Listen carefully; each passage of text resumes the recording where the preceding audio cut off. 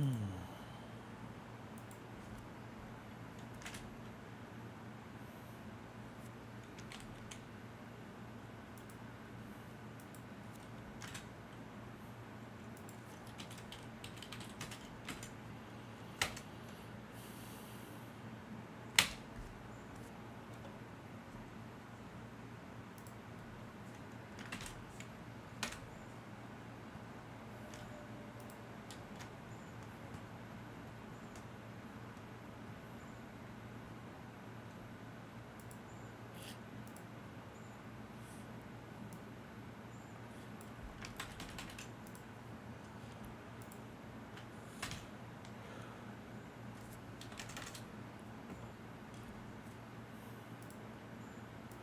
the hell is happening here?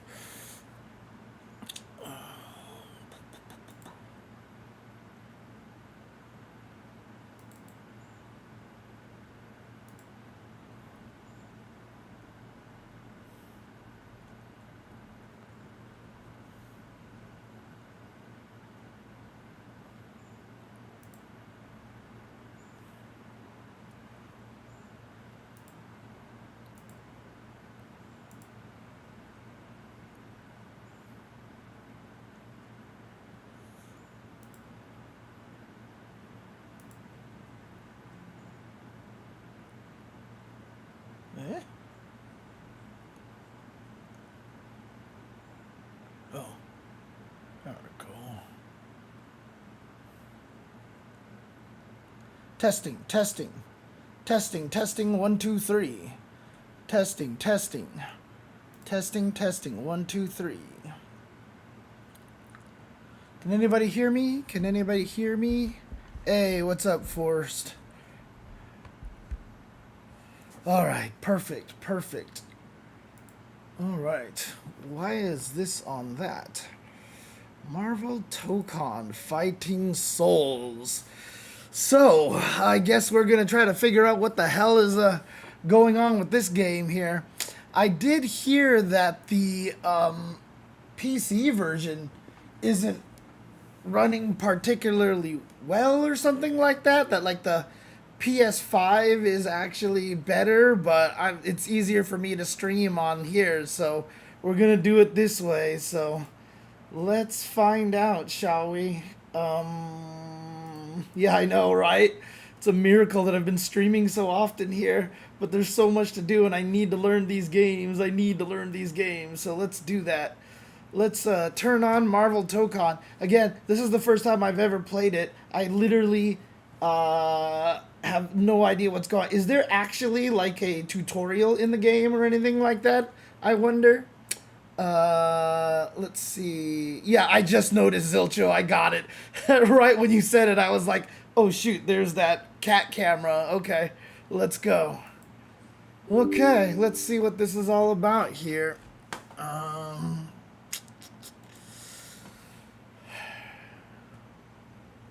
Whoa, okay. Easy anti-cheat? What the hell is going on? Wait, what is going on? Hang on a second.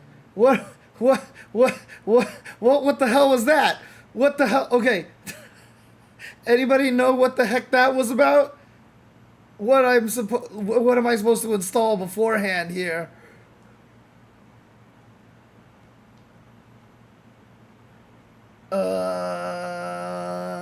Easy anti-cheat is not installed. I would imagine so. Yeah. There we go. A lot of people running into this. Let's see. Whenever I try to load the game, I get here shown in the first picture. I also suggest I uninstall and preload and re-download the open beta. No, because it takes forever. Okay, yeah, so this guy said it didn't work. Let's see.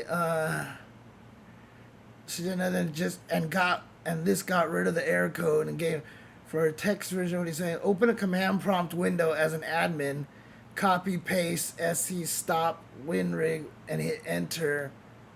What? What the hell?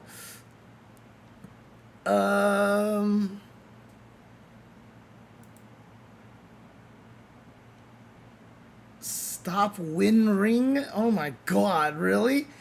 They're telling you to go and stop your services over here? Oh, Jesus Christ. Um, oh, really? This is not going to do it this way. I have to do it this way. Let's see here. Details, users, app history. God, I hate Windows 11. Oh, there we go. Services. Okay. Services. Oops, hang on one second. My stuff isn't working here. Let me try this again. Are people not seeing my thing? All right, let me do something really quick. Let me restart my chat bot thing here. All right. Boom, boom, boom, boom, boom. Get that up and running over here.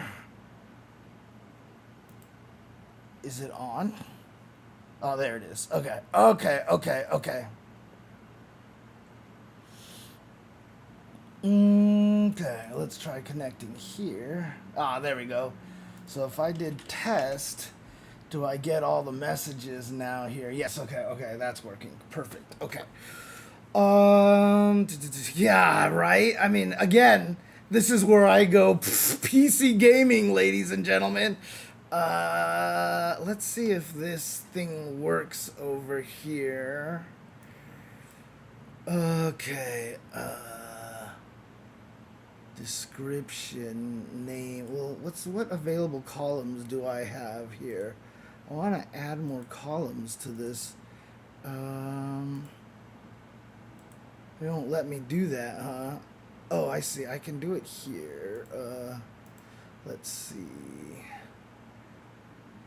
I don't think that's going to be the one. Okay, you know what? Let's just do it the way that they told me to.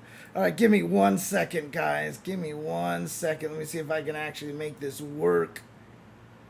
Oh, shoot, there was something else I really wanted to do, and I forgot to try over here. Okay, here, let's do this here. Okay, alright, alright,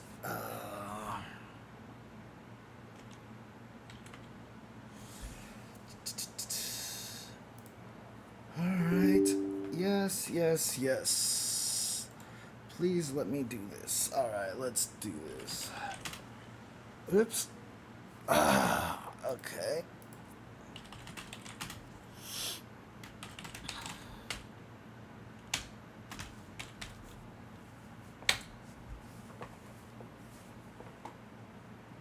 Specified service does not exist. Okay. Huh. Because if I uninstall it and then reinstall it, it's going to take freaking forever.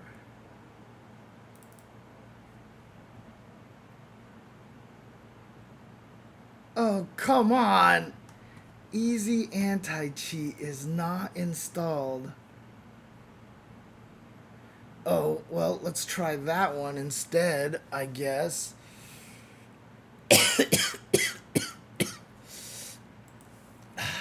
Alright, let's try this instead. Alright. Oh, God, this is so stupid.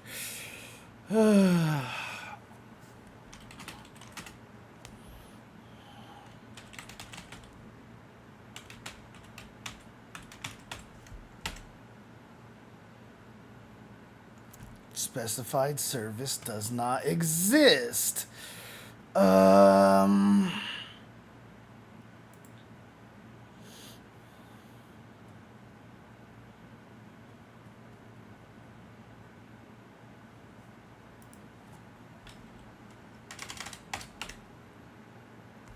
Specific service does not exist.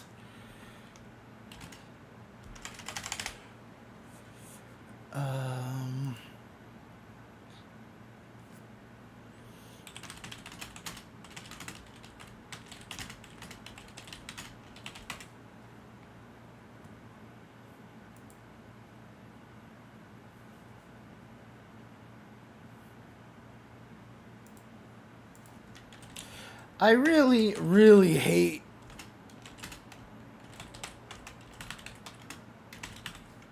Windows 11 right now. I really, really do. Okay. All the shit that I used to be able to do that was so much easier on all the previous Windows, like nothing works anymore. I swear to God. Alright,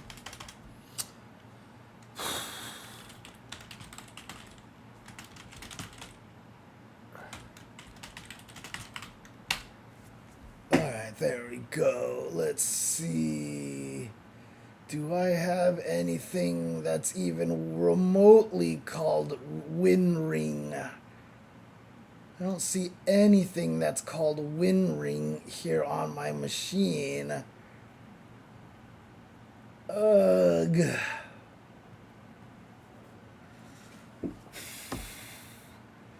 Does anybody else have any problems? Has anybody else encountered this problem when they try to run the game? If you look at what I'm doing over here, it just says, "Ugh. Easy anti-cheat is not installed." And I have no idea what to do about it.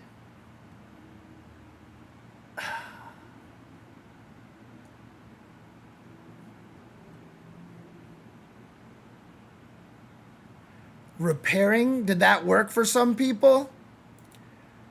Let's see. View integrity of files.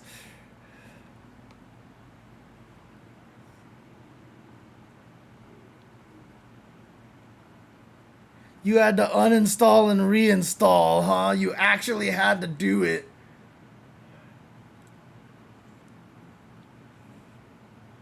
You restart your PC. That actually helps sometimes.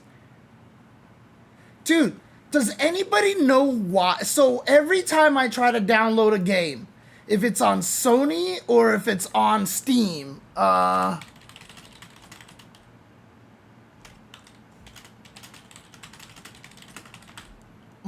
download for games is always super slow. And I don't know why. And like I said, it's not even on one over the other, it's both of them.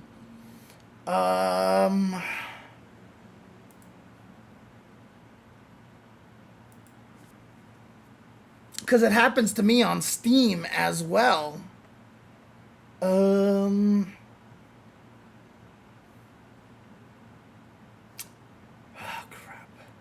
Alright, let me try rebooting my machine really quick and see if that works. And if not, I'm just gonna have to reinstall the damn thing, so... Oh, brother. Because maybe the fact that I don't have any of these WinRing services on is a problem, so...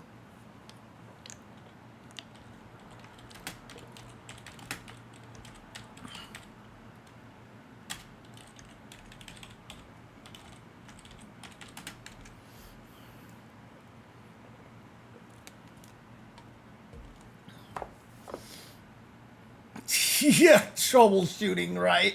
Oh my god, this sucks. Come on, man. PC gaming. You know what? I might as well try downloading it on my PS5 right now. Because, Jesus.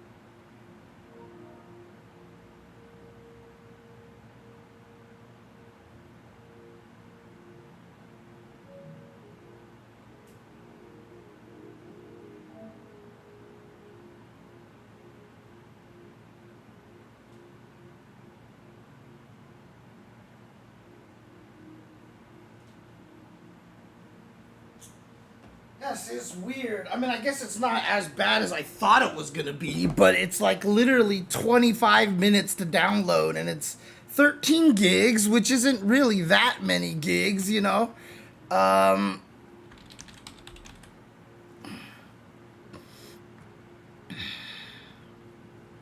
it's so stupid. Like, oh my god, this whole thing.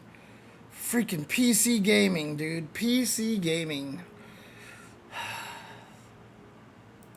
But I mean, every time my friend comes over and he tries to download stuff, he always says that it's significantly slower than his. And it's not like my download speeds are bad either, you know? I have fiber, so like it's pretty good.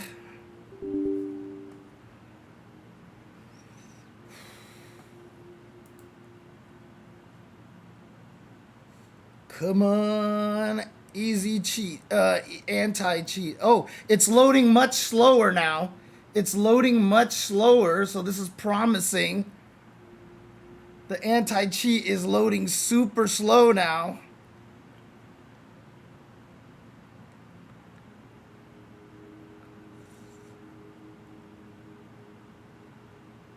Come on. Dude, Street Fighter 6 and City of the Wolves are ginormous, dude. And I swear every time you patch the game, you have to like download everything, like the whole game from scratch, you know? What's up, John? Trying to see if I can launch the game right now. You know, I know this game has launchers and stuff like that, which are really cool and everything, but I'm having trouble with the first launcher right now. Oh, come on! What the hell, dude? Why? Why?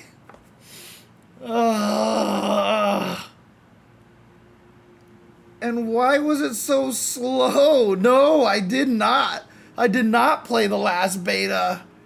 I never really had a chance to play any of the betas because I was always gone. Hey, what's up for the raid, baby? But unfortunately, I can't run the game right now. Oh my god.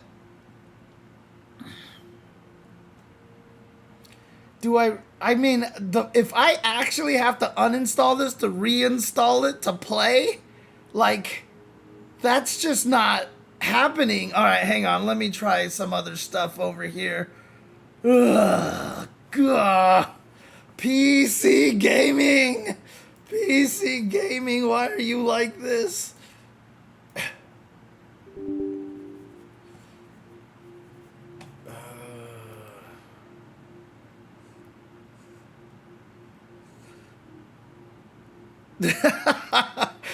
Yeah, I know. I mean, do I just have to go and play,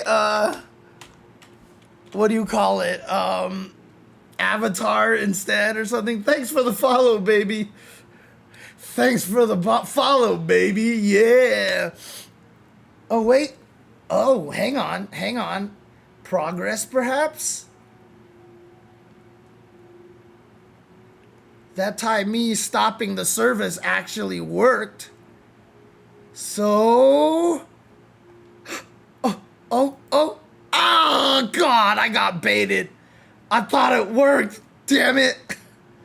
I thought it worked. I switched over because I was so happy. But it didn't work.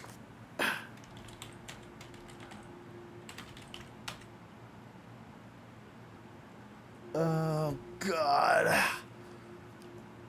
Okay. Let's see here. Let's try the other one here.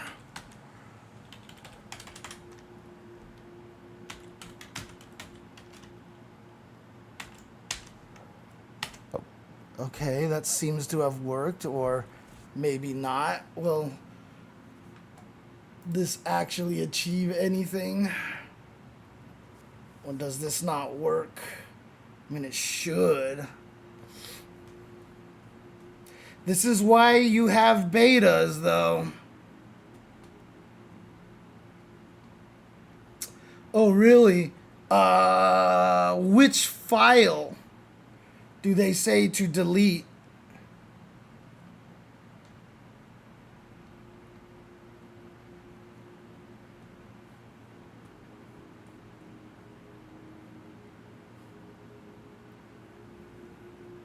Okay, so delete that. Try to like check for updates, basically, right? Yeah. Okay. Okay. Let's see. Let's go here. Okay. Good God, I really freaking hate. I really hate. What do you call it? Windows 11. I really do. Okay, let's see. So I want to go to Steam.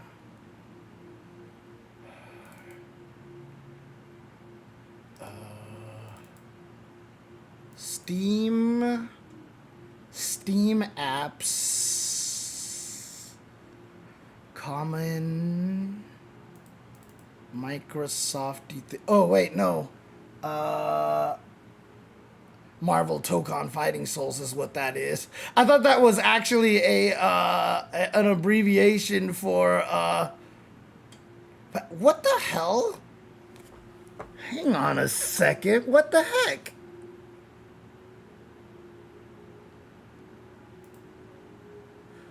Oh, it's just called MTFS Open Beta. What? That's so weird. I see. Okay, so it's actually called that. I don't see a binaries folder unless this is the folders in app data over here. It might be in the other place. Oh God! So users and let's see, app data, local, Steam. Nope, not here. Roaming. It's not there either. I don't even see that folder, Fausty. I don't even see that folder, unfortunately.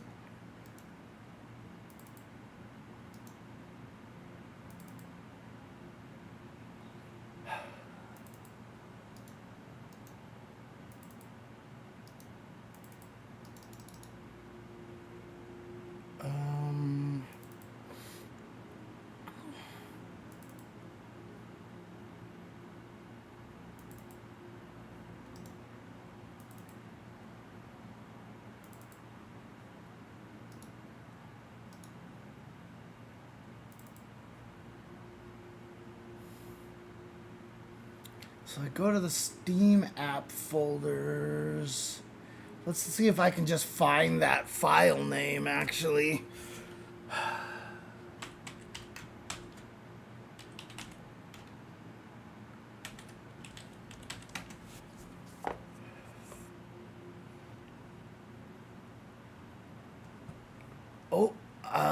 Oh, there it is. Okay, I found it here. Let's see. Oh, I see what happens. Okay. Wait, no, that wasn't the file, was it? Okay, well, I see what happened here. Let's see, Steam apps. Wait. Common, that's where I'm going. Common, MTSF, open beta, MTFS. I see. Binaries, Win64. And the file I need to go to prerequisites, and I see. Okay. So, let's see. Oh, I see. It's the folder. Am I trying to kill the entire folder? Is that what it is? All right, let's try to do that. All right. Oh, I see what they want you to do. Okay. am I supposed to repair it or just delete it and that's it, right? That's it, if I'm not mistaken.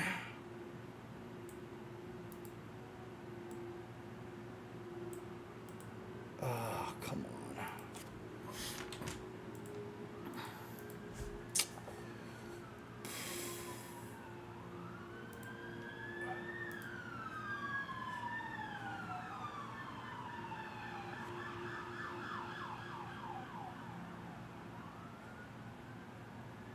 Oh, and then re-verify through Steam. Okay, okay.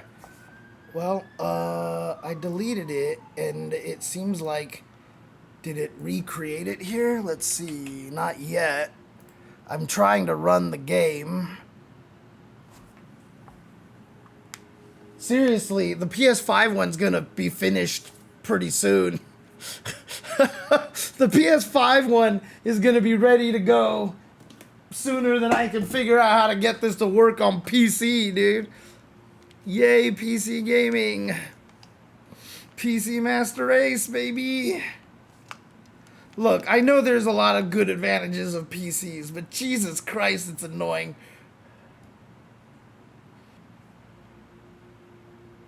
Whoa, am I back? Am I back?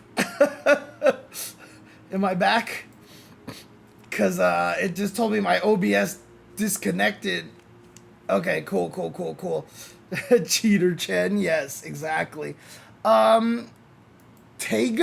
T-A-G-A-H? Or are you talking about T-E-I-G-A?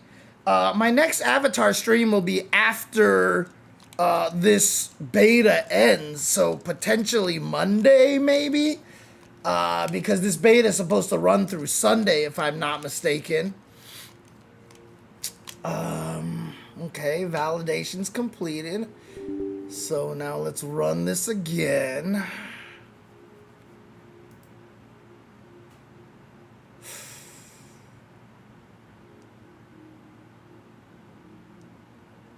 Huh. Okay, it looks different now. Maybe it's actually going to try to run that setup. I mean, to be honest with you, if it doesn't run it itself, maybe I can run it. Is it? Oh, you know what might be happening here for me? Actually, I think I have an idea what might be happening. All right, it looked like it tried to do something in the command window and then died. Because I definitely, whenever I install Steam, I always do one odd thing that I think might be messing it up, to be honest with you. So give me 1 second.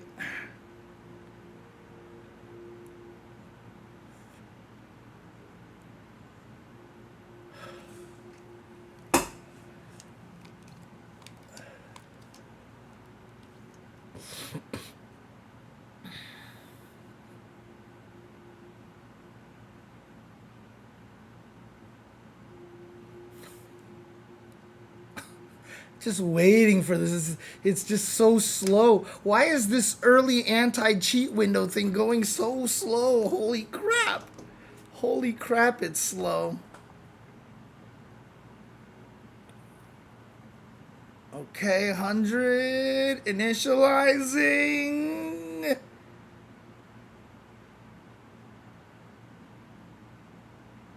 Waiting for game. Oh my god. I think it's working. I think it's working.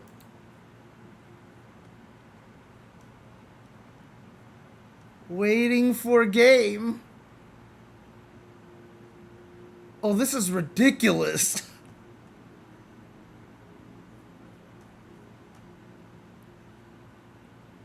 I thought it was because I always install Steam into a program files folder.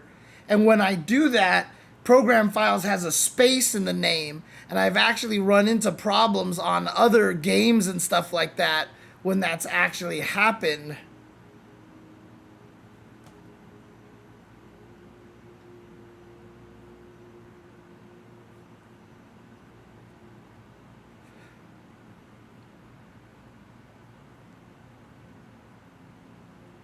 Oh god, and there's something else I forgot to do, but it's working.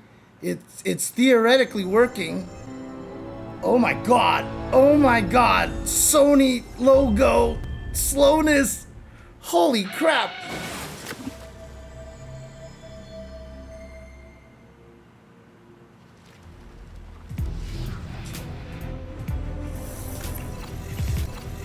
This is not the stream, by the way, guys. The stuttering is definitely the game right now. Marvel Tokon Fighting Souls. Press any button. All right. Escape. Quit game. God, you know what? I'm so scared about this, but I think I'm gonna have to quit the game because I don't have. Oh wait, it's on. Steam input is actually on. Okay, so why did I have to hit the wrong button for that? Oh God, what the hell?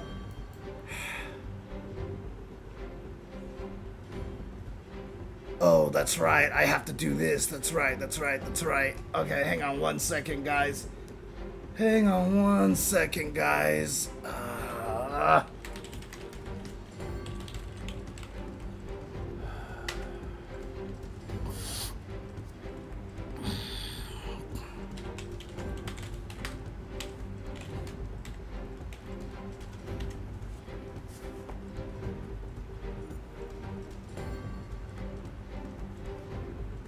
The stream might be buffering because I'm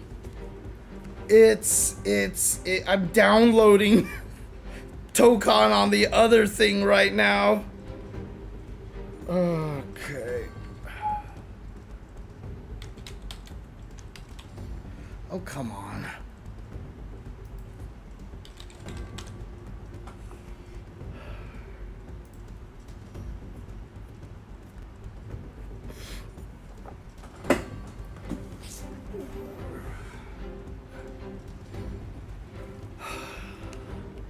No, I don't care about this crap.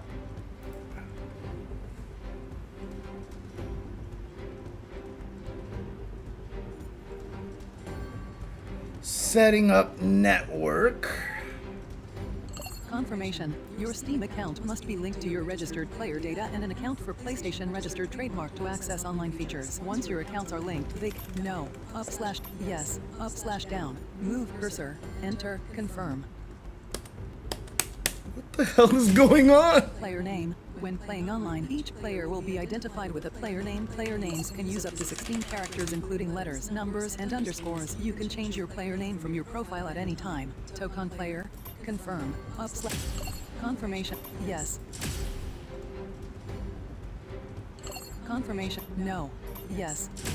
Why is it reading everything out loud? Did I accidentally turn something on? Language setting. Choose the language setting. This setting Was this doing it to anybody else? Options. English, United States. / down. Move cursor. Enter. Confirm.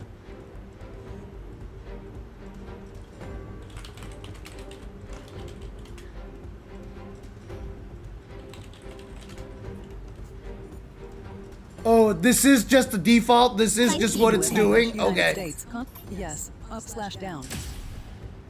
Confirming current play environment to determine graphics quality settings. Please wait. Options. Configure the game's initial settings. This. Goodness gracious. Okay. Borderless window, graphics quality, custom, sure, whatever.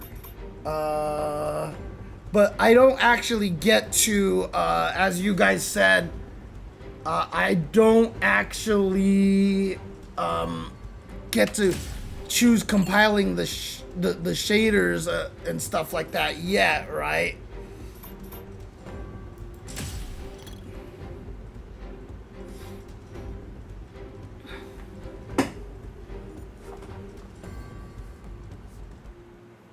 Hello, Captain.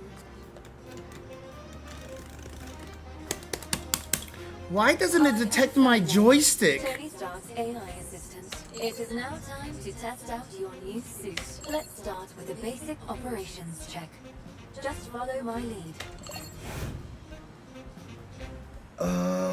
Why is this ignoring my joystick?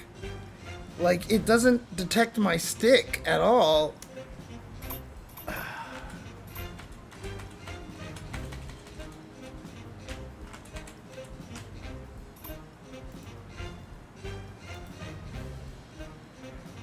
Reordering this requires Steam input enabled.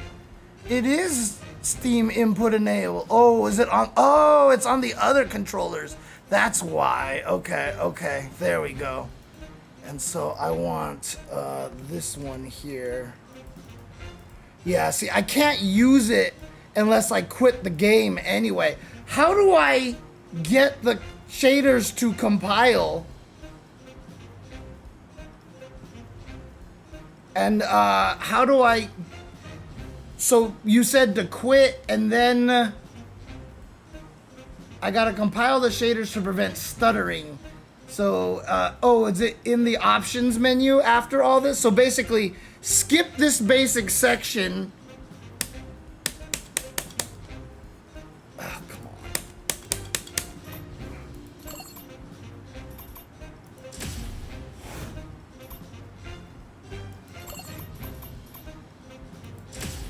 That concludes your field test. Nice work, Captain. So, how does the new suit feel? Why?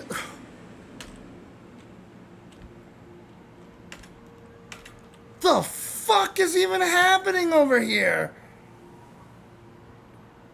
Why is it doing that? Why is enter? It's yours. Oh, I have to use this controller. Oh, okay, okay, This test okay. may be over. Okay, okay, okay. Hang on a second. Bro. Oh, God. Freaking hate this shit. There we go. But there's always a new threat on the horizon. That's scary that if people say this feels more like a Options. so graphic settings, I assume.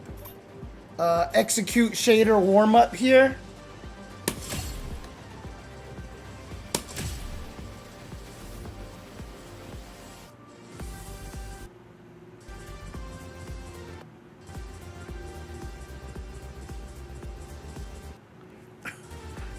All right, I have to do something here. I have to do this.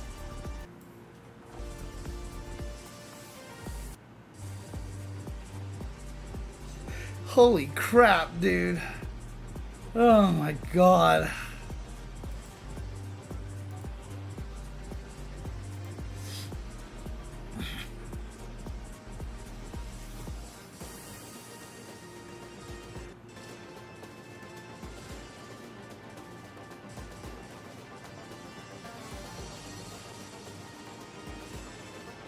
Actually, I should be staring up at like this, right? I should just be like...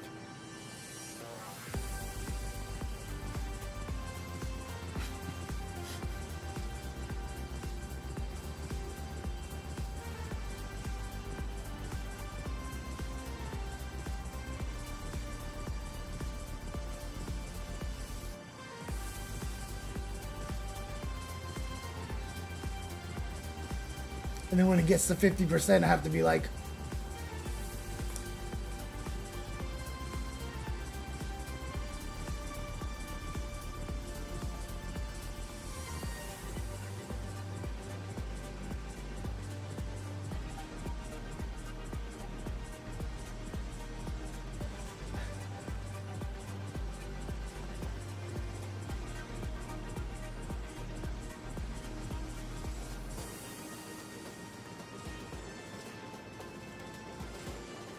When did all this shader stuff start happening with PC games, by the way? Marvel Tokon.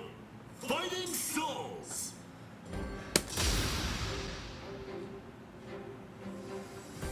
Alright. So here's the tutorial. So And tutorial. you can do the super beginner tutorial. Is this the same ones that were at the beginning over here? Is this basically the same ones at the that were at the beginning? Startup battle.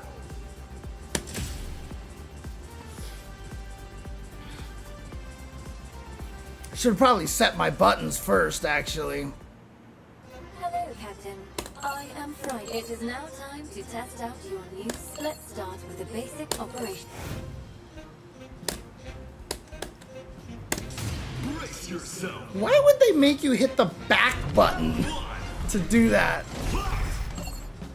Move your character with the controls below. See, why would they make you do the close ones? Up, down, left, right, light.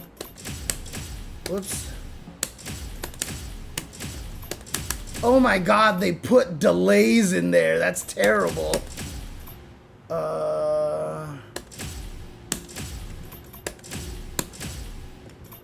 Quick dash, huh? Oh, you can actually just do a quick skill is the special move button. So I'll put this here. I'll put assemble here, and I'll put quick dash here. Oh, but oh, sorry. There needs to be a tag button as well. Okay, where am I gonna put the tag? Because the tag button is actually more useful than a quick dash button, right? Quick skill is just the special moves. Unique is very important. Quick dash. Tag is more important than quick dash. Is there a shortcut for assemble by any chance? We'll just try that then. Alright, we'll just see what happens. Okay. Can you actually test it? No, you can't. Oh, there you go.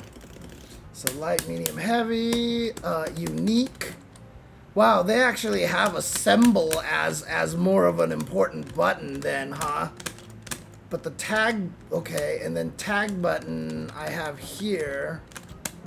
All right, at one point in time, oh, that's right, I gotta switch the camera. Why am I not hearing that? That's so bizarre. Why am I not hearing that? Oh, because I have that muted. Sorry about that, guys. I had something muted and I couldn't hear it. So I want to do this. And I want to do this. Okay. Alright, once we figure out more what the buttons are doing, then I'll figure out what it is that I want to do. Good. Good. Good. Performs jump. Good. Good. Good. Is it supposed to run this slow, or is it just me? Or is this just the way that the demo works?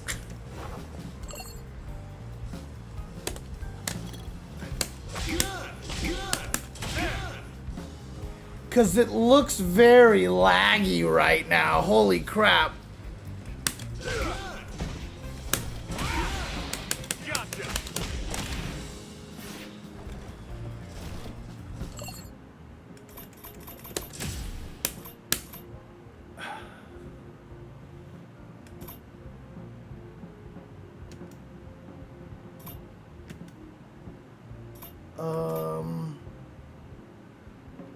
What happened to the settings that I had before?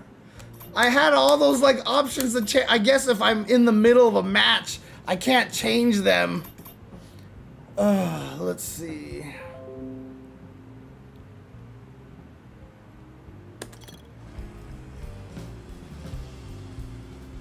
Oh, crouching right hit. Okay.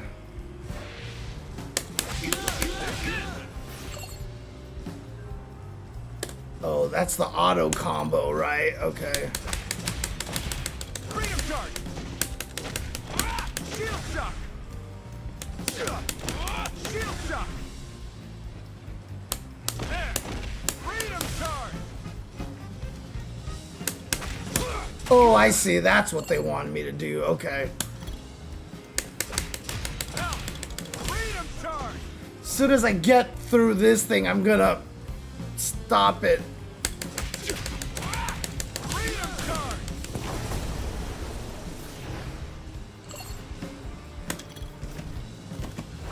This reminds me of what it's like playing Marvel superheroes on the Sega Saturn a long time ago.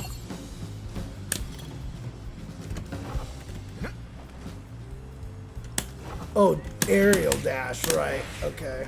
Good. Good.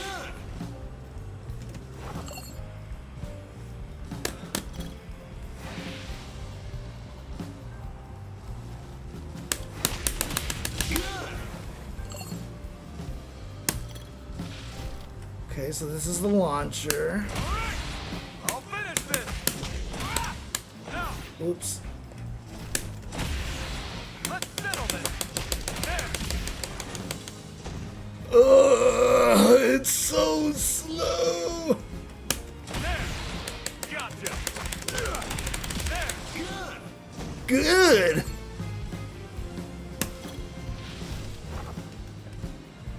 Crouching heavy repeated hits, huh?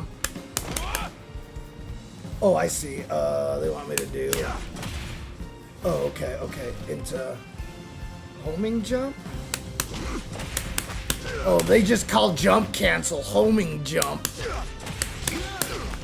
Soaring justice. Soaring justice. Blocking. Oh my god, it's so slow. Unibeam!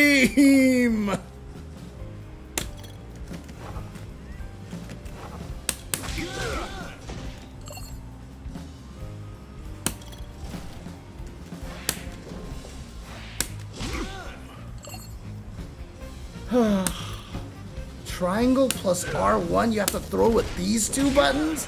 Yuck. I hate it when they design these games so that the throws aren't your standard two buttons.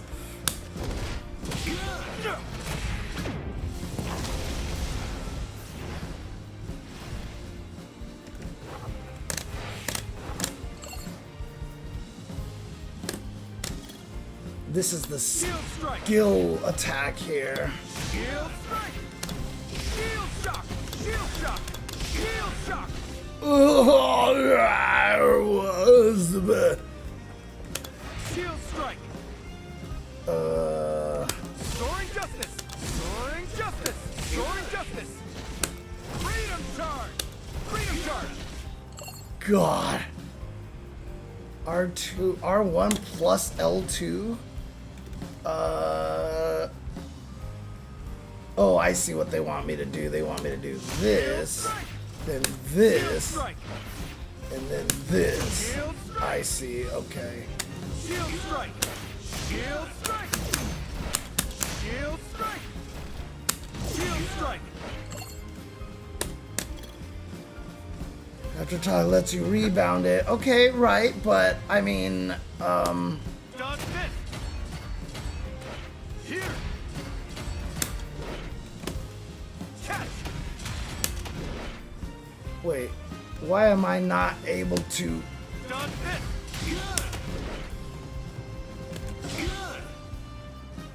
Why are they teaching me Captain America stuff specifically right now? X plus L2. Now the gloves come on. Living legend.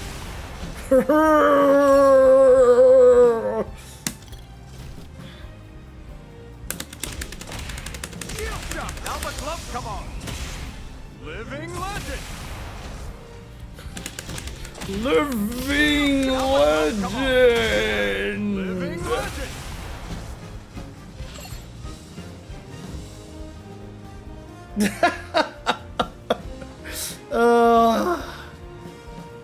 Ultimate skill, forward plus X plus L2. End of the line, pal. Try to keep up. Every blow is What a you strike. talking about, Willis? Justice.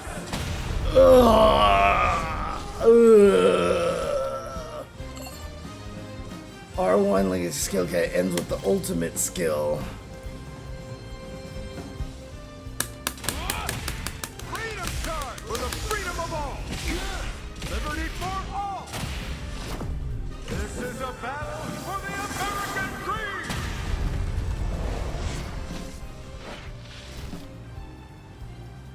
Oh, I see. All right. Freedom charge. End of the line, pal.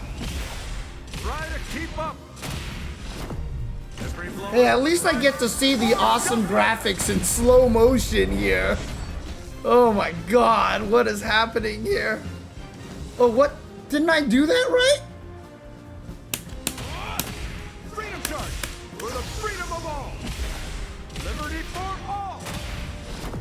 This is a battle for the American dream. Why is that not registering? Oh, I see. They want me to hold forward the entire time. Sorry, Tony. No hard Oh my god. I mean, that'd be crazy if they could actually figure out, like, if they actually figured out how to make it so that the game was, like, really, really, really slow, you know? Like, if Sony was like, you know? Soaring justice. Oh, what? Shield strike. Why is he blocking? Shield shock. Soaring justice. Oh god, only certain moves hit. Charge. I see. If you do the wrong one, it actually just does the wrong thing. Dodge this. Oh boy. God, they make you do the whole thing? Let's give your suit a workout. Sorry, Tony. No hard feelings. Oh, it's not even Steam Deck verified, huh? God, I wonder if, Soaring justice. Yeah. Soaring justice. I'll finish this. Soaring justice. Now the gloves come on. oh, what? Yeah. Freedom charge.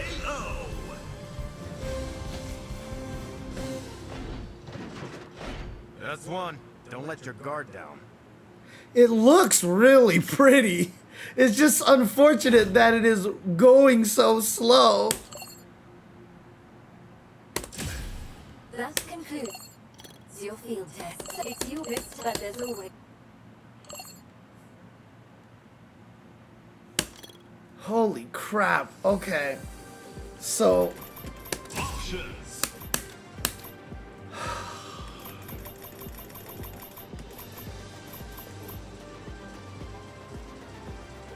like, should I just change it to high quality?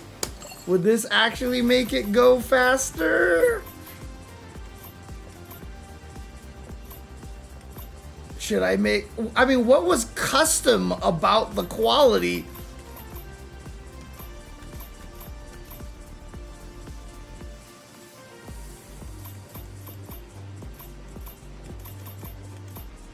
So this is what I hate, right? Like, you come over here and you're like, oh, TSR or NIS or FSR. Like, what the fuck does any of this mean? If you're not like a super graphics, like, crazy guy, like, what the hell does any of that mean? Okay, Arcade and tutorial. so there's no training mode right now, right? Or, oh wait, it looked like there was a quick training button.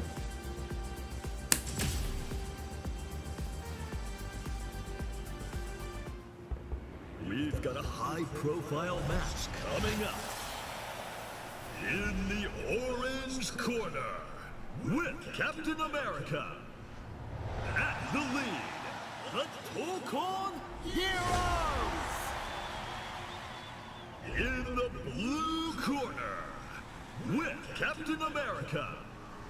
Here are the Tokon Heroes. Let's see who's got Lady Luck on their side. The heat's rising and So I don't have an NVIDIA card here. I have an Intel graphics card, which is how I got this secondary PC. Oh, see? Okay, look, it's running much faster now. Okay, okay. I don't know what changed.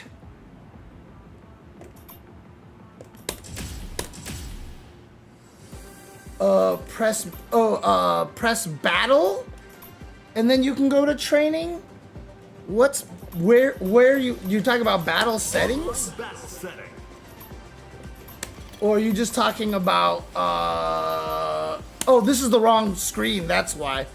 Battle here, okay, but let's see what happens if I try changing the graphics to I just want to see if I change it to best quality, if now suddenly the game just decides to chug like crazy. Training.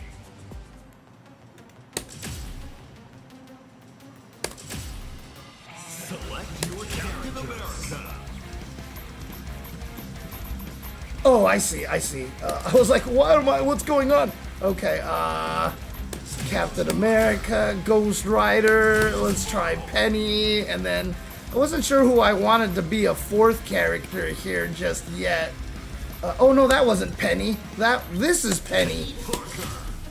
And then Danger, Wolverine, Storm, blah blah blah blah. Oh, actually, let's try Black Panther. I haven't seen what her moves are and stuff like that. We'll just do Iron Man.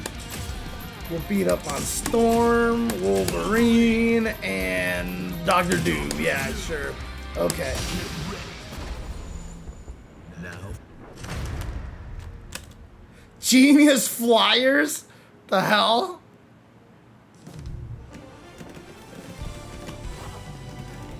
Okay, does it look like it's lagging? No, it's fine now.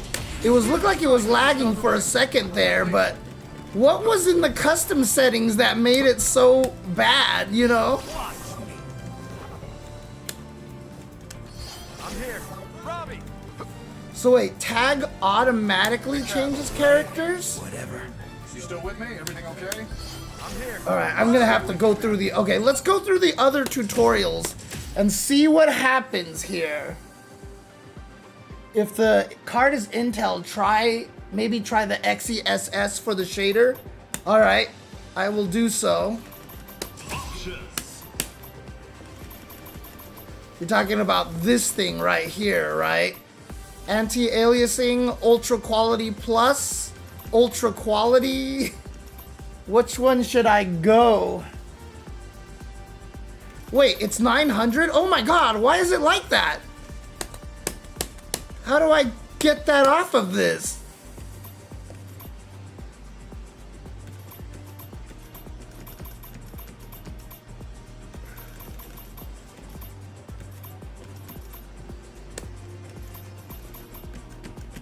I can't change the resolution!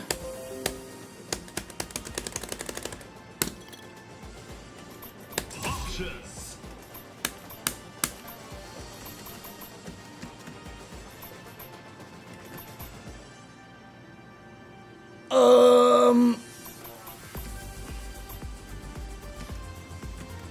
So got borderless window and oh, is there actually a full screen mode? Ah, okay. There you go. So it should be 1920 by 1080 here. All right, okay. So I have XESS Ultra Quality Plus. Sure, all right, let's do that. All right, let's try the second tutorial, which I'm sure will teach me a lot more stuff here, and let's see what it looks like. Oh, really? That was the only thing? That was the only option that you had, huh? Okay, that was the only training that you had. So, is there no tutorial here at all? So this is okay, this is yeah, there's nothing else here. There's only this, huh? Oh, there was more? Oh, it's like I see, cause right, I get it. I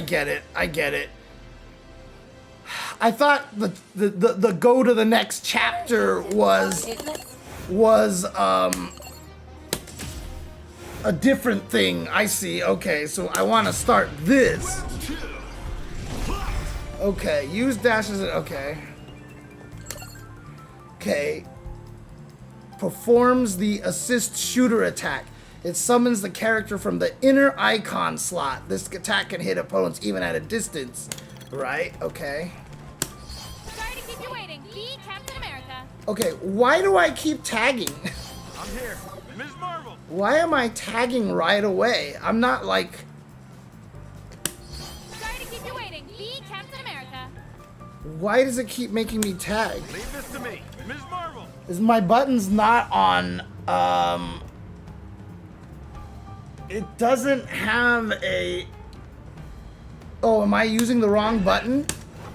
Oh, is that what the assemble... I see. So tag and assemble are... Okay, okay. That's really kind of, weird.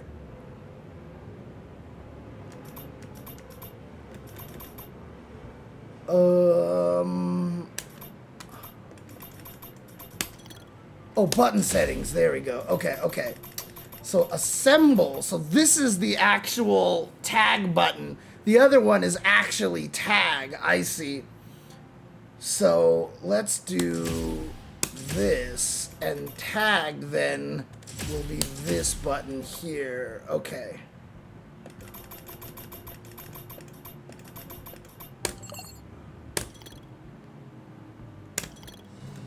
Okay. Got it. Okay, okay. L1 performs member switch. Oh, okay, now it's the... I see, so they're telling you that there is the tag button now, right? So I can tag to her, or I can tag to Leave this to me, Ms. Marvel. Captain America. Okay. When you appear right after your attack from your leader hits, it triggers an assemble rush, right? So if I do assemble rush like that. Oh, I need to do medium attack. Leave this to me. Be Captain America. Right. Okay. I'm on it. Right. Okay. Square plus R2 performs assemble smash. Okay, hang on a second.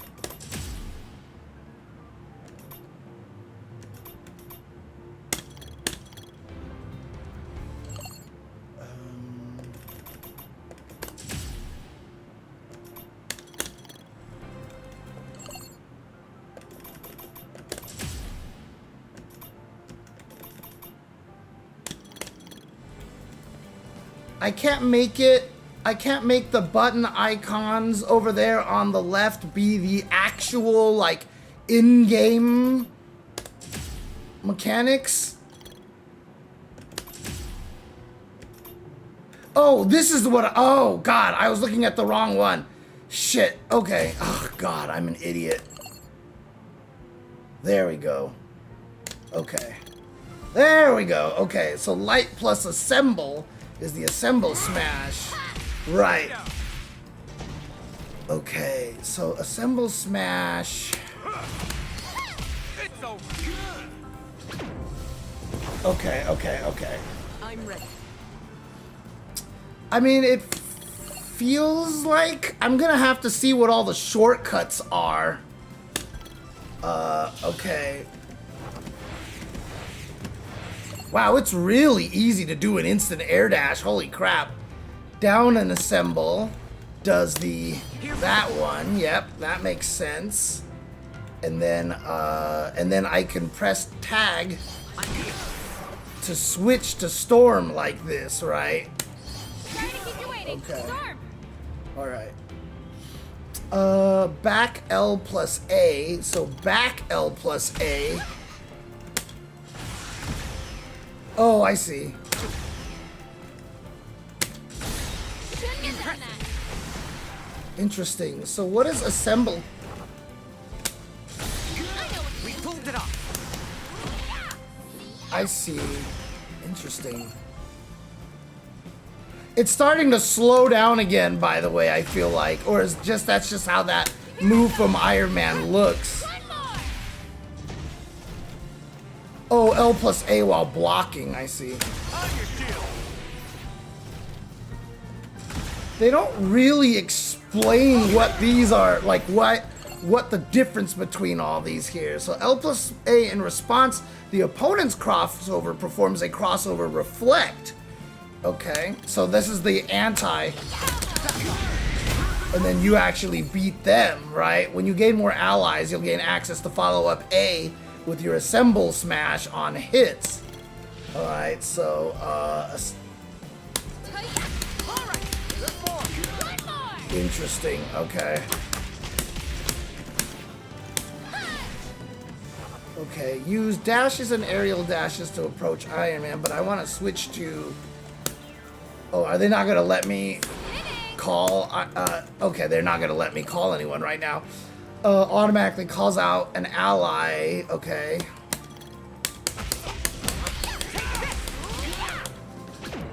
Interesting. I'm all set to go, kiddo. We're just starting so far, Son Toku. Triggering or break reunites you with your following ally. Has your I don't have an air dash. Are you rebooting? So I want to see what happens here. Do I have wave dashes? I do. Okay.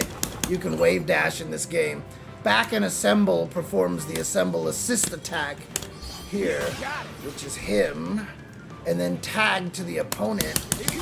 I see. So they actually added a tag button for you to actually switch to the other guy now. Here I go. Interesting. Okay. You gain access to it by performing assemble smash for each ally on your team. Inputting A. Okay, so just do. Here I go. Whoops. On aim, Storm. Here I go. You got it. Here I go. Hey, keep going. There we go. Okay. Holding A after your super skill, unique plus quick skill, hits, triggers an ally's super skill while swapping them in. Since this performed 2 super skills in a row, it costs both assemble gauge and skill gauge. So what am I supposed to do? I'm supposed to do this thing and then hold A. So I have to hit unique and quick skill. And then hold A afterwards. Jesus. Cower before the storm. Hey, check out this sweet move. Elemental outlaw. But I can choose whoever I want. Super Assemble can be used up to twice in succession. You can perform the second Super Assemble by either holding A during the attack or by continuing to hold A when initiating the Super Assemble. While this is extremely powerful, costs a hefty amount of both skill gauge and assemble gauge.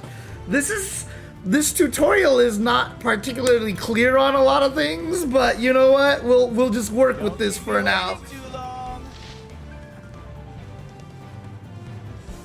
Interesting. Okay. Hey, check out this sweet move. So hold A. Outlaw.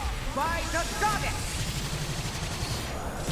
Alpha Glow. Okay, I see. If you have 150 gauge, you can actually do all 3 in a row.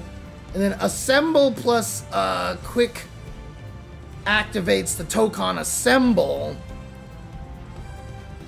Cost is that the opponent is at match point, needing only 1 more round count to win. Oh, so you can only do this if the opponent is at match point, huh? It's not quite like Street Fighter Cross Tekken. It's more like 2x KO kind of things. Here we go. Now's our chance. That was a little bit of a lag. Oh God! I compiled my shit. I reticulated my splines. Come on! We win together. Hold it off. The L chain link attack performs a strike that sends the opponent flying at the end. Inputting L an extra time will activate Tokon assemble when possible. Really? Team, get in position. Jesus, why does this keep doing this? All together. I guess I'm gonna have to change the quality a little bit lower or something. You picked the wrong fight. Jesus. Oh God, they're gonna make me do everything the other direction now? Oh God, okay.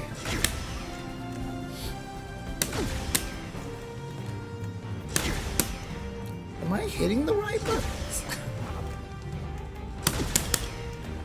Oh wait, this is not the, this is this one right here. This is the dodge, that's right. And this is the one while blocking, right, okay. Okay, so neither of them actually switches you unless you actively tag, then it seems like. Okay.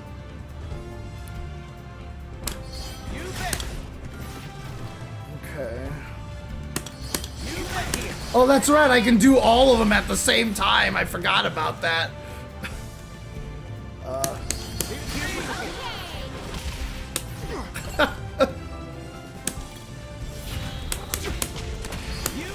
Whoops.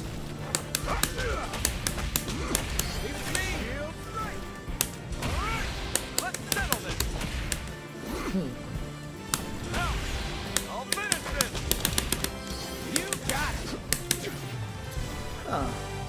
Oh, is it? Gotcha. All right. Leave it to me. Shouldn't I be able to assemble them in the air as well? Let's settle this. Well, he died, never mind. Alright.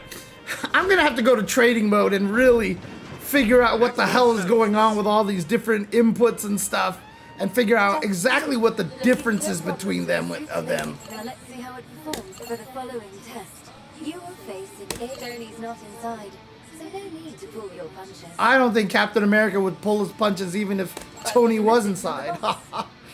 This suit was built for durability. I bet you won't even be able to scratch it. Go all out or you're wasting my time and my money. Well, you heard the man. Let us get to it. Brace yourself. Final round.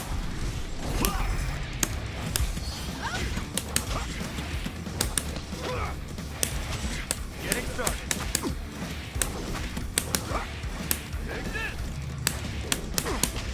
Oh god, there's no range on those. I wonder if that's just a straight up combo in that situation. Yep, okay.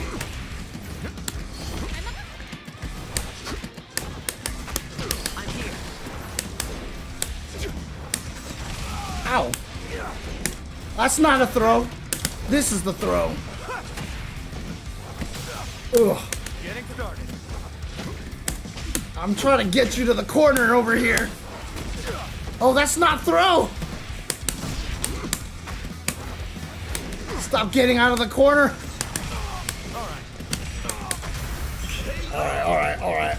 I really need to get into the training mode to figure out what's going on here. Your best test, but there's always a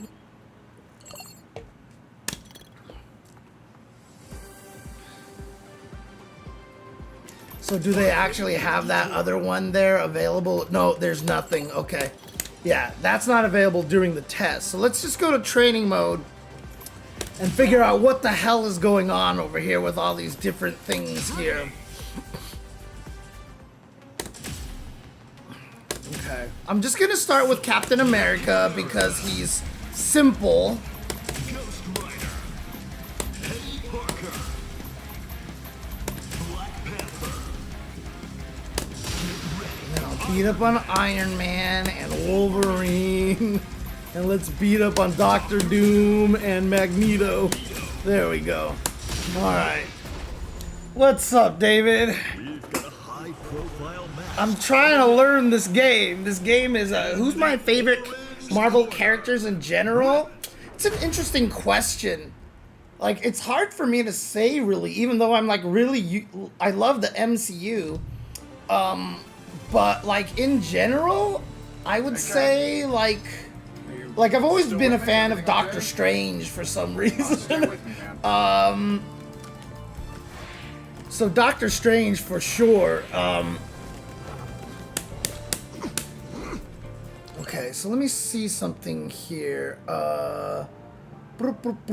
Okay, let's figure out a button config that I like here, right? So the standard is usually light, medium, heavy across the top. And then I like having unique at the thumb, right? But the interesting thing is that the tag button is going to be useful. So I have a button over here for the dash, but you can also dash apparently with light and medium. Okay, so I'm going to figure out what all the shortcuts are, right? Are there any shortcut inputs here? Because if I'm standing here right now, what are my options, right? I can call an assist. I can throw. So it seems... Oh, your throw automatically makes you run forward. Can you stop it? Wow, okay. Once you start trying to throw, you just try to throw. Interesting. Jesus, okay, I gotta change my graphic settings. I have to change my graphic settings. This is crazy. Yeah, I don't like medium plus hard as throw, to be honest with you. Not a fan. Not a fan right now, but actually, what was it? I think 2x KO does the same thing, right? Medium and heavy is throw. So interesting that both of them decided to go that way.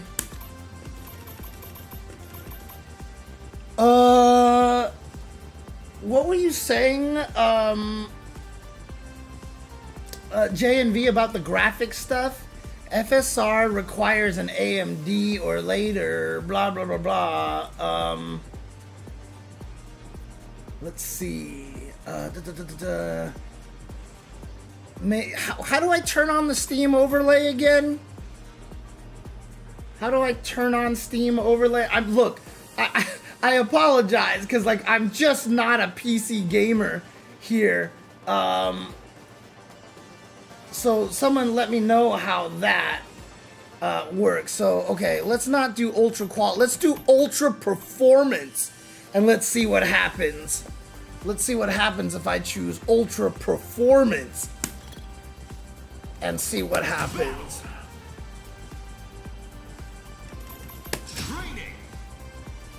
Oh, you can save teams if I'm not mistaken. I remember that, I think, right?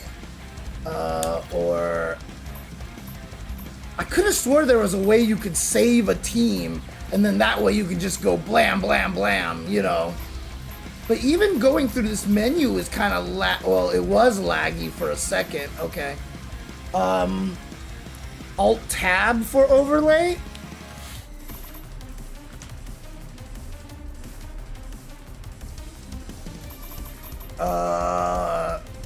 Shift tab. Okay.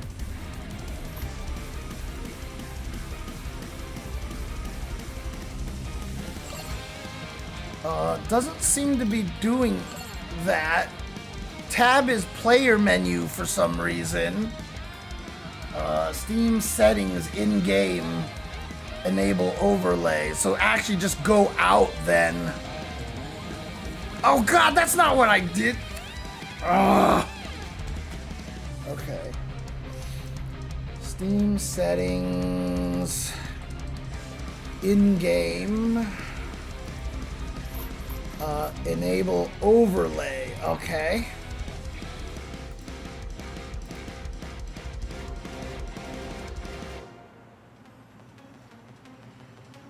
Well, glad the overlay showed up. Captain America. Ghost Rider. Eddie Parker. Black Panther. Get ready. Iron Man.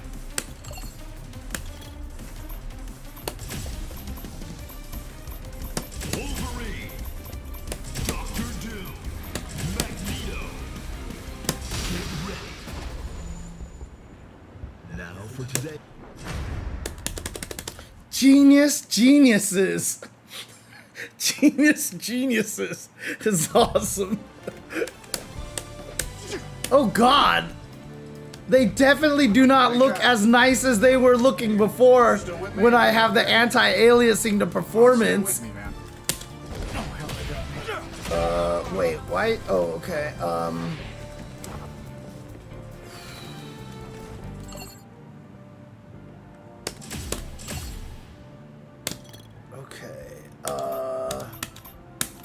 Basic controls. Let's see here. Aerial block. Aerial dash, right. Oh, assemble stuff here. Okay. How...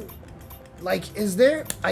Is really... This is the only way to do the assemble super here? Oh god, it's still lagging between. Look at that. Okay, so the other thing is not the problem right there. Okay. So let's just lower the overall quality, shall we? So the shader is obviously, the anti-aliasing is obviously not going to affect this. So we'll do extra quality, but what we'll actually do is change this to high quality and see what happens, okay?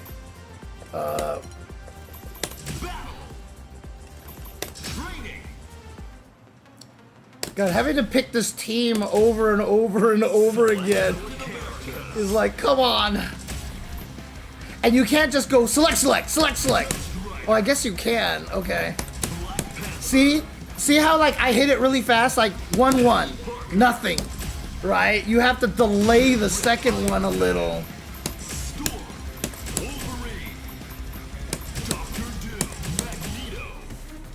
I have compiled the shaders, yes. Now for today's... Oh, okay, okay, okay.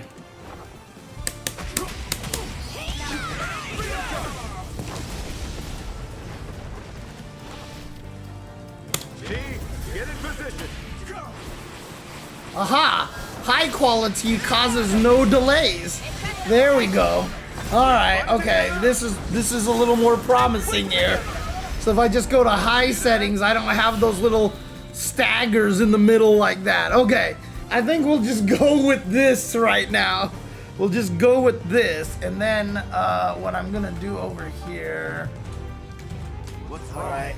You said, see, settings, in game. Let's see. Is this what I'm supposed to do? Turn this on over here? You still with me? Everything okay? Come on, stay with me, man. So enable the Steam overlay while in game. Shift tab is the thing. Yeah, oh, okay, okay. Show performance. Ah, I see, I see. Okay, okay. Let's do bottom center then. It's usually a good place. Okay. And then if I back out, it should be there, right?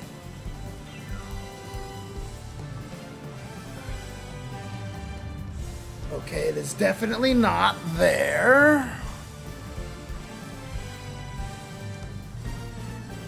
Hey, Cap. But also bottom center is probably the wrong place to go. Stay with me, man. Steam settings, in-game. Let's choose, let's do bottom right, because it looked like there was a space over there. Oh, but then I have to turn it on with the shift tab, right? So that's probably what I have to do. Okay, so let's go back over here and then hit shift tab. Ah, God. It thinks shift, it makes tab, so I have to change the shortcut on this thing. I have to change what the shortcut key is.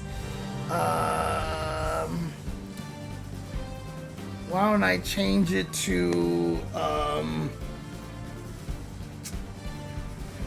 let's see, what do I want to make it? I'll make it, Control Alt Delete. That's not a combination that you ever use. Yeah.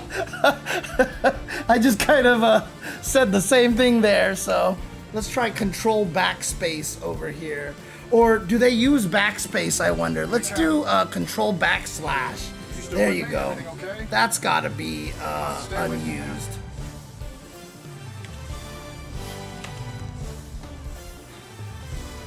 Oh, hi Nathan. Well, that's not working either.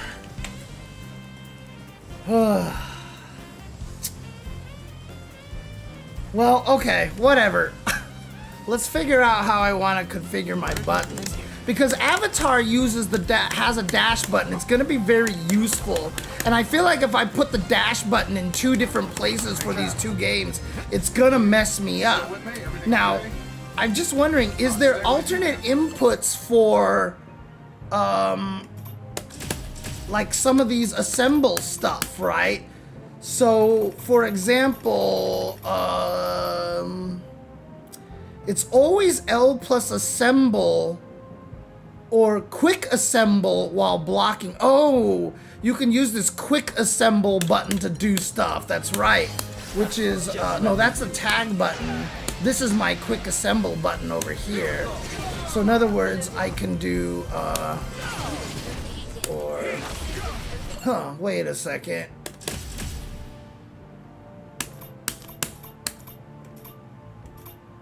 Oh, during opponent's crossover. I see. Okay. Oh, okay. Assemble counter is back and quick assemble or down and quick assemble. Because one of them was the armor. The other one was the dodge, right? Moves away while preparing for an attack from the opponent.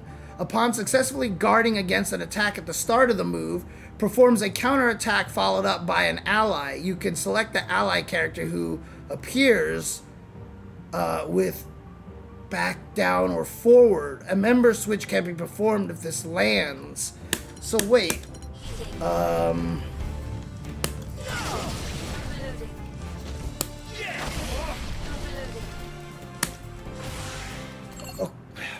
God.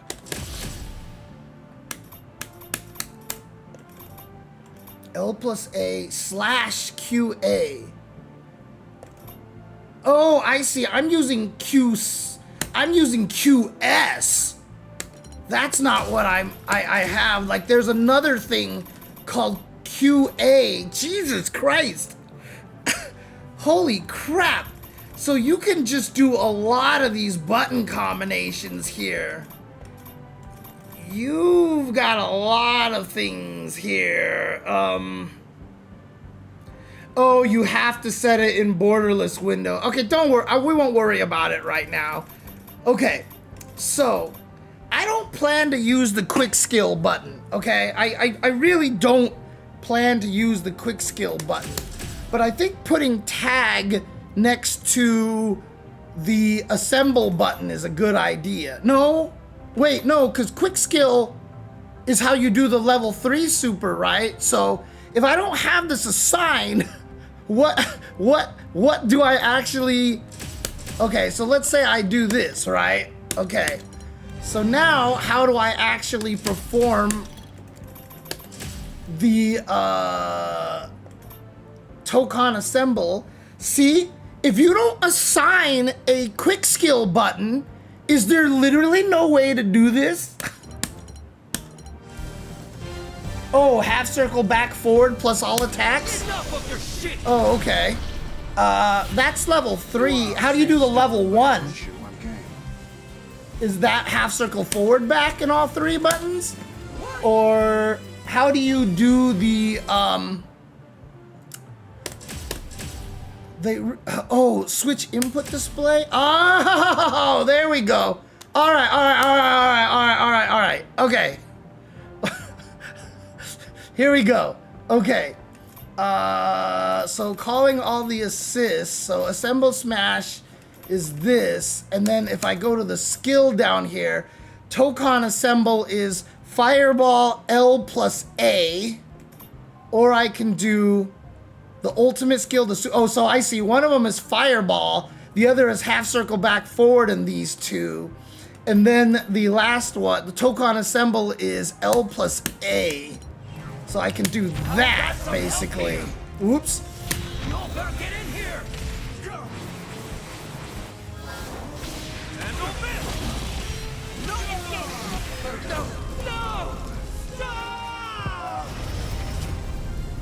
It's so cool looking. Jesus Christ, it's so cool looking. Better learn from this. Oh, that's right. I also wanted to see the options here. No, these are regular options. Training presets? No. Do they not, like, is there not a place that you can just go to like where's the dummy settings and all that stuff?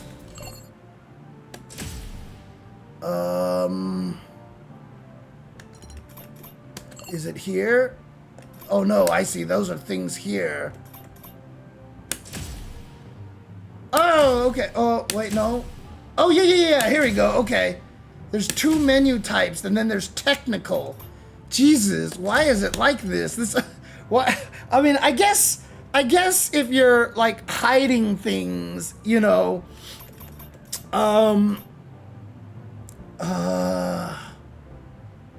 What did I say I was gonna do? I don't even remember what I wanted to come to the dummy setting because I wanted the dummy to do something. What the hell did I want the dummy to do? I can't remember now. Okay, if I remember, I'll remember later here. So I did this here, like so, bam, and then what did I think of when I was doing this that made me want to go find a dummy setting?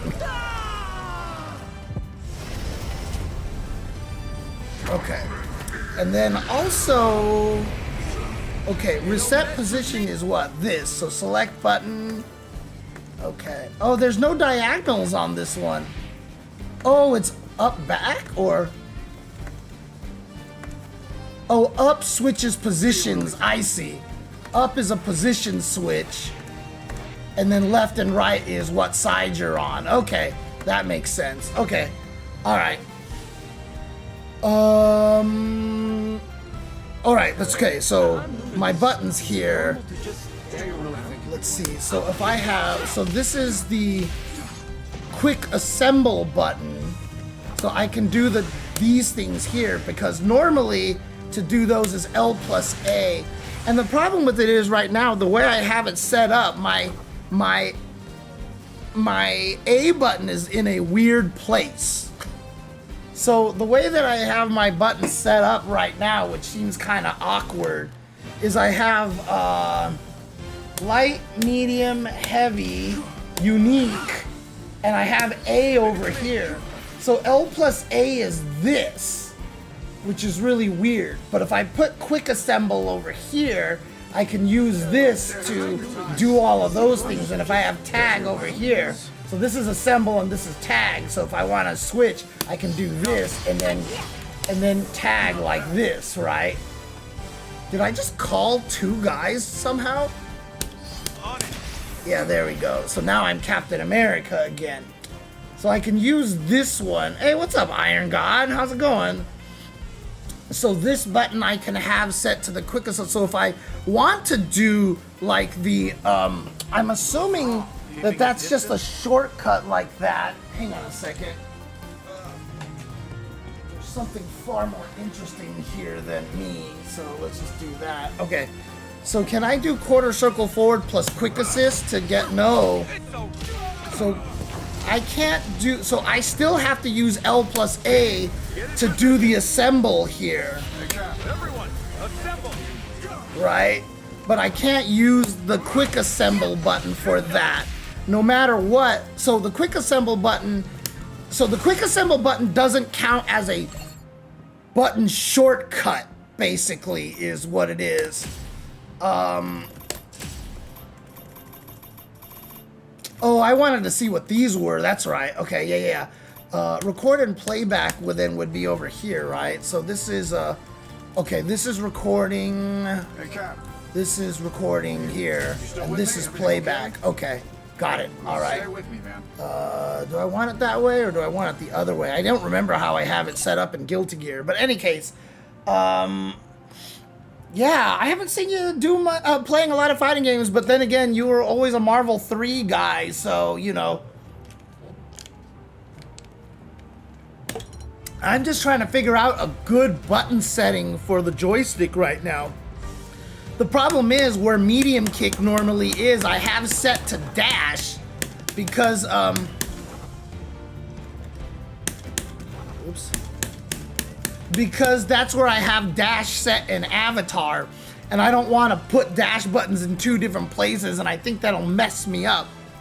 Hey, Cap. So I'm trying to figure this out here. So if I want to do the team, if I actually want to do the assemble, but you know, assemble is something that you can only do very rarely. So if that's the only thing I actually can't do, you know, with the shortcut button, I don't think that's going to be a problem, to be honest with you.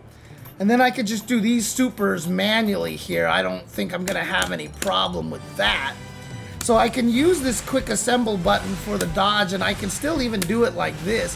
And you know what? Even if I learn to do it like this, maybe that actually will teach me to use my pinky more. So maybe I can actually, maybe that means I can actually, what do you call it? Like DI with my pinky or something like that. So.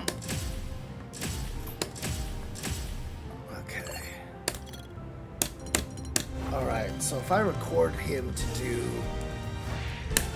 There we go. Alright, so if I play him back like this and I go... Okay, so that's that one. How do you... So if I do the... Oh, I actually want this to be playback. Okay. Let's see here. Button settings. Let's change these around here. Let's make that one record. Okay. Let's do that instead. So if I make this playback here, so down is the dodge right there. And then if I play back and do the back, okay, it's the same thing, right? What's the armor one? Oh, armor is just neutral with that button. Okay, okay. So if I want to do armor, then I just do... Alright, but see, here's the question here, then.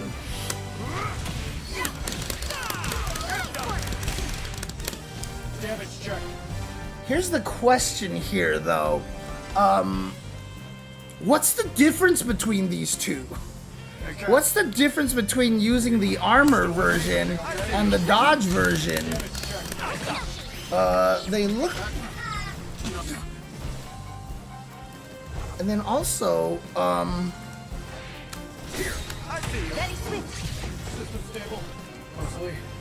I should be able to get through all 4 characters, right?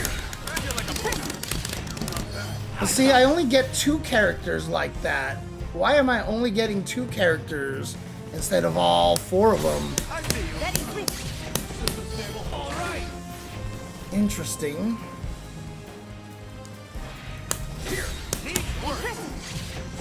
So holding it doesn't work. Because I should be able to do all 3 of them, right? If I'm not mistaken, or am I mistaken on that one? Let's see.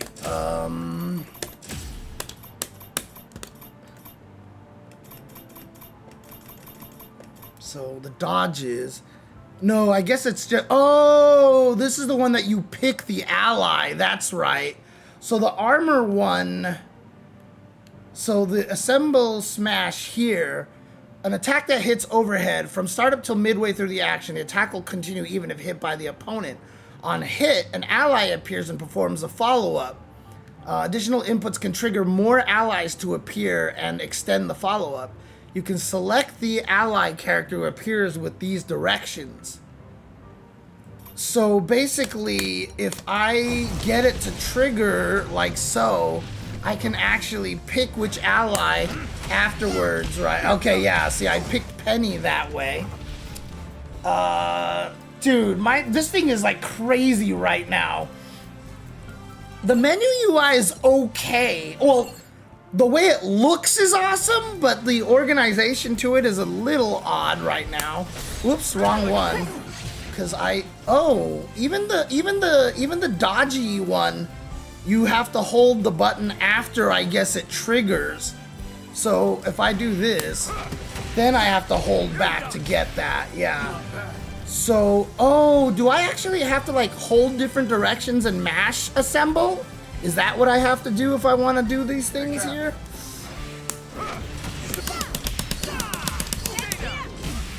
Okay, I did all 3 of them there. Did I get all 3? I didn't see Black Panther. All right, let me try this again here. Let's see what happens if I just mash on the button. I get Black Panther and that's it, right?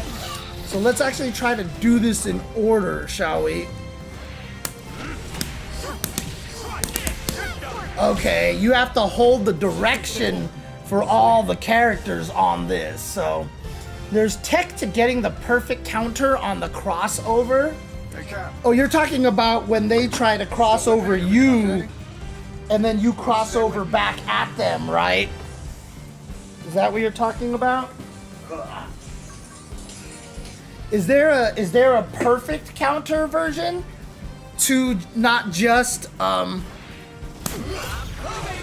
so is there like a perfect version of that or something?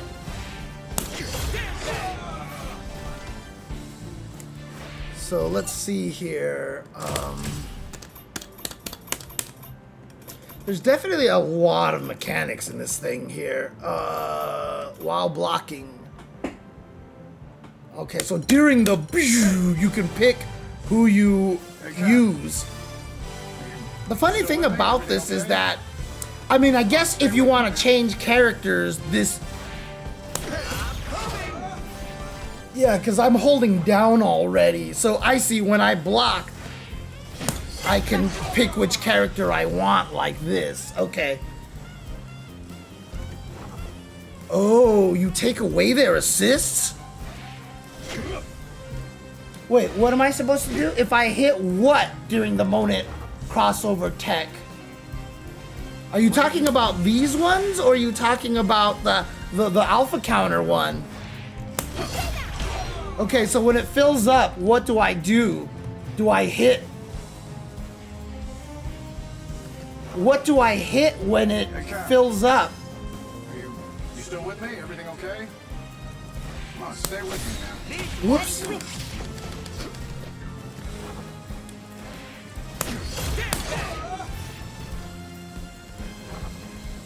Oh, I hit the assist button, huh? Okay.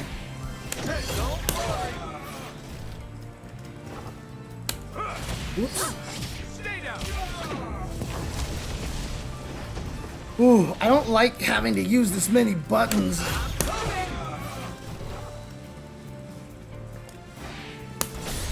Whoops, too early.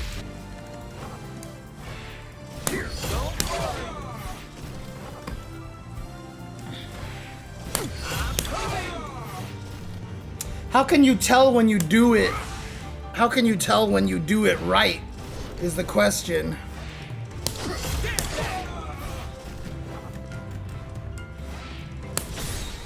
Dang it, I always hit it too early.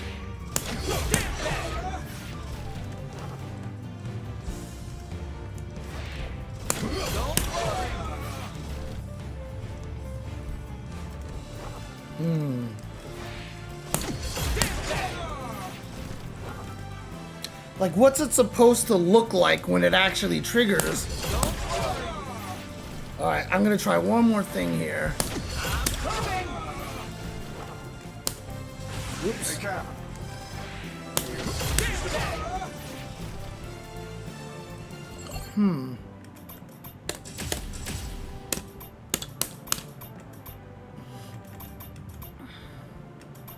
Perfect reflect. Okay.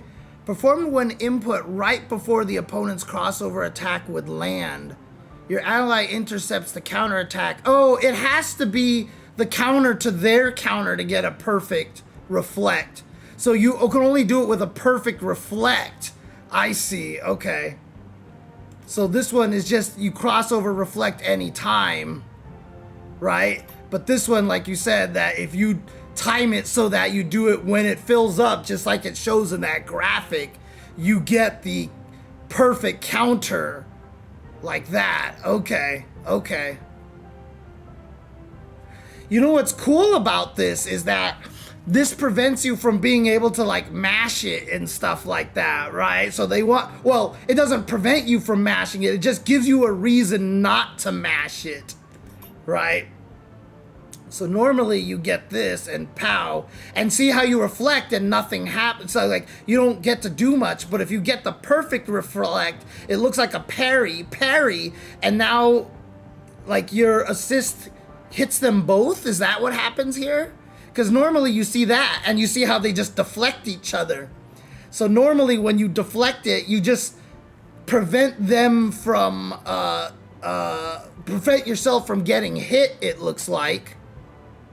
But if you get a perfect reflect, you actually get to hit them with the assist, and I'm assuming yourself as well, right? So if we do block all, switch block. Oh no, that's not what I, block type, instant block, oh, there's instant blocking in this game. So crossover, reflect on, right? So if I do this, activation timing? Oh no, it's not crossover, reflect. I want,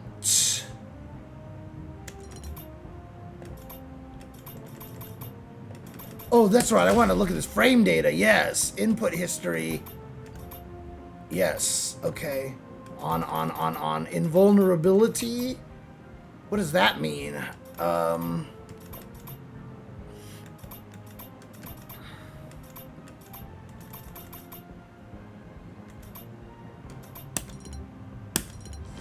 Oh my god, that's so much data. Okay. Never mind. Where was that?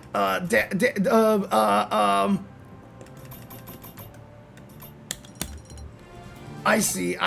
Ah, okay. And then, oh, training dummy?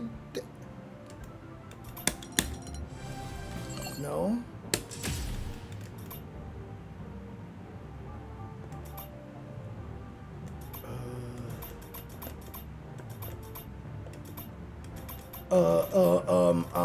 Okay. Let's turn this off. Okay. Let's turn them all off and then we'll turn them all on one at a time, shall we? Okay. So we'll just keep the input history on. Yeah, okay. And there's the frame data. That's good. Oh my god, that turned off my... Why did it turn off the meters? What the hell? Why did that turn off the... Oh, gauges. Okay. There we go. All right, the gauges are back. What's controls guide? Shield strike. What is the controls guide? I have no... Oh, might be the record playback startup thing over there? Yeah, there we go. Okay. Don't need that. Let's turn on frame data on. Oh, I see. Okay.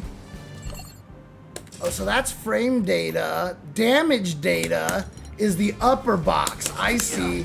So they actually have two different boxes. Like, I get it. Huh. I wish you could set where they are. Like, it'd be nice to be able to put them both at the top. Hey, Cap. Right?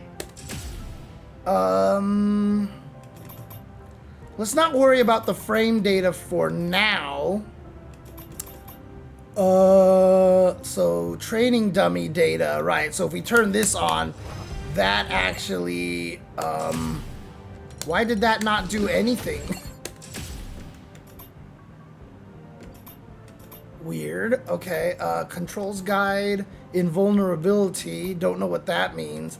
Opponent training data. That's where you turns on these things. What does invulnerability mean? Restoring justice. Oh, invincible. Oh, it actually just tells you straight up what it. Oh, that's cool. Okay. Got it. So if I did that and I turned on frame data here. Okay, that's just a lot of information on the screen. I really do wish they let you move it around, honestly. It doesn't seem to be a frame meter so far, actually. And Phized, right now, so I'm a stick player, so the way that I have my buttons mapped right now is kind of weird. I'm trying to figure it out myself if I like it or not. But right now, oh, the cat went away. So, oh no, the cat is over there. But basically what I'm actually doing right now with my controls, this is light, medium, heavy. This is unique over here. This is dash, because this is what I have dash set to in like Guilty Gear and in Avatar right now. So I don't want to get it all messed up. So this becomes assemble. So I have tag next to assemble here. I don't plan to use the quick special button because I prefer motion controls. So I chose this to be the quick assemble button. which lets me do the dodges and the armor stuff at just a button press, because L plus A is weird because I have to do like light punch heavy kick right here, so it's very odd. But I generally don't like playing with extra buttons here. So I'm gonna have to get used to like pressing all these buttons all over the place, and I'm really not very good at that. I'm not very good at every fighting game I've always just used the default 6 buttons, and that's it. Even when I played like Soul Calibur, I deaded every other button and I just played the original buttons here. The only game that I've actually switched to adding this was Guilty Gear Strive, because I wanted to do the drift RCs, and so I had dash and RC over here, which was very convenient. Then in Street Fighter 6, I've had to add this to be DI and this to be parry, but that's why I'm really bad at parrying and DIing, because I'm just never used to wanting to hit these 2 buttons over here. And so now in this game, and this is another reason why 2XKO confuses the hell out of me, but this one, now I've got these 4, so obviously it should be a 6-button game, right? I shouldn't need a dash button. So maybe I should just get rid of the dash button instead and put assemble and tag over here, because then this will be the input right here, and then I can put dash somewhere else, because you can also dash with light plus medium like this, right? So if you really want to wave dash, you can just use these buttons, and it seems like the leniency is pretty good. So like, you're not gonna mess up too badly trying to dash like that. So with this as the dash macro, and this is throw over here, you can play with the 6 buttons if I move assemble and tag over here, and then I don't need any of the other things, right? I can put like QA here, and I can put dash up here, and then just run with that. I think that might be the right answer, actually. So, I mean, there is also the option of potentially moving, so there is the option here as well of moving unique down to heavy kick here, and then putting this as assemble, because that way this is LA. So every time you want to do one of those dodgy things, it's really easy to press right here. So if you make this assemble, this tag, and this is unique, that might work. The problem is, every time I've played a game like Blaze Blue or Under Night in Birth, I make this assault, right? And in Avatar, I made this the flow button. I'm just used to having these 4 buttons be the attack in like anime fighting games. So LMH and then having this be unique just makes sense. Because every time I've played any game that's done that, like Grand Blue, even DNF Duel, everything like that, I've always made the 4th button right here. So I guess LA being like this is just gonna be the best that I'm gonna have, to be honest with you. You still with me? Everything okay? I'll come to you. Yeah, I'm not sure what to do, to be honest with you. I'm really not sure what I want to do with this. Okay, what was I doing with the... okay, so I have this. Invulnerabilities, turn that off. Okay, let's... This is good. This is good right here. So the question is, if I want to change my button settings, if I change assemble to here and tag to here, and then I make this button quick assemble, and then dash this button up here, does this make more sense to me, right? Because then this is the assist button down here that's easily more accessible with my middle finger, and then I can hit tag with the pinky if I want to. And then if I want to wave dash, I can still do this, right? Oh god, back wave dashing is awful. Alright, but honestly, like, just doing that is better. You still with me? Everything okay? And I guess they're real. I mean, is wave dashing actually faster? It's probably not, right? Like, this is probably faster than wave dashing. Yeah, I think it is. I don't even think you need wave dashing. Yeah, assist on light kick does seem like the way that you should have it. But like I said, I feel like that's where I always put my unique button in every other fighting game. You know, like if I play Blaze Blue, I put that there. Hey, Cap. Good for dash blocking? Oh, you're talking about the... Oh, right. The Under Night in Birth thing. But you can do that with Light Punch and Medium Punch, too. Right? You can do that for that. Can you block out of your dash? Whoops. Oh, wow. Oh, you can. Okay, okay. So in other words, you're saying with the dash button, you can...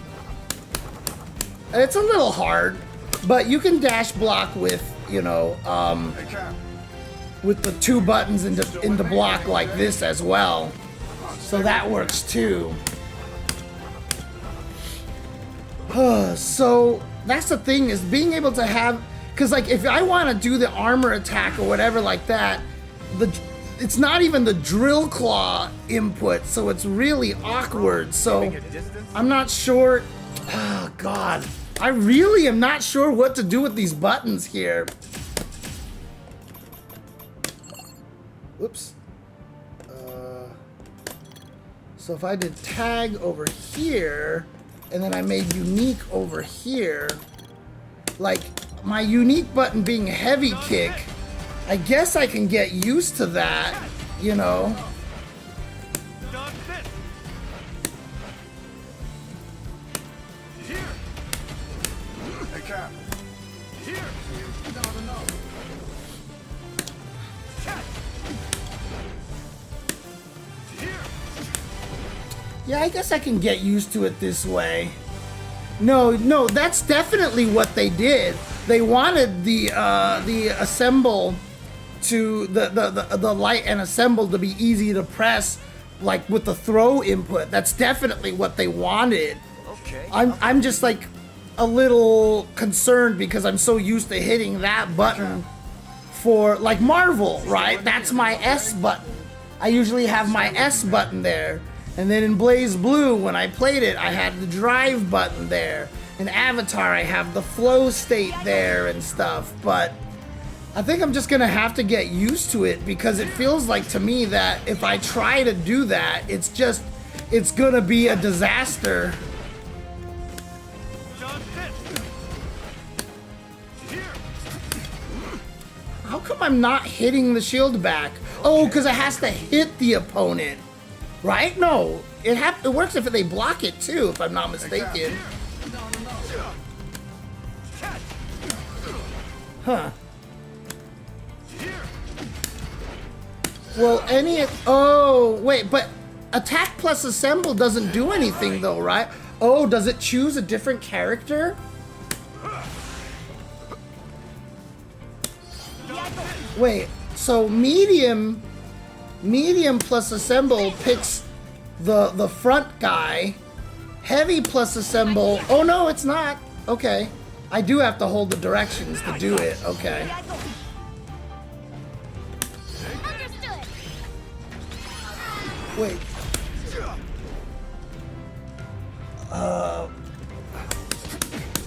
Oh, I see what you're saying. So that you can do stuff like that, right? So in the middle of your chain, it's easy to hit the assemble button, right? Like that is what you mean. Yeah, definitely this is made for pads. Under display settings, focus right here. So under display settings, you can change virtual controller right here. So you can do P1 or P2 only, and then you can also move it to different locations. So you can put it in the center of the screen, you can put it at the top of the screen like this, or you can put it at the bottom of the screen like so. And then, like I said, you can also make it so that you only have one, right? So you don't have the other one there. I usually turn on both because I'm OCD, and so like having both just makes it look more balanced. That's how it is right there. So oh no, that's not tag anymore. This is the this is the tag button now. That's right. Crap. Okay. Oh god, this is gonna take me a while to get used to. It's going okay. I'm just trying to figure out what my button control scheme is right now, to be honest with you.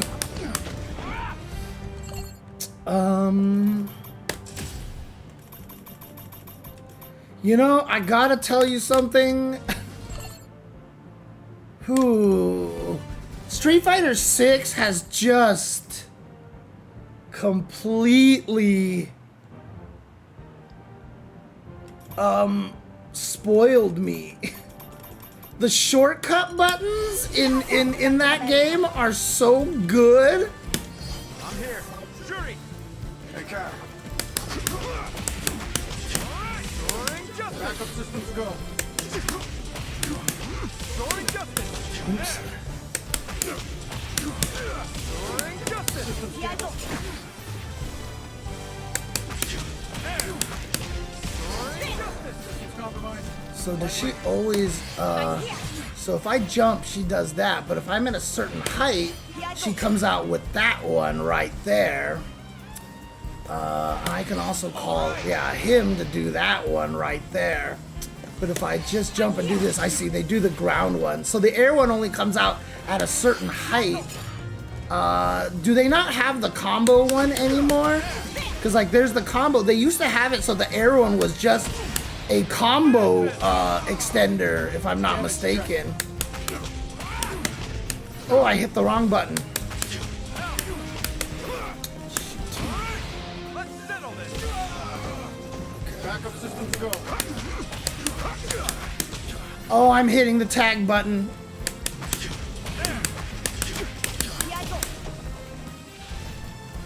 She didn't do anything.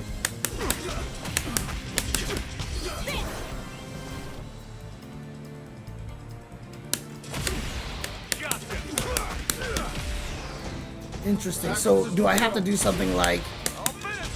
Whoops.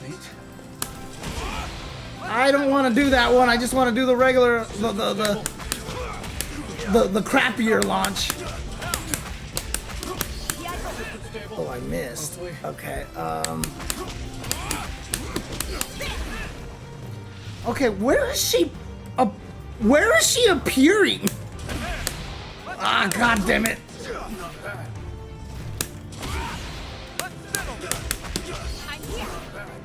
She's appearing on the ground. Why is she appearing on the ground?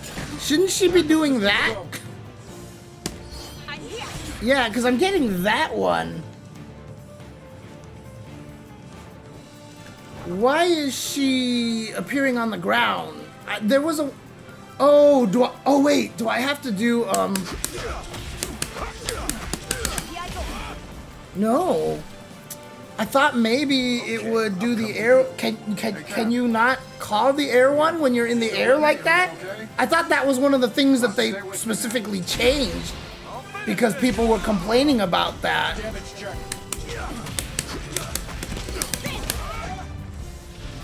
Huh.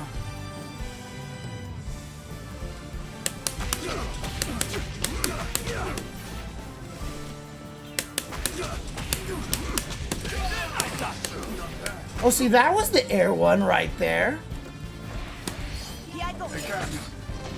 What the hell?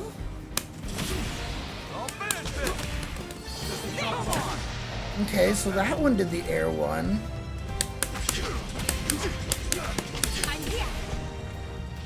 I'm so confused.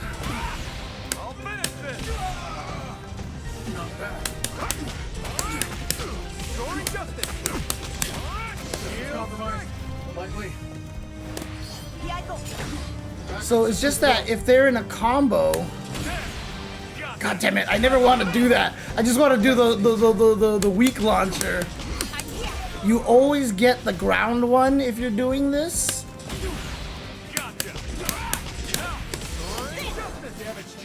No, that sounded like the right one right there. Stupid! Stop doing that! God damn it! Damage check. It's just like I have to be at a certain height or something like that. Oh yeah, I stream, I don't stream all the time. I stream very rarely, but I'm trying to stream more often.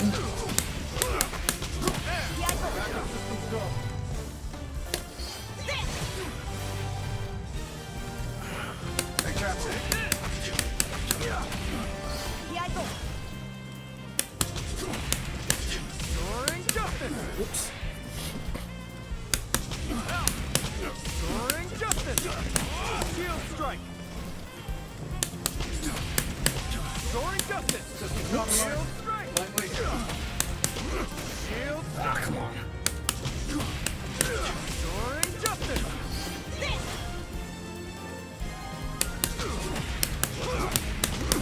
Shield strike. Go. Oh god, is this one of these games that if you... Let me see.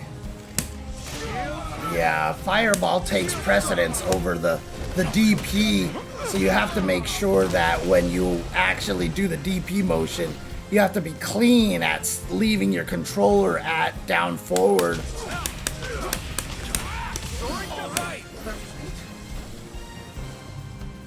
Hey, Cap. So I called the down assist that time because I was doing the DP. Soaring Justice. Soaring Justice.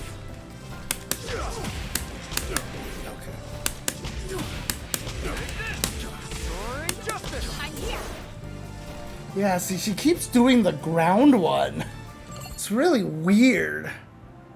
I guess we can check the command list here. Assemble, member, so aerial assist vertical. Oh, no, these are just the regular assist. Yeah, see, it's just at high altitude. But if I'm in the middle of an air combo, see, she's doing the ground one, but if I just regular jump up there, she does it. So it just seems like that's the best you can do right there. Shield strike. Shield strike. Oops. Shield strike. Wow. Whoa. Soaring That's not good. Shield strike. Soaring Justice. Soaring Justice. Interesting. Okay. Soaring Justice. Okay, there's definitely something here that is concerning me right now. Hey, Cap. Soaring Justice.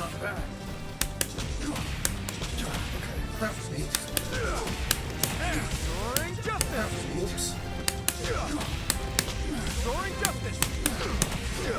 Can't do another soaring justice. You just gotta end the combo. What's wrong? Keeping it distant? Soaring Justice. Oops. Shield strike. See, the crazy thing is, you can see on the inputs, I actually press M at diagonally down. You still with me? Everything okay? I'm actually pressing the button at diagonally down, but I release the button at forward. Keeping it distant? And somehow, I'm guessing the negative edge. Can I even negative edge in this game? No, I can't. But, so even though I press the button at down forward, moving the controller to forward before the special move comes out makes it seem to register as a, register as a quarter circle forward instead.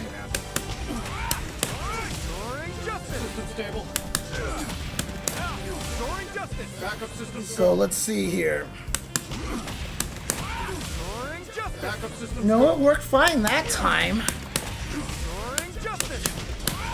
Then I don't know what the hell is going on. Soaring Justice. Damage check. Soaring Justice.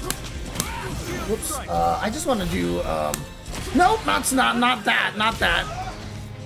I just wanted to do, let's see. Oh, I see, he jumps up a little bit. Okay, so. Shield strike. See, I did it again. I hit the button at down forward and it comes out as a fireball instead. Huh. Soaring justice. Freedom charge. Huh, interesting. Okay. But so am I actually getting them to hit that? Oh, I think that was, right? Because that's 5 hits. Yeah, okay, yeah. See, they didn't even bounce, okay. Right, okay. Soaring justice. Oh, wait, I see. Soaring justice. I couldn't call the assist there. Soaring justice. Whoops. Soaring justice. Oh, that was it right there. Backup systems go. Whoa. Why did I launch that much? So if I launch him while he's high up in the air versus oops, versus if I do it like this. Oops, I'm sorry. Systems compromised.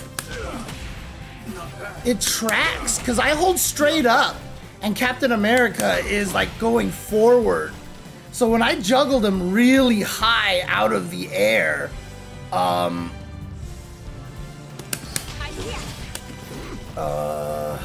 let's see, I did, Systems compromised. Likely.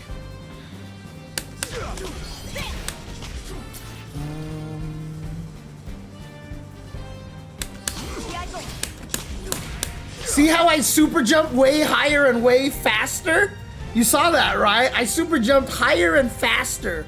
So what I think this game is doing is that whenever you launch with 2H and you jump cancel it, the game homes you in to the same height against the opponent, so you can almost always do the same air combo. Soaring justice. Which is really interesting. Look at that.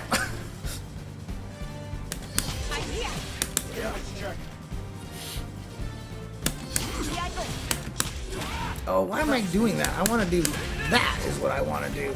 Okay. Look at that. Look, see, I super jump way higher. So yeah, the game is actually adding is giving you a homing so that your air combos, I think, are going to be more consistent because the thing about a lot of things, one of the things that a lot of people don't understand about these old Marvel games is that launch height, the delay on when you super jump, the delay of your buttons, all these things made a difference when you actually launch the enemy. But this one actually seems like it's, they try to help you out a little bit. Can I even delay it? No. Oh, I can delay it a little bit because I can jump right away. But I can delay a little bit right there. So, interesting. So I'll have to figure out what if it actually adds anything to the air combo if you do that. Soaring justice. Oops. Shield. Dang it. Soaring justice. Oh, what am I doing? Soaring justice. Come on. Oh god, it throws me off, actually. It throws me off when I see the speed of it. It like triggers something in my brain like, whoa. And it kind of messes me up in a weird way. It actually kind of messes me up in a weird way. Soaring justice.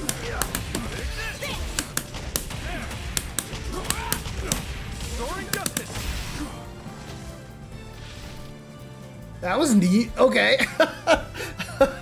Actually, here's a question. Can I do something like, Soaring justice. okay, so, oh, I think you only get the wall break off of that one. Yeah, you only get the wall break off of the super launch, right? Yeah. Okay. Soaring justice. Soaring justice. I'm here. Soaring justice. Huh. Interesting. But can you control if your buttons hit rising or falling? Or you're forced to hit the combo at a fixed timing. It looks like you have a little bit of leeway, see? So looks like you can do stuff like that. System stable. Damage check. System stable. System's compromised. Lightweight.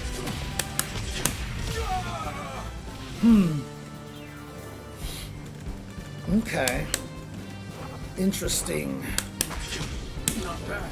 And like, what are technically the OTGs like in this game? I guess there is no real OTG, or is it one of those things where it just has to be specific moves that can OTG? Not sure yet. We'll find out as we continue forward and keep experimenting and stuff. If you get tumbles, I'm assuming yeah, absolutely, you'll get that. Shield strike. Shield strike. Shield strike. Shield strike. Shield strike. Oh wait, you can't bounce this shield back, right? Shield strike. Whoops, wrong button. I was thinking of doing stand medium kick, I'm here. but it's not stand, it's just M. So like I pressed the wrong button. Shield strike. Yeah, it's only off of the unique, but God, I'm gonna have to get used to where the unique button is. Done this. Now, shouldn't I be able to kick this back? Why am I not being able to kick this back right now? Is it? Oh, that's right. I have to charge it up. I think I have to like absorb an attack over here or something like that. And now I think I can actually kick it back. Is what it is. Oops. Understood. Oh, I keep thinking that's the unique button. That's not the unique button. Oh, this is gonna be rough. Maybe not. Hey, thank you for the follow, Digital Veil. Interesting. Okay. So, but one thing that we do know is that the auto combos are unique buttons. So, like, that's actually just a unique sequence that doesn't exist anywhere else. Same with, oh, I see that the medium and the medium automatically goes into that.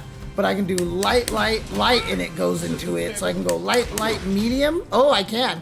So light, light, medium, light, light, medium. Oh, but as soon as you change buttons, it kills your auto combo completely. And just like in a lot of the anime games, if I hold back and hit light, I don't get the second button. So if I hold neutral, I get the second. But if I hold back, so that way you can just, you know, make sure that you don't accidentally chain into something if you don't want to. There's a way to prevent yourself from chaining into those. And same thing here, crouching, but you can't prevent yourself from chaining that. But it does lead to an auto combo if I just let go of the controller. If I hold down back, it does an auto combo. But as soon as I let go, then it goes into that follow-up right there. So is that to say, so medium into follow-up is that, heavy into that is heavy follow-up is that. So light gives you 2 hits and then that launcher move right there. Interesting. Whoops. Stay down. That's not what I wanted to do. I guess you're just gonna have to be like... Oh god, I burst, I got past that meter over there. Interesting. So this game is gonna get pretty complicated after a while. What I just want to know is, like, you can obviously do the armor version over here that's an overhead, or you can do a dodge. I guess the dodge one just means you won't attack, right? And am I invincible the whole time or not? I'm not sure. But then the armor one goes through and attacks.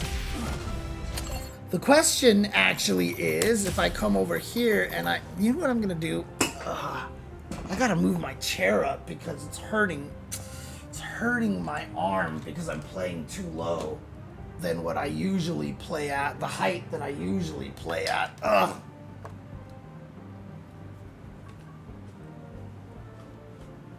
So if I turn on frame data here, and then I make the computer block all, like so. If they block this, I'm -5, huh? Okay.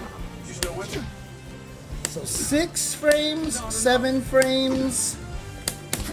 So far, we don't know what the magic number is, but my light is 6 frames, and this is -5. So it's not punishable as far as we know, but it did you move, cat? But you're minus. And I guess if I just do the dodge, I kind of just get away there. But the problem with it is like, how punishable is this? Like, if you just bait this out, like... So I'm just trying to... Okay, let me record that again.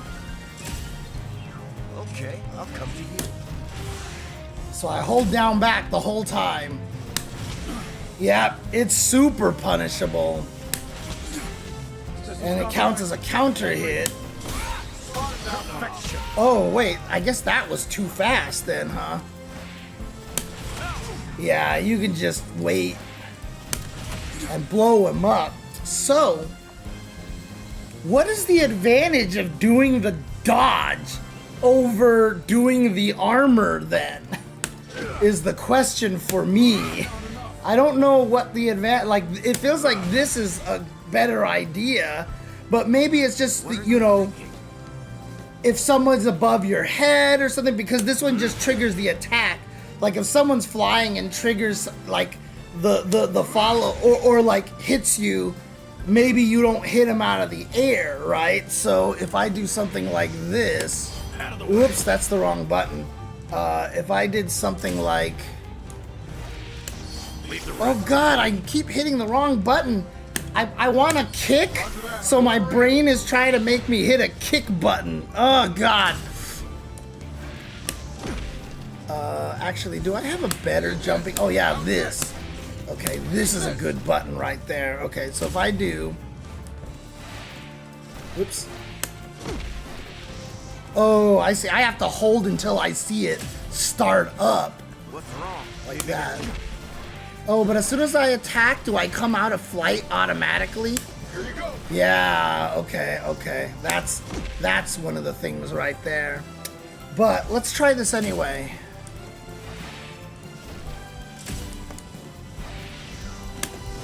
Oh, come on. All right. Come on.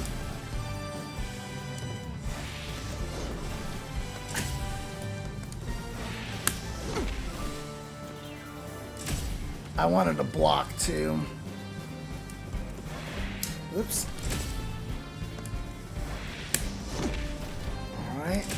Alright, so now we play back. Oops, I did that way too early. Oh, I still hit him. So I'm trying to see how long the armor lasts, if I can get him to hit me.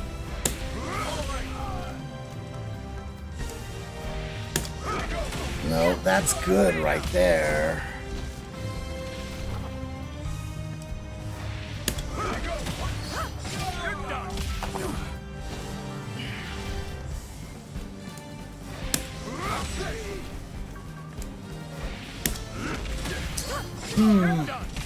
Alright, let's see what happens if I do the dodge attack instead. Oops. I see you. Oh, I was holding to the back, so it made me end up calling Penny instead. Stay with me, man. Run you like a bull. But if I just leave it neutral, it calls the first one, right? It seems like to me perhaps the dodge is a little bit more guaranteed. I'm not sure. I'm not sure exactly where the advantage of one of them over the other is going to be.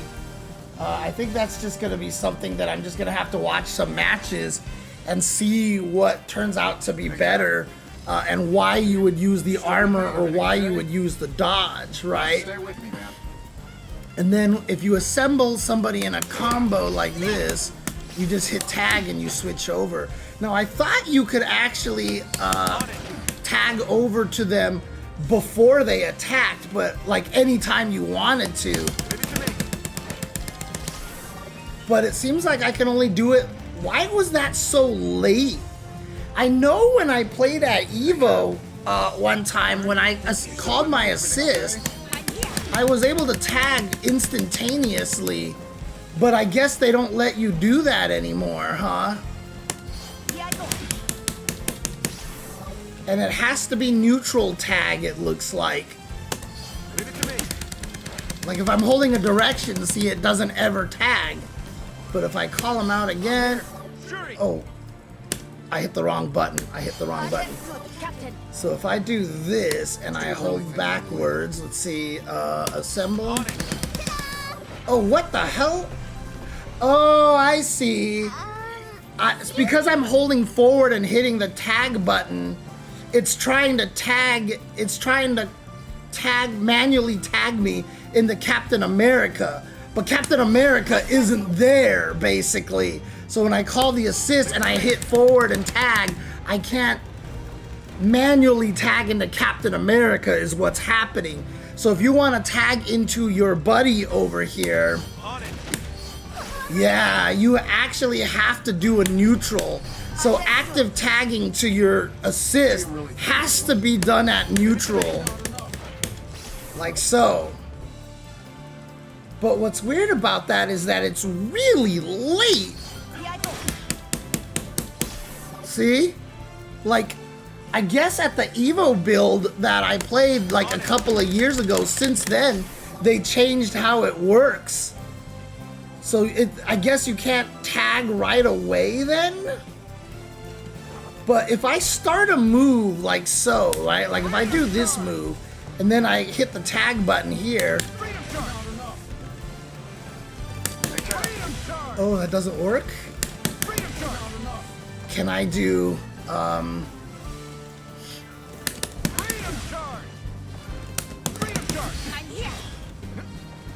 why am I not calling the assist right away? Is there a window in certain special... Yeah, it looks like there's a window in special moves that you're not allowed to call the assist yet. Or does it have to hit? Is that what it is? No. Or maybe. Let's see. Okay, that was right away. Yeah, it seems like if the move doesn't hit right away, you can't tag until a little bit later. Oh, of course, because I actually recover. That's not all recovery on the DP. So if I miss with this move like this, can I ever call the assist? No. Look at that. So you can only call an assist off of a special move if it hits them. What about projectiles? Yep, only when it hit him. You see that?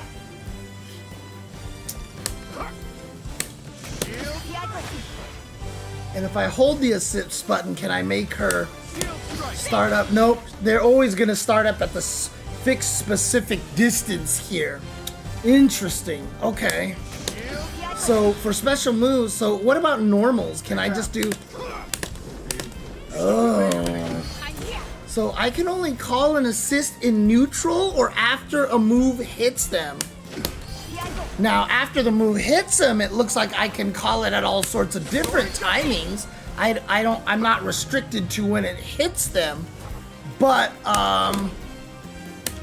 if you whiff, you can't call an assist. So in other words, I can't like whiff a button and call an assist to try to save me, right? Like I can't call my anti-air assist to try to save me.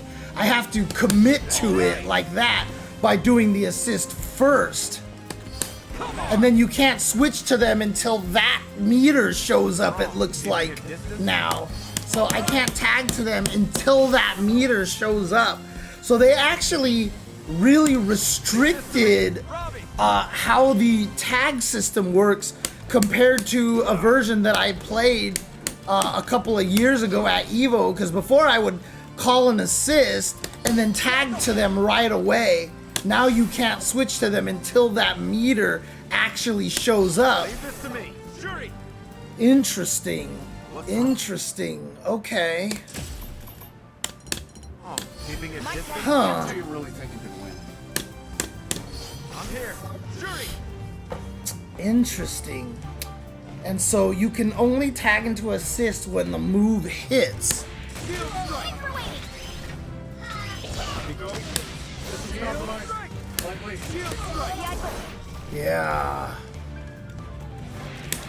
Shield strike. Shield strike. Shield strike. Yeah. Look at that. Shield strike. Interesting.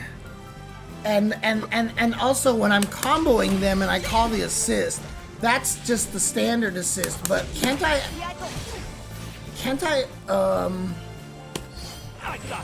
whoops, how did I do that? So she throws the spear like that, right? But how do I do, like, there's always that one other assist that they kept listing. Assemble assist. Yeah, so this is the forward one, this is the down one. Assemble aerial assist, so this is the air one. Assemble rush. A member switch can be performed to me. It follows up with a lunging attack. What causes this? How do I trigger that? Oh, that is a different move. That was the... And if I hold forward, she throws the spear. I see. So neutral assist lets me do that. And so, yeah, this should also be the air combo thing. But does it only... Yeah, see, that's the auto combo assist here that causes the tumble. But if I do hold forward and does it, she throws the spear, right? So even while in the air, in that thing, I can't actually call assist. That's interesting. Oops.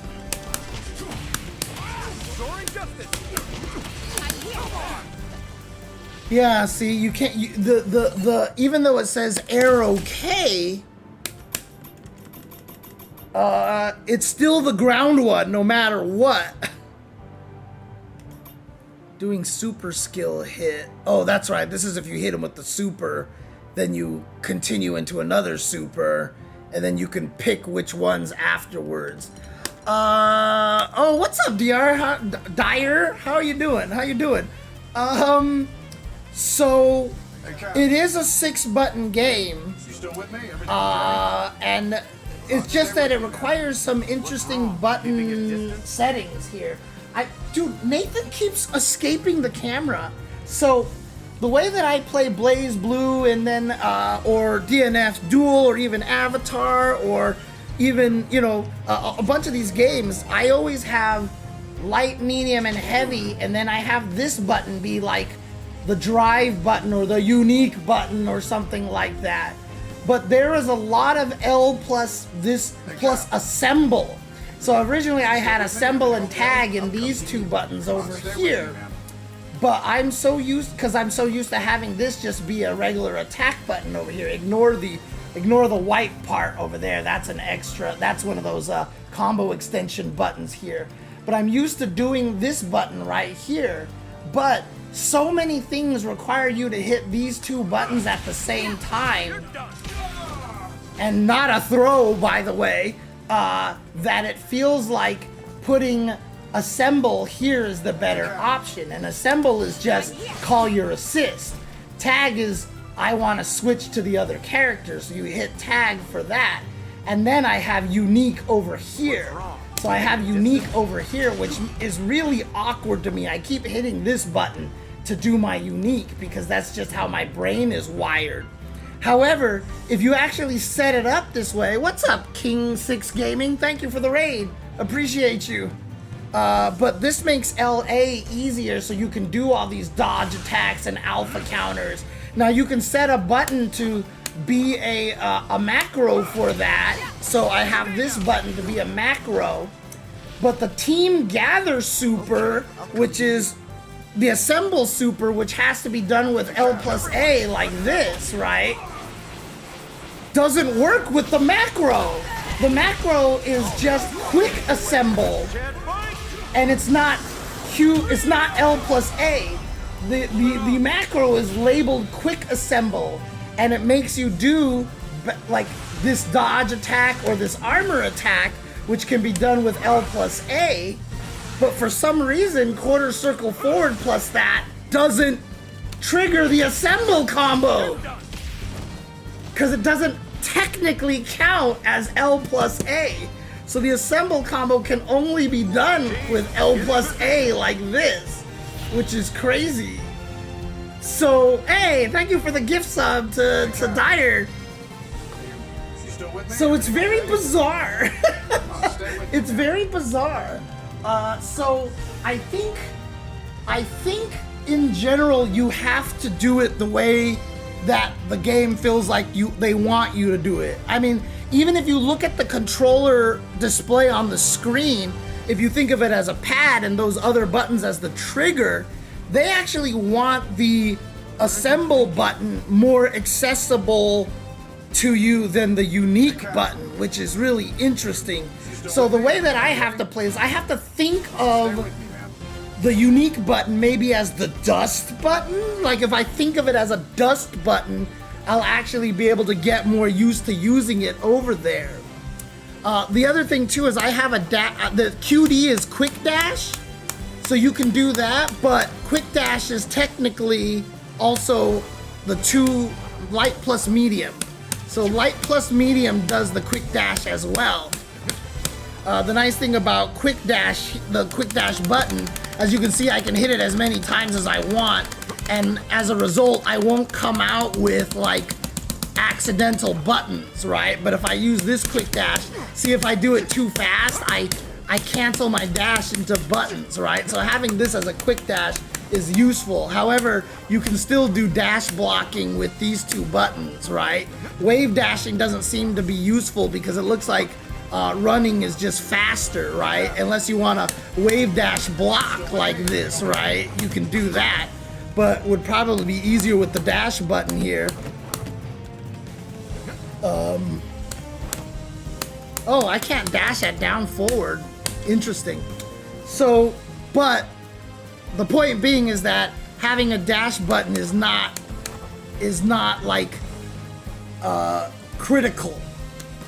Having the quick assemble button is not critical because it's these. So technically speaking, this is a 6-button game. It's light, medium, heavy, and then unique, and then assemble, which you can think of it as assist, and then the tag button, which actually changes your character, right? And same thing, before it was assemble and then press assemble again to switch to the character in the previous version of the game that I played at EVO 2 years ago. But now you have to call assemble and then hit the tag button to switch to them. And you do have a little bit of leeway on that, but you can't do it until that tag meter shows up above their head. So let me turn off all these things here so that you can actually see what I mean. So if I hit forward and assemble, and she comes out, that tag appears above her head. So before, I was able to switch to the assist even before it attacked, more like BB tag, right? You could just be like, blah, switch, woo, and go nuts. But in this game, you have to wait a little bit before you can actually tag. And like, as you can see from Captain America, it takes a little bit longer here. So they're limiting when you can actually tag and stuff, seemingly to make it so that this game isn't gonna be like a Marvel kind of, a Marvel versus Capcom degenerate kind of assist game. So that's what it feels like they're trying to do here. Now, my question is, with this crazy thing here, whoops, how do I, can I? So if I go up, oh, I see. Because the weird thing about it is if you do nothing, he just does that automatically. So if I want to do something in the air, is it really just recommended to mash? Or I see, you can time it a little bit. Interesting. That's weird. But then also you can do forward smash, which will do the wall splat and wall break stuff, right? Let's see. Yeah, see, that does the wall break right there. But if I wanted to do, let's say, can I do that just off of this? Oops. Wow, that's hard to hit. Oh no, that's not what I wanted to do!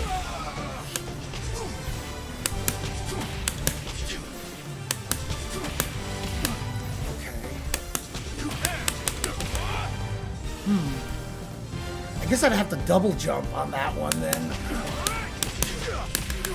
No, you can't wall break on that one. Okay, so you can only wall break off of the cool launch, basically. Because even if I mash L, it doesn't give me the wall break. Okay, so the only way you can get the wall break is if you do something like this as a combo, and like call your assist, hit them, and then do a move that just does the wall break like that. But if you want the convenient wall break, you have to get the super launch into LLL, which just ends at forward H, or you can do it manually, forward H, and then you get that transition like that, and that gives you your teammate that way.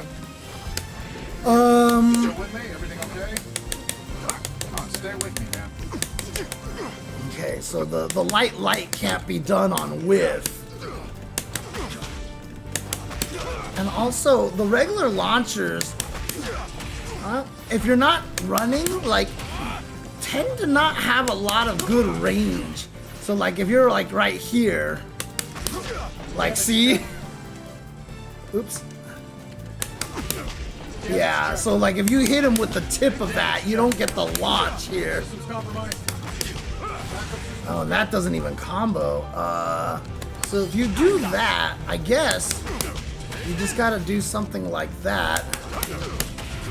That doesn't combo there.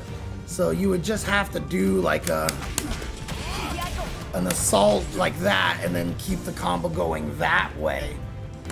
Very interesting. Okay, okay. And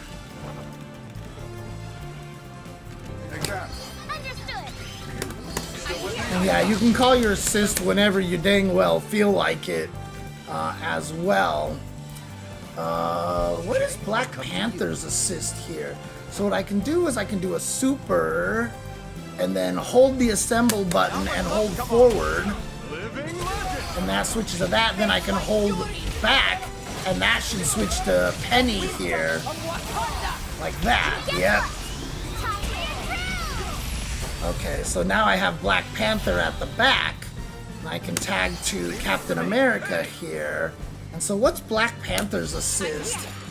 Oh, that's interesting.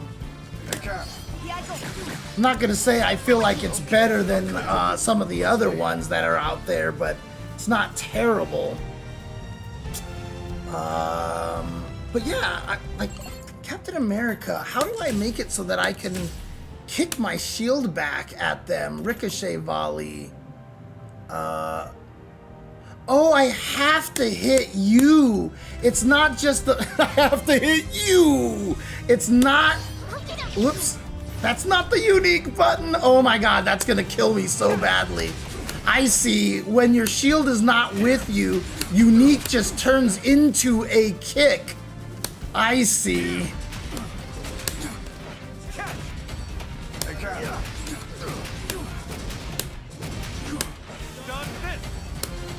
That's cool. Can I do it in the air?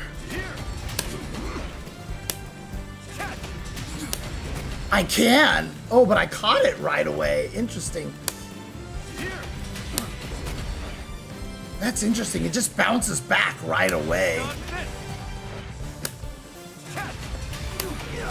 Yeah, see, it doesn't keep bouncing out there.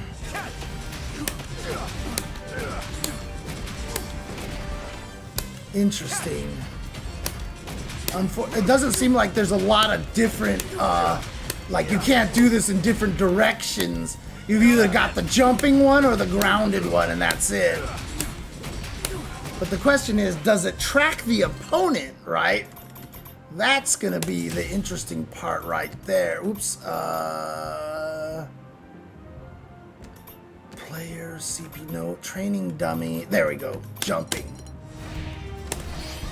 That's not unique. Oh my God. I'm gonna be so dead. No, it just goes forward. Okay. Okay. Interesting. Are the buttons bound better for pad? I think it's still kind of confusing because they have the tag button on the pad as well. Like, I don't think that's like, if you look at the controls on the screen, that's how they kind of just have it by default, right? And so if you look at this right here, it's just LM and then assist and tag is on the screen. And then H is one of the trigger buttons, which is weird because M plus H is throw. So you would feel like they would put H where tag is, so that it would just be the two buttons on your pad, the throw, but they didn't do it that way. And then of course LM is dash, but on a pad, I guess you're gonna have to use the quick dash button. You're just gonna have to use the quick dash button. And like I said, this is gonna be kind of messed up for me because the dash button is up here, but when I play Avatar and when I play Guilty Gear, I put the dash button where medium kick is. Now, for Guilty Gear, I never use it except for drift cancel. So maybe on Avatar, I need to switch the dash button to be where 3 punches is, so that way I can actually not get them mixed up.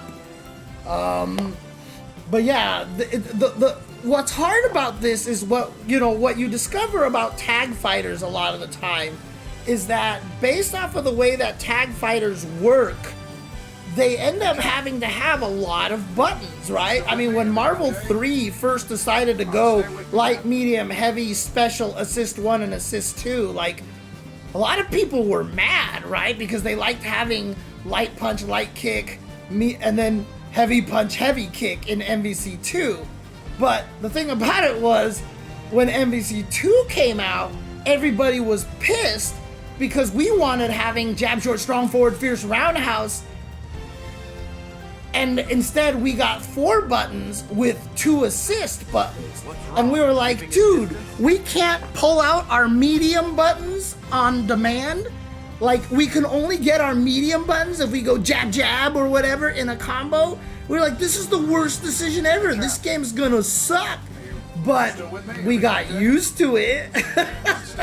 So, like, tag games are difficult because of the potential for just absolute controller craziness. And we're seeing that with 2XKO. We're seeing that with this game. You know, Invincible has the same thing, right? Because there's just a billion buttons on Invincible as well. And that's one of the trickiest things. Like before, in the version that I played at Evo 2 years ago, the assemble button did everything. There was no tag button.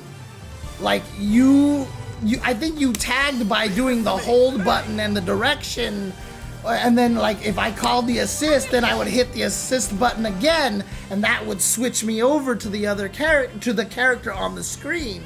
But now I have to specifically hit the tag, and probably because then I can go assist, assist, assist, and then pick which. Oh no, you can only go to the first one. Interesting. So if I call all my assists and I want to switch to them, I gotta call them first, right? Because then, no, Penny is the one that I got. It's always the left one. I see, if you call all your assists, it's always gonna be the left one. Interesting. So like if I do forward assist, which is Penny, down assist, which is Ghost Rider, then back assist, which is Black Panther, and then I hit the tag button. Oh no, I got Black Panther. Oh, it's the last one you do. The last character is the one that you can actually switch to. Okay. Interesting.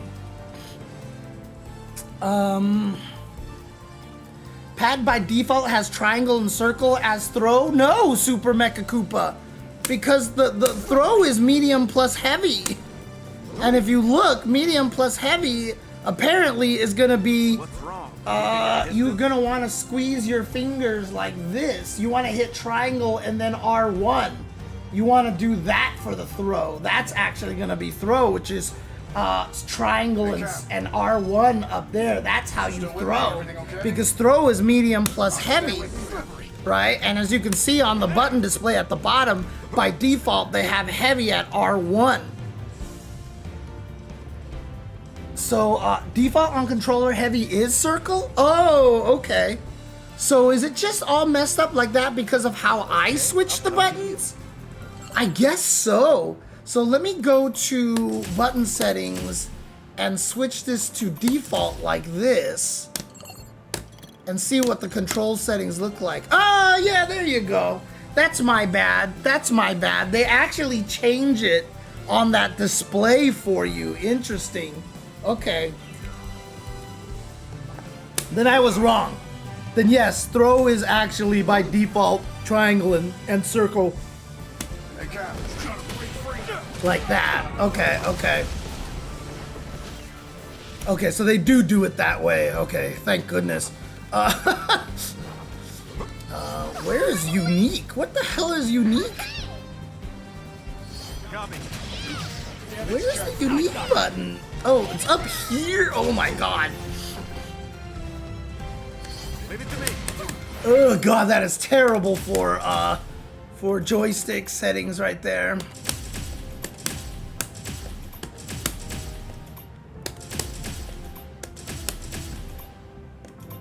And then quick dash, I made it up here. Tag, I made it here. And then quick assemble, I had here. Oh boy. Yeah, hitting you as heavy kick is gonna be really hard for me. That's gonna be so for unique is gonna be really hard for me to get used to, because I feel like whenever I want to do anything with that, I will hit with my thumb. But thumb's gotta be the assemble, because you need LA to be as easy to access as possible for, you know, for the dodge and the armor and stuff like that, right? Oh, I see. So neutral L plus A and forward L plus A do the armor.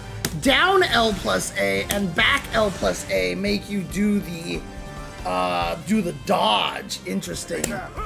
And up L plus A, oh, I see, makes me do the air version of that. Is there a dodge in the air? No, okay, does it track? Yeah, it tracks. Interesting. And so does that have armor? Oh god, not having that on display, I didn't realize it was like that. Controls guide, Is that what I want to see it with there?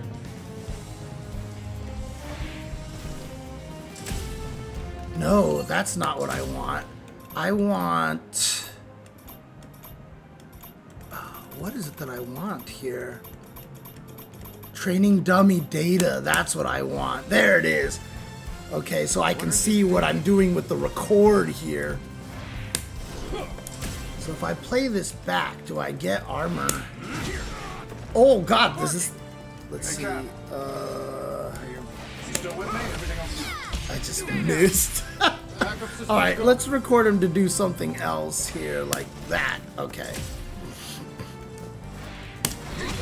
No, God! Is there just no armor at all? Oh wait, but it's invincible to airborne attacks, right? So yeah, it should just blow it up every time. This is basically a Dragon Ball Super Dash in the air. That's interesting. Alright, we're gonna have to try to do the ground one to see if it has any armor. Alright, so let's record this. Alright. Oops, I hit the wrong buttons. Jesus. I'm here. Hey. No, that's how I have you right now. I have you at HK, at where heavy kick is, and it's really weird to me because I've always had that button at light kick. I've always had that button at light kick for like DNF duel. I always use those 4 buttons for the, you know, for my attack buttons, right? For Marvel, that was S. You know, which was the extra attack button. For Avatar, I set it to flow.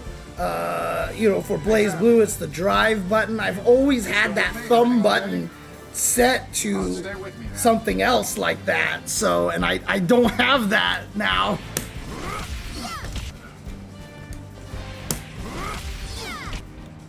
God, how am I gonna test this?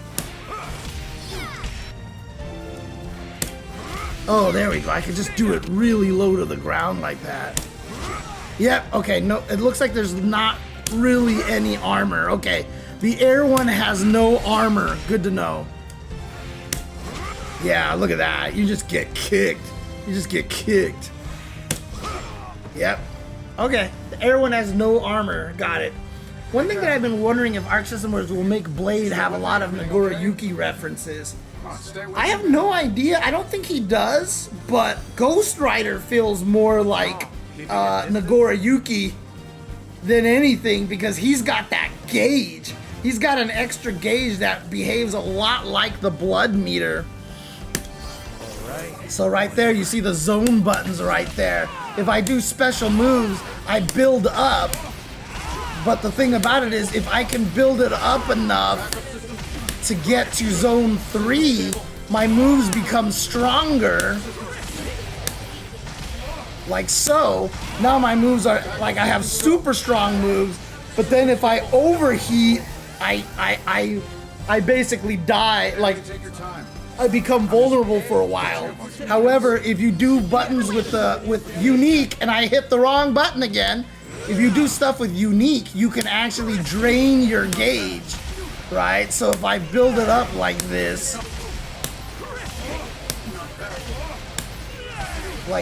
right? Like, let's say I'm in zone 2, and if I hit him with unique, whoops. So you can see how I reduced my meter a lot that way. What's up, Blind Ether? Thank you for the follow, appreciate it. So he has to play a lot like Nagoriyuki because this is what Nagoriyuki does, which is gonna be tricky because I definitely was, you know, like, I like Ghost Rider, so I wanted to play Ghost Rider, but now all of a sudden I've gotta worry about all these like crazy things like that. So it's gonna be fun, basically. I guess the interesting thing about Unique is it doesn't seem like it's like Guilty Gear where you chain into the unique, you know? You don't chain into the unique, like if your unique even is an attack, like my unique is this or this, right? But I can't seem to chain any buttons into it.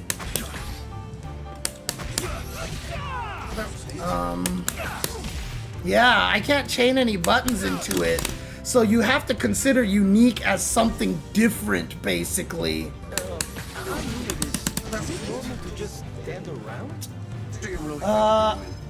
Really? Zega plays? I'm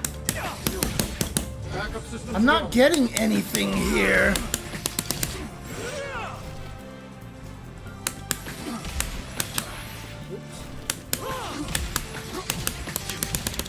Yeah, see, I can't chain into them. Oh, it's gonna be character dependent. It's gonna be character dependent then. So you know what, Zega plays? You could look at it as either we're both right or we're both wrong. So, to be truth, I think we're both right and wrong. That's how it works. No, don't apologize. Do not apologize. Do not apologize, dude. This is day one with the game, man. We're having a good time. We're all learning at the same time. We're all having fun here, dude.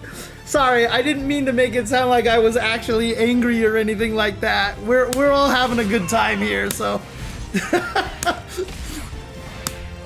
it's all good. It's all good. Yeah, I mean, I think it just depends on the character. So I guess for Ghost Rider, they want you to expend more resources to be able to link into it. You know what I mean? So like you have to just do stuff like this, because otherwise, if it could just chain right into it, it'd be really too easy to prevent him from overheating or something like that. So yeah. Yeah, you're good. We're, like I said, we're all just having a good time here. Oh Jesus, what the hell was that? God, can I Tiger Knee that actually? I guess I can, but it just has such an arc already that it just does its thing no matter what. Oh dang, that's cool though. That's a cross up, it looks like. Oops, I overheated. Actually, that's a good question. If I do like these moves over and over again like this, right? If I do stuff like this, and then he blocks, do I actually gain my stuff back here? That's not unique. Yes, it does. So even if they block this move, I can lower my gauge. Dude, I'm so dead that I'm gonna be with this stupid link button here, with the unique button. It's gonna take me so long to get used to that. Can I link out of it? It's a good question. Not in this case, it seems like, but it seems like if I just do right, like you can get an assist like that. So. Of course, yes. They're both black vampires with swords. That went blood red in promotional material for Marvel Tokon. Parallels of Wire started wondering. No, for sure they're both black vampires. So like, there's definitely gonna be some parallels there. But I just don't know. I haven't seen his. Oh no, we did see his character trailer. Oh no, he plays very different from Nagoriyuki. I remember now.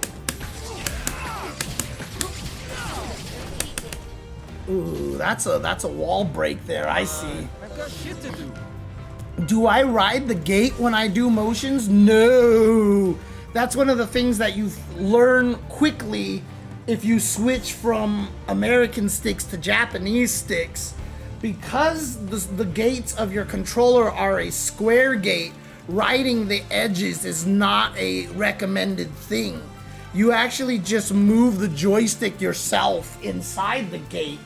So for example, here, I wouldn't actually like do... Actually, let me do something really quick. I need to figure out why my buttons on my Stream Deck stopped working over here.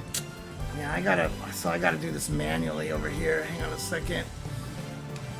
Where's my mouse? Here it is, but it is moving very slow. Why is it moving very slow? Okay, here we go. If I switch this to like so, oops, oh, shoot, what the hell? Yeah, hey, take your time. I'm just catching up on some emails. Come on, I've got shit to do. Did you just say I got shit to do?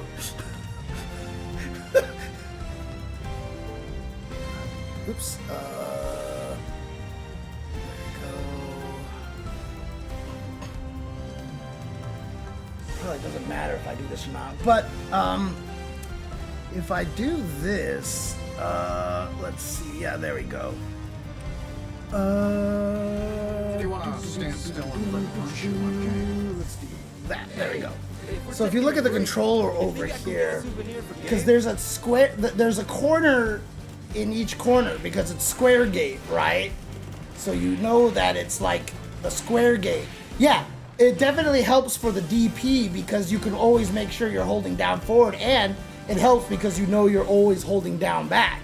If you guys remember from the old arcade days, sometimes even on Octo gates or on Perfect 360s, like the joysticks would get old and you're like, I can't find down back. You know, you're like, where is it? Like, it's so small. But when I actually do the fireball, like if you actually look, if I take off like the dust cover over here, like you can move it all the way, but you start to learn to just move it like this, right? Like you don't actually ride the edges. What I just do is I hold down and then I start to let go of down and then I push the controller forward, right? Like I sometimes I don't even like, see, like I'm just letting the springs move it essentially. So I'm just basically going from down to forward, but I'm making sure to let go lightly, right? Or if you want to do supers, you don't ride the gates and don't do this, but you actually just do the quarter circle forwards manually. And so like if you actually look at it without the dust cover on again, like so, you know, I'm just moving it in there. Like it is a circle, which is, which is nice here, but as you can see, like it won't touch the very bottom. You can't really see it, but it won't touch the very bottom because of the square gate. So instead of actually trying to ride the edges, I just move it as a circle myself in like this. It's like whoop, boom, boom, boom, boom. That's how I do supers here.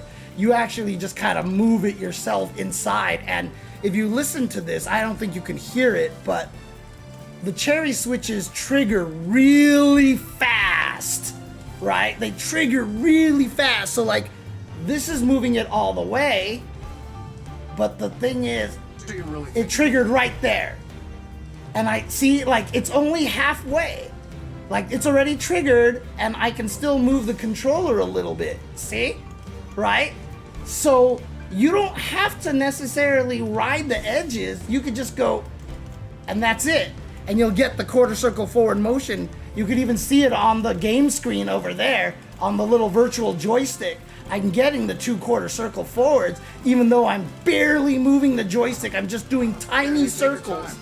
When the Japanese players first came over and started playing at the Evos, and they would play on the Japanese cabinets, that is one of the things that we noticed as players, is that they could do supers so much faster than we could because they only just had to move the joystick like, and that's it.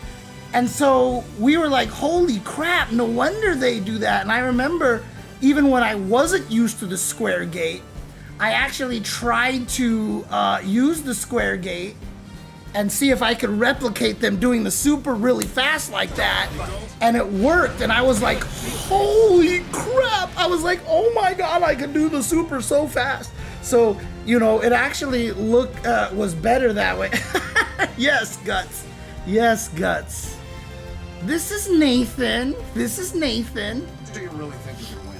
He is just a little snuggle bug. He is a snuggle bug. Yeah, you're a snuggle bug, aren't you, Nathan? You're a snuggle bug.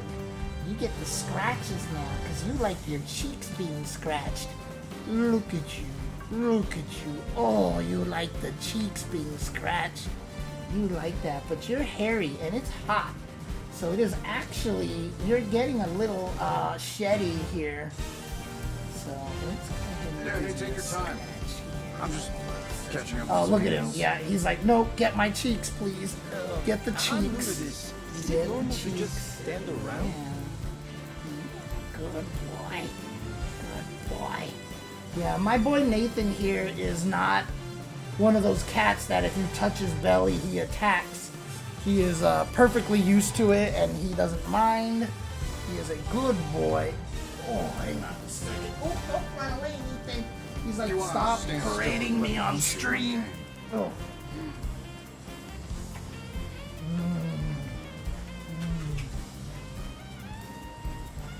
Headbutt. Headbutt. Oh, what a good boy. I can move the stick relaxed until it comes to a match. Yeah, absolutely, absolutely. It's hard. It's hard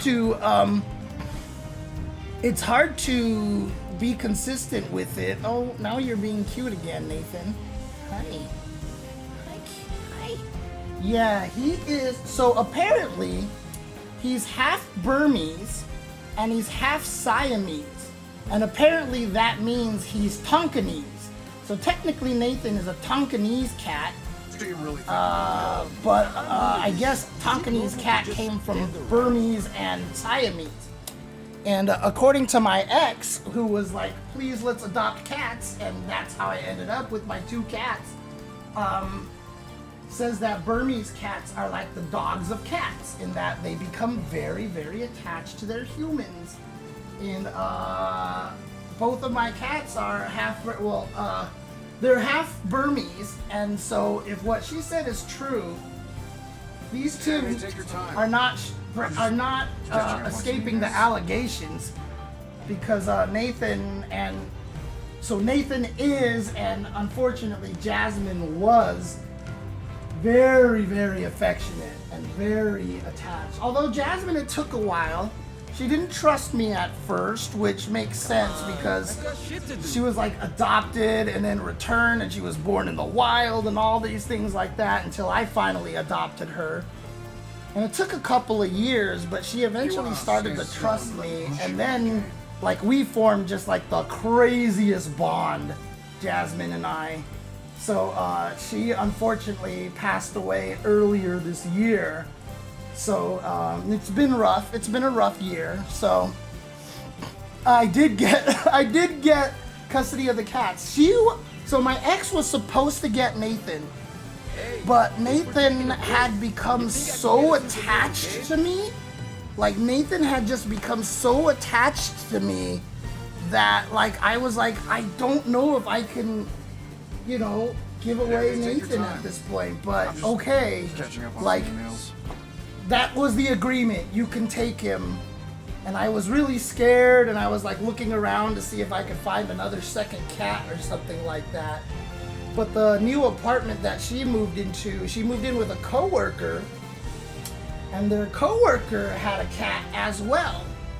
And that cat ended up basically bonding with my ex so heavily. And her coworker was Japanese and was planning to move back to Japan. And so he was like, you know what? Taking a cat back to Japan is actually a lot of work. So you know what? The cat's bonded with you. You can have the cat. So he's like, when I move back to Japan, you could just keep the cat. She's since moved back to New Hampshire. I don't know if she's left that area or not, but she took that cat instead. And so Nathan actually got to stay with me. So Nathan is just here, just like a little 14-year-old spoiled boy Yeah, hey, here. take your time. But he is a good boy. catching up on He is a some emails. good boy. He's spoiled and he gets into a lot of hijinks and troubles, hence his name Nathan. When we first got him, I wanted to name him Blues because his eyes were blue. and because my other cat was named Jasmine, so we would have Jazz and Blues, which I just thought would have been awesome. And that's like Transformers, right? There's a Jazz and a Blue streak, and then it's kind of like, you know, like Proto Man. There's Blues and, you know, all that stuff. She wanted to name him Nathan after Nathan Drake. And on the very first day we got him, he was a tiny little cat. Now he's just this ginormous chunk, right? I mean, now Nathan is just like one of the biggest cats that I like that's not like a Maine Coon. But he was so small, and he accidentally wedged himself in between a bed in the guest room and the wall. So like we went to go grab dinner the first day we brought him home, and then as soon as we opened the door where they were staying when we came home, Nathan was gone, and it like we were like, "Where's Nathan? Jasmine, what did you do to Nathan?" And then we found him wedged in the we found him wedged between the bed and the wall. So he was definitely someone that was getting himself in trouble. So my ex won the name. She's like, "See? He's exploring and getting in trouble, so we have to call him Nathan." And I was like, "All right, you know what? That's fair." Jasmine was named Jasmine before we adopted her, but that was like, it was like when we adopted him, Jasmine was my cat and Nathan was her cat. I chose to leave her with the name Jasmine because I just thought it was a pretty name, honestly. But this character is gonna take a lot of work, so like, I want to learn this character. I do want to learn this character. However, I think he's gonna be difficult to learn at first. So I'm thinking of starting with Captain America just for now, just so I can learn how to play the game. You know what I mean? So I don't have to be like, super confused. Damage check. Oh, that's right. Yeah, that's what I wanted.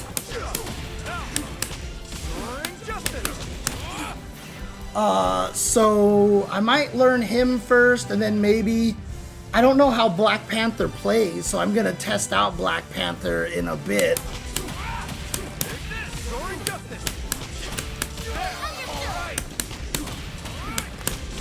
God, it's so weird that the super jump is so much faster when they're higher like that. It's crazy. Well, burnout only exists for him. He's the only character that has that kind of thing. You still with me? Everything okay? I'll stay with you.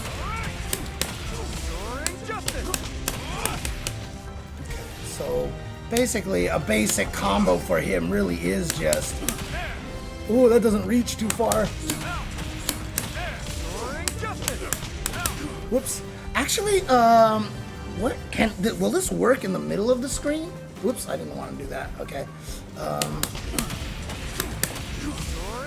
No, I don't get the link in the middle of the screen. So that's only a corner combo. Oops. So if I want to do it in the middle of the screen, I gotta just do something fairly basic here. Whoa, wait, I just did a reverse beat? Whoa. I did heavy into medium. You can just do whatever you want, not on the ground, but apparently in the air. I can do, whoa, that's weird. See, that's heavy, medium, heavy, medium.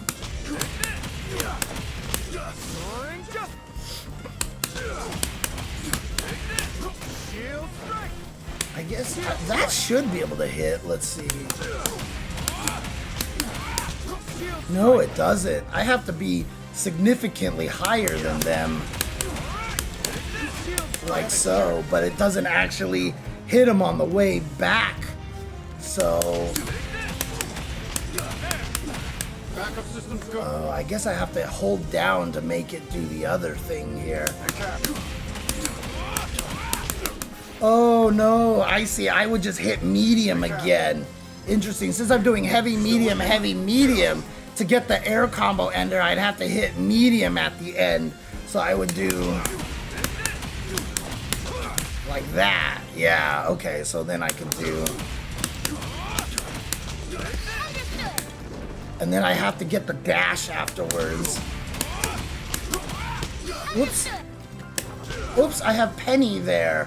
I want to call Black Panthers. Well, actually, Penny probably does the exact same thing. That's the thing, is having the assists in the different locations, like, it matters most, I think, for the person in the back. Because the person in the back has the most unique assists. Whoops.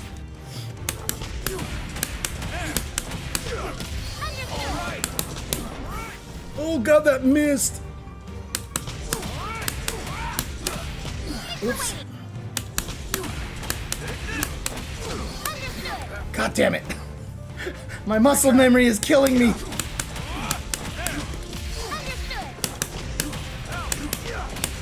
God, why does he do that? It's so weird. So let's see. Okay, that works. Alright, so... Why couldn't I call my assist?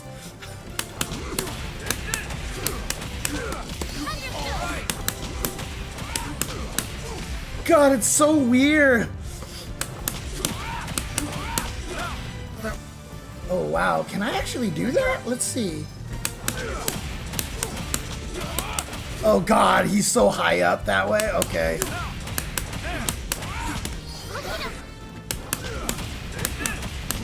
Shoot. I gotta stop double tapping that because I keep calling the Ghost Rider assist by accident.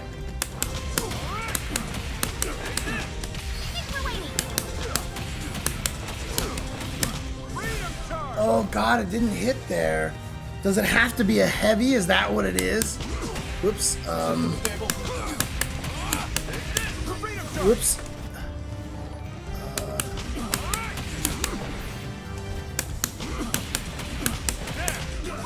Yeah, okay, so I have to do... Oops. No. Yeah, okay. I have to cancel a heavy into freedom charge, so... Oops.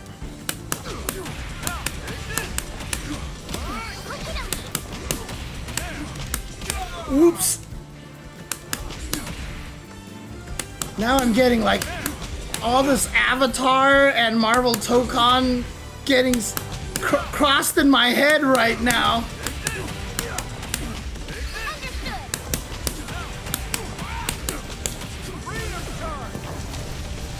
I just want to know how other people switch between games so fast and so easily, dude. Like, it's the craziest thing. What's up, Yan Yan LMAO?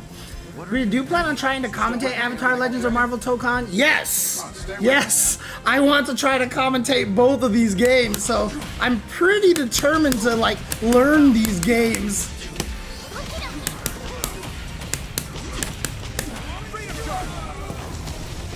It's not bad for damage, in terms of damage right there. Yeah, so Electafuzz, that's the hardest part. The trying to get your brain to adapt to other styles of fighting games is really, really difficult. So if you actually play this game and like Avatar, they're very aggressive and very lockdown and mix-up heavy, it feels like. So if you play these games, if you play Street Fighter, blocking is like something that you can rely on to get you out of situations. If you know an opponent is gonna come after you, you try like, oh, he's gonna jump at me, I'm gonna anti-air him. But these games don't work necessarily like that, right? So one of the things I learned about Marvel really fast was that you don't try to counter things, you just try to get away from it and then get in on them. So in other words, the mix-ups are so crazy, rather than countering the enemy that's coming at you, you avoid them, and then attack them because you know where they're gonna be, right? So it's more like if you know someone's gonna attack you, get the hell away. If you start blocking, you've already kind of made a mistake, because you know, if someone's gonna like come at you and you're like, I'm gonna hit him out of the air and counter him, well, you weren't expecting them to just like air dash, block, and call an assist, and you try to anti-air, the assist hits you, and then they get this big old combo off of that, right? If they're trying to attack you, trying to defend and counter is kind of a losing proposition unless it's something like being able to have the, you know, air invul 2H to hit them out of the air, right? Because then it'll take you to the sky as well and avoid whatever's on the ground and stuff like that. So that can be a way that you look at it, but more than likely what you're gonna try to do is take advantage of your position on the screen, because, you know, this is a double jump game. This is also a game with air blocking, right? And you can also super jump, double jump. And there's a lot of movement, like Captain America and Wolverine, air dash, right? Like freaking Ghost Rider, air dashes, you know? And so you want to take advantage of the movement. Avatar doesn't have air blocking, but the movement in that game seems absolutely insane. It seems absolutely insane. The movement options for the characters are so unique to every character, and learning how to take advantage of that is the most important thing. And the attacks are big and stuff like that. Like, I think Avatar is more like an Under Night in Birth, and Marvel Tokon is gonna be more like a I don't want to call it watered down, but a calmer Marvel game, essentially. So yeah, Dude McGuy says, yeah, in most tag games, you have to know your opponent's most dangerous mix-ups and try to avoid those situations at all costs, because you will eventually guess wrong and die. Yes, exactly. Early Guilty Gear games like that, avoidance was better than trying to take the mix. Yes, you weren't trying to actually fight, like you weren't trying to defend, because as people have proven with things like the Flash game of the Milia blocker online, you can't react to Milia's mix-up. She can hit you from all four directions, like at any given time. So she can hit you high and low from the left and the right.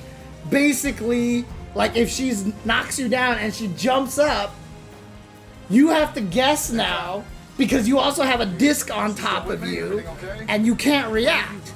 Well, the way those games work is that the neutral is so crazy because there's so many moves that when you knock someone down, you're supposed to get rewarded. It's supposed to be bad news for them, and you're supposed to be able to vortex them, right?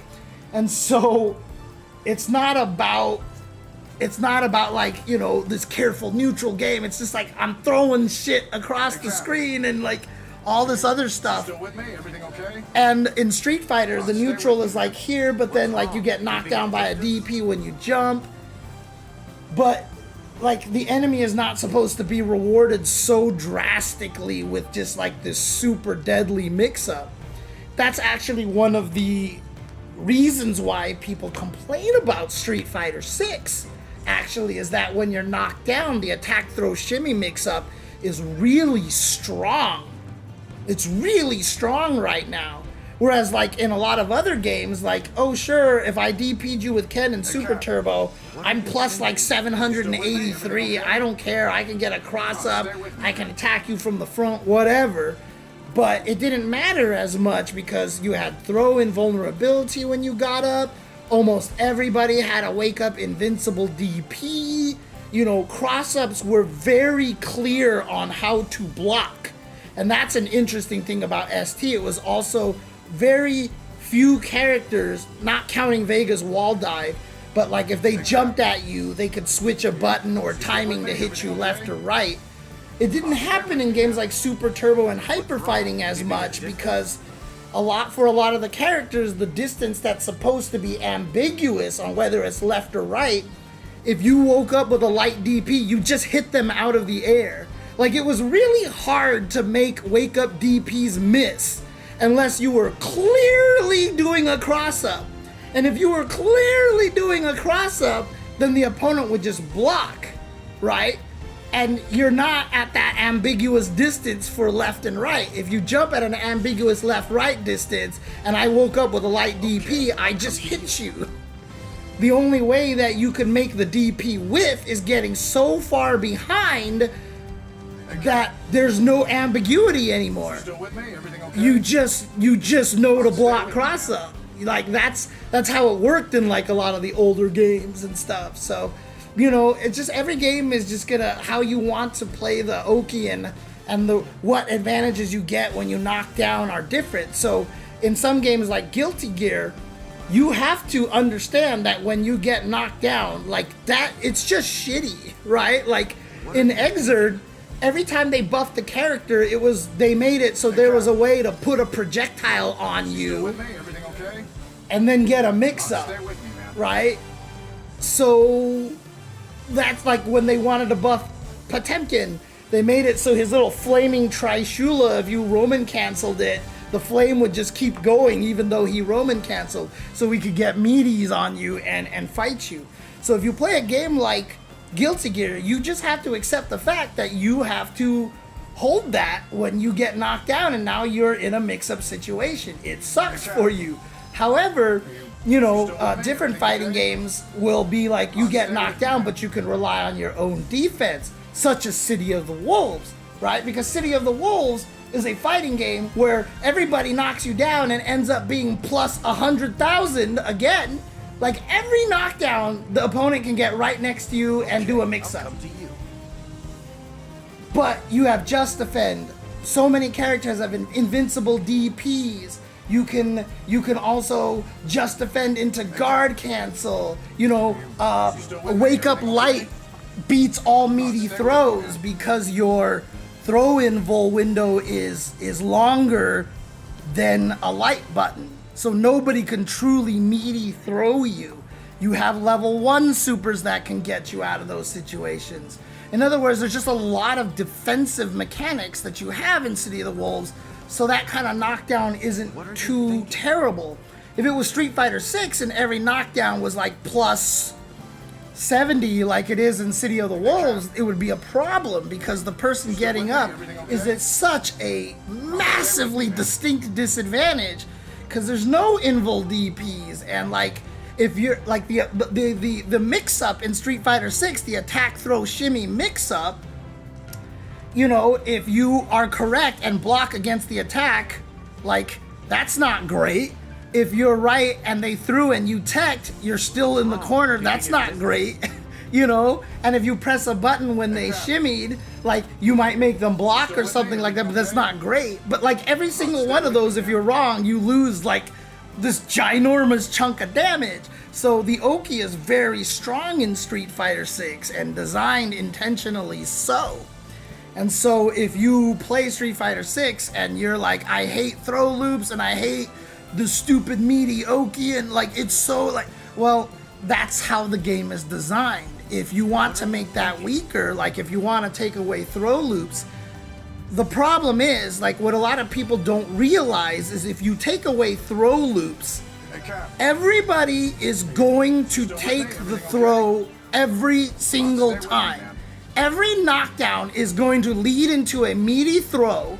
The other guy's not gonna tech, and so you might as well count that meaty throw as part of the combo, because there's no logical reason for anybody to do anything else except take the throw, because if you get shimmied, like you die. If you try to do something on your wake up, you get hit by the meaty, you die. And so like everybody's just gonna take the throw because the damage is too high in Street Fighter 6. And again, I think that's the level 3's fault. So what's gonna happen is that everybody is gonna take a throw. So everyone's like, if you remove throw loops, the game would be so much better. If you remove throw loops, it's just gonna be knockdown, take a meaty throw, and now we're back into this like neutral situation. But you're gonna see that every single time. someone's gonna go for a meaty throw almost every time. Maybe once in a while someone's gonna risk going for a throw tech, but like as the offensive person, like, are you gonna shimmy? No, because like the opponent's not gonna throw tech that much. They're gonna take the throw most of the time. And so everything is gonna be knocked down into the corner, meaty throw, and now we're back to a different game. And like, that's not necessarily exciting either. The reason why throw loops work right now is because they're the least damaging out of all the options, but it leads back to the exact same mix-up. That makes it a little bit more threatening to take the throw. Now, does that mean throw loops are okay? No, I don't like them because they're ugly. They make the game look boring. And, you know, there really is like no way to punish someone trying to go for a meaty throw. That's the biggest problem for me. Even to the point where a character like Zangief had the jump cancels into SPD, and they took that away from Zangief, right? You're just like, no! So, like, meaty throws are really, like, they're just not punishable unless you're like Chun-Li or Cammy and have air special moves. It's the only way you can punish meaty throws. A perfectly timed meaty throw isn't even punishable by the backdash. And so, like, I think you can leave throw loops in the game, but if you add a mechanic that allows you to punish throws, and how that works, I don't know. I don't know if it's gonna be like a parry, like you avoid the throw and now you can combo them however you want. I think that would be terrible for the game. I would like a fixed action that either knocks you down and you get up at 0, knocks you a full screen away, makes you get completely out of the corner. Like it just like if you made it so that the mechanic is when you get up, you kick off the wall and slide forward. So like kind of giving everybody an Aki command roll that's not like actually throwable, that just gets away. You know, I don't know. We would have to test it out for the balance, because the thing about it is if you make the mechanic that avoids the throw too strong, no one's ever gonna try to meaty throw ever again. And if that happens, then you've still made it bad. Like, you still have to make it so that the offensive person has every reason to go for the throw, which is why I like the escape the corner idea, or the just knocks you away with no damage and you just get flung the screen away, and now you have a chance to like try to move forward or something like that, because then the punishment for, you know, getting your throw predicted isn't massive, so it's still good there, but at least you have something designed to beat the throw, because like I said, on a perfect meaty, a backdash doesn't avoid the throw, right? Like, you can't punish. So it's still not necessarily great. So, like, if we can come up with a mechanic that makes it so that you can explicitly call out the throw, and if you're right, as long as they're throwing, you know, you get a benefit out of that. Now, Wake Up Drive Reversal does that, but Wake Up Drive Reversal is also just too much of a risk, because it's the exact same thing as a Wake Up DP in a lot of ways. It's just too punishable and stuff. I don't think people are ready for Wake Up Drive Reversals being -4 on block. You know, like, I don't think people will be happy about that. Hey, Cap. You still with me? Everything okay? But that's the, I totally went all the way crazy because I just started talking about other stuff here. This is all in relation to this game here, and basically how you defend in this game. I'm assuming that because you can also count call assists everywhere like this, right? Like, can you imagine if I had like Iron Man as my third character? So like, let's say I have Iron Man at the back over here instead of Penny Parker like this, right? Let's say I have Iron Man here instead. And so now what I can do is I can call my Iron Man assist, which is meaty missiles like this. So like, let's say I knock you down and then I do meaty missiles into a projectile thing, into an anti-air thing, and like you have to deal with all these hits on knockdown, right? Like, or if I make you block, like if I call this assist like this and then get an air dash and then call another assist, because you can call all of your assists at the same time, I'm assuming that once you block, the opponent's gonna be able to destroy you. And the goal is to not be in that situation. So again, you just have to be cognizant of how the opponent gets in on you. And this is something that I did as a lesson video, a first attack video a long time ago, which I called vectors of attack vectors, essentially. And what you want to do is you want to know what your opponent's attack vectors are. In Marvel 2, this was extremely important. In games like this, like if you're fighting Captain America, you know he can instant air dash at you. You know he can try to dive at you like that. But if you notice, both of the attack vectors are kind of the same. I'm attacking from basically right here, right? Can I actually get rid of the screen? I can't. But you're basically attacking, like, you know, from that, like, half jump height right here. So if both of these attack vectors are the same, like so, all Iron Man needs to do is, let's do this here. All Iron Man has to do is he not a player? Why is he not a player? I thought I switched him to player. Do I have to hit start over here? Oh, there we go. If Iron Man just jumps, he beats both of the attack vectors, right? So he beats both of the attack vectors. So in other words, if you know that those are the attack vectors, you can just jump, or Iron Man can fly. But then you have to think about the fact, oh God, that's not you! He can do this and cover the air, and then come at you like this, and now he can... So now you have to think about the attack vector of him throwing the shield up there, so that if you do try to jump, you have to deal with that. And so in these games, you have to know what all the attack vectors of your opponent character is, including if he has an assist helping him or this assist helping him. And you want to avoid those locations. And so what happens in a lot of these games is you're trying to predict which attack vector they're going to go for, go into an area where they aren't going to be able to attack there because they've already committed themselves to the attack vector that they've chosen. Avoid that and take advantage of the fact that they moved, and now you can come in and start to try to attack them, etc., etc., etc. So that's kind of what you want to do in a game like this. So if you're Street Fighter pilled, you're going to have problems because you're going to be like, oh, this Captain America is going to do this, so I should counter that with my DP move, or maybe I should just learn to use these things or this thing to counter it, whatever like that.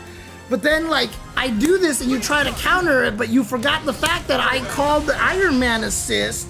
So when you actually try to dodge it, you dodge, but then you get hit by the missiles from the Iron Man assist, and you're like, oh God! And so, like, trying to counter things directly in assist-heavy games is not a good idea. I've always sucked at tag fighters because I forget assists exist, both for me and the enemy. Because yes, I am very Street Fighter pilled as well. So when I see an enemy on the screen, that's all I'm thinking about is that guy. I don't think about the assists at all. And so, like, for tag fighters, I get my ass whooped. Dude, seriously. I get my ass whooped real bad. So, you know, if you can understand, you know, keeping the assists in mind and being able to avoid them, and understanding how to get around them, that's how you're gonna play these games. So again, if you're a Street Fighter player, it's hard because we're gonna tend to use assists to, like, you know, attack in certain ways. Like, we're gonna be very canned with our assist usage, but you can't be canned with the assist usage. You have to understand how to use it from a defensive standpoint, from an offensive standpoint. Because a lot of the times what you end up doing is, you end up using an assist like a beam assist to help you get in, right? So this lets me get in, but then what I want to do is, oh, whoa. Oh, I just learned something. Anyways, if I get in, but then I want to attack and I might be a little unsafe when the opponent is blocking. So then I'm gonna call the Ghost Rider assist like this, right? So now I call the Ghost Rider assist so I can do something that has a lot of delay, but now I can't get punished. So basically the assist, like you have to protect your assist, and then the assist gets to protect you, and then so like the assist protects you getting in, and then I do stuff, and then the second assist protects you, like so, like the second assist protects you, but then you have to protect the assists so that they don't get hit. Okay, I'll come to you. It's very confusing, but, and again, I say this as a person who's not good at this at all, right? So I tell you, it is very hard to do. It's very hard to get used to. Street Fighter players obsessed with two things in neutral: wanting to whiff punish normals or having a dedicated DP special, dedicated anti-air to beat people being in the air. And that's not even necessarily true either, Distressed Grizzly. That's Street Fighter 5 and 6 players are obsessed with that. I hate the fact that people have turned whiff punishing into crucial Street Fighter footsies neutral, because it's not always been.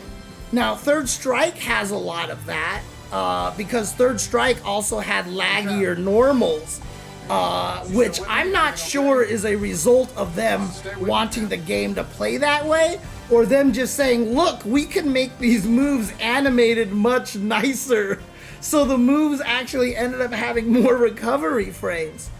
But even in a game like Street Fighter 4, I had a stream where I linked Daigo versus Momochi, like the two most fundamental like fighting game players. And it was that crazy Stunfest match where Daigo got that 25 hit combo with the evil Ryu against Momochi, and it was like really crazy. It's like one of the flagship examples of like great high level fighting game neutral, whatever, blah, blah, blah, blah, blah.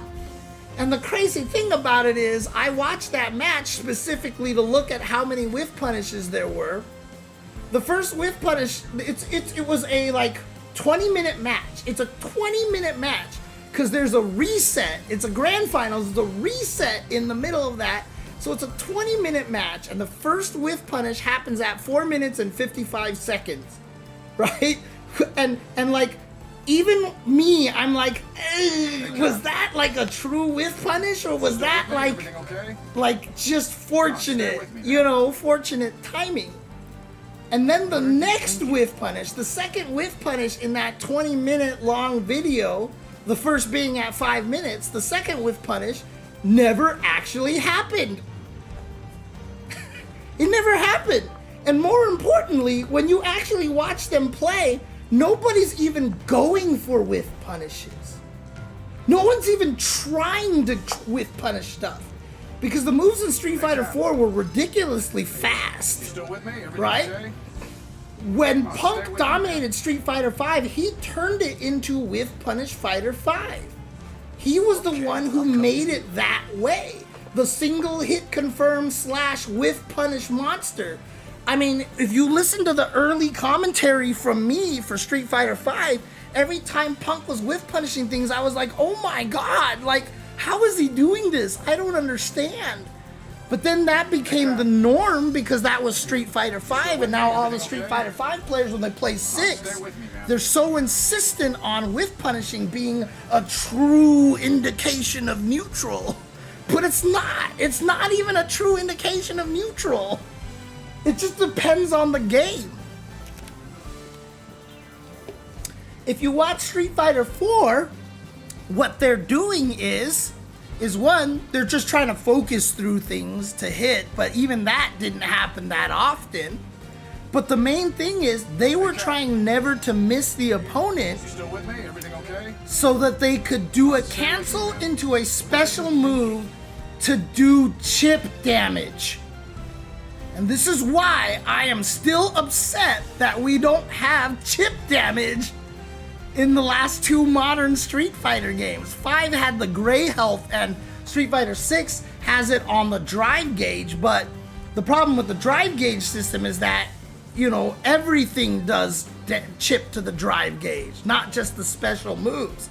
If you remember in Street Fighter 4, the reason why Evil Ryu was better than regular Ryu was because crouching medium kick canceled into fireball was a true block string, so that the opponent couldn't ode the EX move in between or super you in between.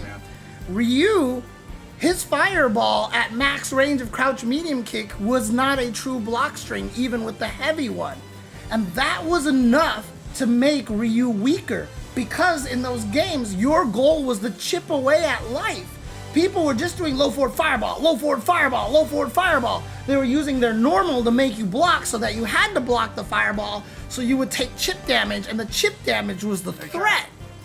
Having chip damage in a fighting game adds so much to the game and adds so many extra win conditions and stuff like that. I hate the fact that people complain about chip damage because I still think it's one of the most powerful mechanics in a fighting game. And it drives me nuts that everybody is like, no thanks, I never want my chip.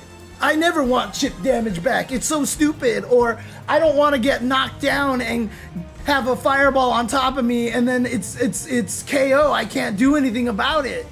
And I'm like, dude, if you get knocked down and you have 0 health so that you get chipped by a fireball, like, that's just the last hit of the combo, dude. Like, that just means sweeping the fireball was a 2-hit combo. That's all it is. And you had to do a lot of things wrong to be at the point where when you get knocked down, you have 0 health. Right? Like, seriously, it's crazy.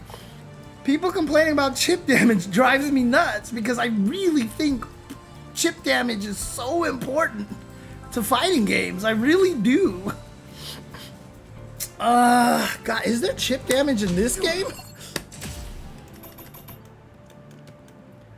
Now, I'm not gonna say that, you know, what Street Fighter 5 and Street Fighter 6 and all that stuff is doing is wrong, but you see how they have to change the game, right? Because the threat of chip damage is so low in that game, that's why the Oki in Street Fighter 6 has to have such high reward. Because if you could, like, if you made Street Fighter 6 have chip damage, you can actually change Street Fighter 6 to have a longer window to tech throws. Because now you have another way to scare the opponent. Without chip damage, you have to be rewarded in Street Fighter 6 for knocking somebody down. You have to. It has to be a bad situation for the defender, because if it wasn't, like, let's say you got no Oki on any knockdown, like, how do you threaten the opponent? You can't threaten the opponent. You're gonna be playing neutral forever, and while people are like, well, that's what I want. No, you don't. No, you don't. Because if you played that game, you would hate it, and you would find it very boring, okay? There's not gonna be any excitement in this game. And it just depends on how the game is designed. If it's Avatar, there's not a lot of Oki, but the movement and the combos are long, and it's crazy mix-up. But for a game like Street Fighter, like, it's not going to serve that game well, right? Because if you knock somebody down and there's just no way to open them up, like, it's just not, you're not gonna have as much fun, and it's not gonna be a very strong competitive game, right? It's gonna become more guessy, because, like, we're gonna walk around in neutral, I try to throw a button, you whiff punish me, and you get nothing, and so now, like, you're just constantly playing like this, like, it's even, like, it's just low damage guessing game the entire time. it's just like not really fun, right? Yeah, in Street Fighter V, they had the V meta, right? You had the hit button and the V trigger activation and try to kill them. Hey, Cam. But if you put chip damage into the game, like, it's crazy to me in Super Turbo, if Ryu gets a DP against Honda, you don't go up against Honda. Like, I watched new players play Super Turbo. He was a DJ player fighting against Zangief. What's wrong? And he got the up kicks on the Zangief, and then he jumped at him and did the cross up. And I'm just like, I'm watching this and I'm like, what are you doing? But it's because a lot of people are so now coded into thinking, I got the knockdown time for the mix up. I gotta open them up. But in like a game like Super Turbo, if I got the up kicks with DJ against Zangief, I just throw a meaty fireball and then I just keep throwing fireballs until he dies, right? Like, that's how you play. But why does that work? Because chip damage exists, and you remove the chip damage, there's no reason to throw a meaty fireball on anybody if it doesn't give you a mix-up. You have to have a mix-up.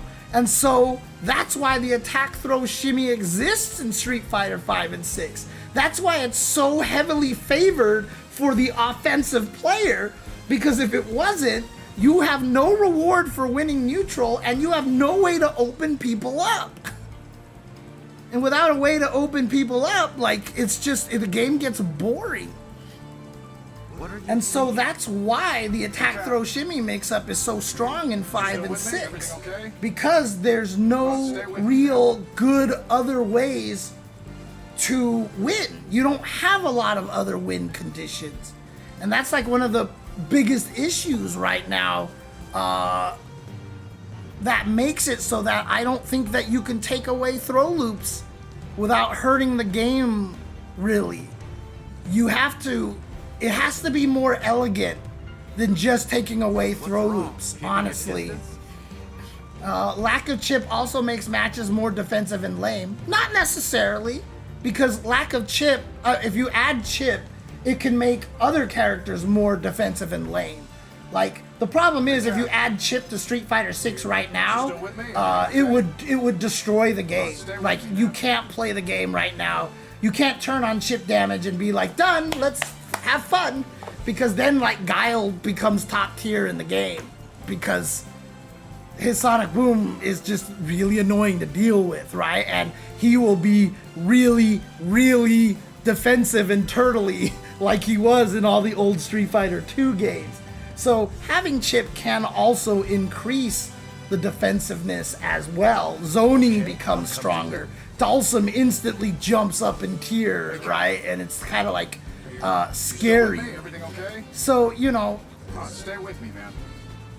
This is one of the things that drives me nuts. It's like, fighting games are so nuanced. Which is why I hate it when people talk about fighting games like, oh, if you're good at one fighting game, you're good at them all. Because all you have to do is just change the same thing. Like, oh, instant air dash is the same as a dodge mechanic. And I'm like, not really. That's not how it works, and why I'm so obsessed with this whole heart, body, mind thing concept of fighting games. Because we have to acknowledge the fact that fighting games can be so drastically different. And none of the decisions that people make in any of these games is wrong. Like, if Street Fighter 6 wants to be designed to play the way that it does, it's not wrong.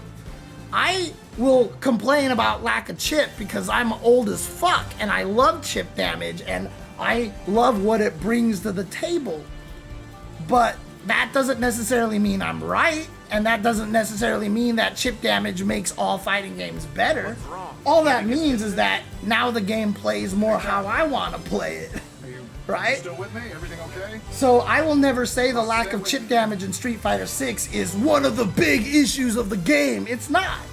But I recognize that because of the lack of chip damage, that is why the attack throw shimmy game has to be so strong, and why it has to be so rewarding for the offensive character, right? Because if you don't have that, then what is the threat that you get somebody to stop blocking? Okay, I'll come to you. Right? If blocking, like, is so powerful and you don't have to worry about chip and stuff like that, if you get thrown and it always resets to neutral, you're just always going to take the throw whenever somebody gets next to you and attacks you.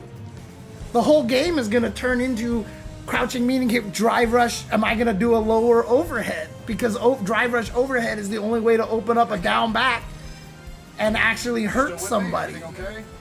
So if you take away throw loops, if I'm just going to take the throw all day, like there's no way for you to discourage me from taking the throw.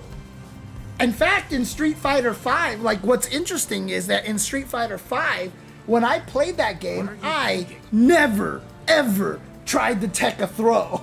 I never tried to tech a throw. You could throw me like 9 times in a row and I would eat every single one. And then in Street Fighter 6, I try to tech every goddamn throw. Because like all of a sudden, I'm like scared of the throw. Because if I get thrown in the corner, I'm in this throw loop.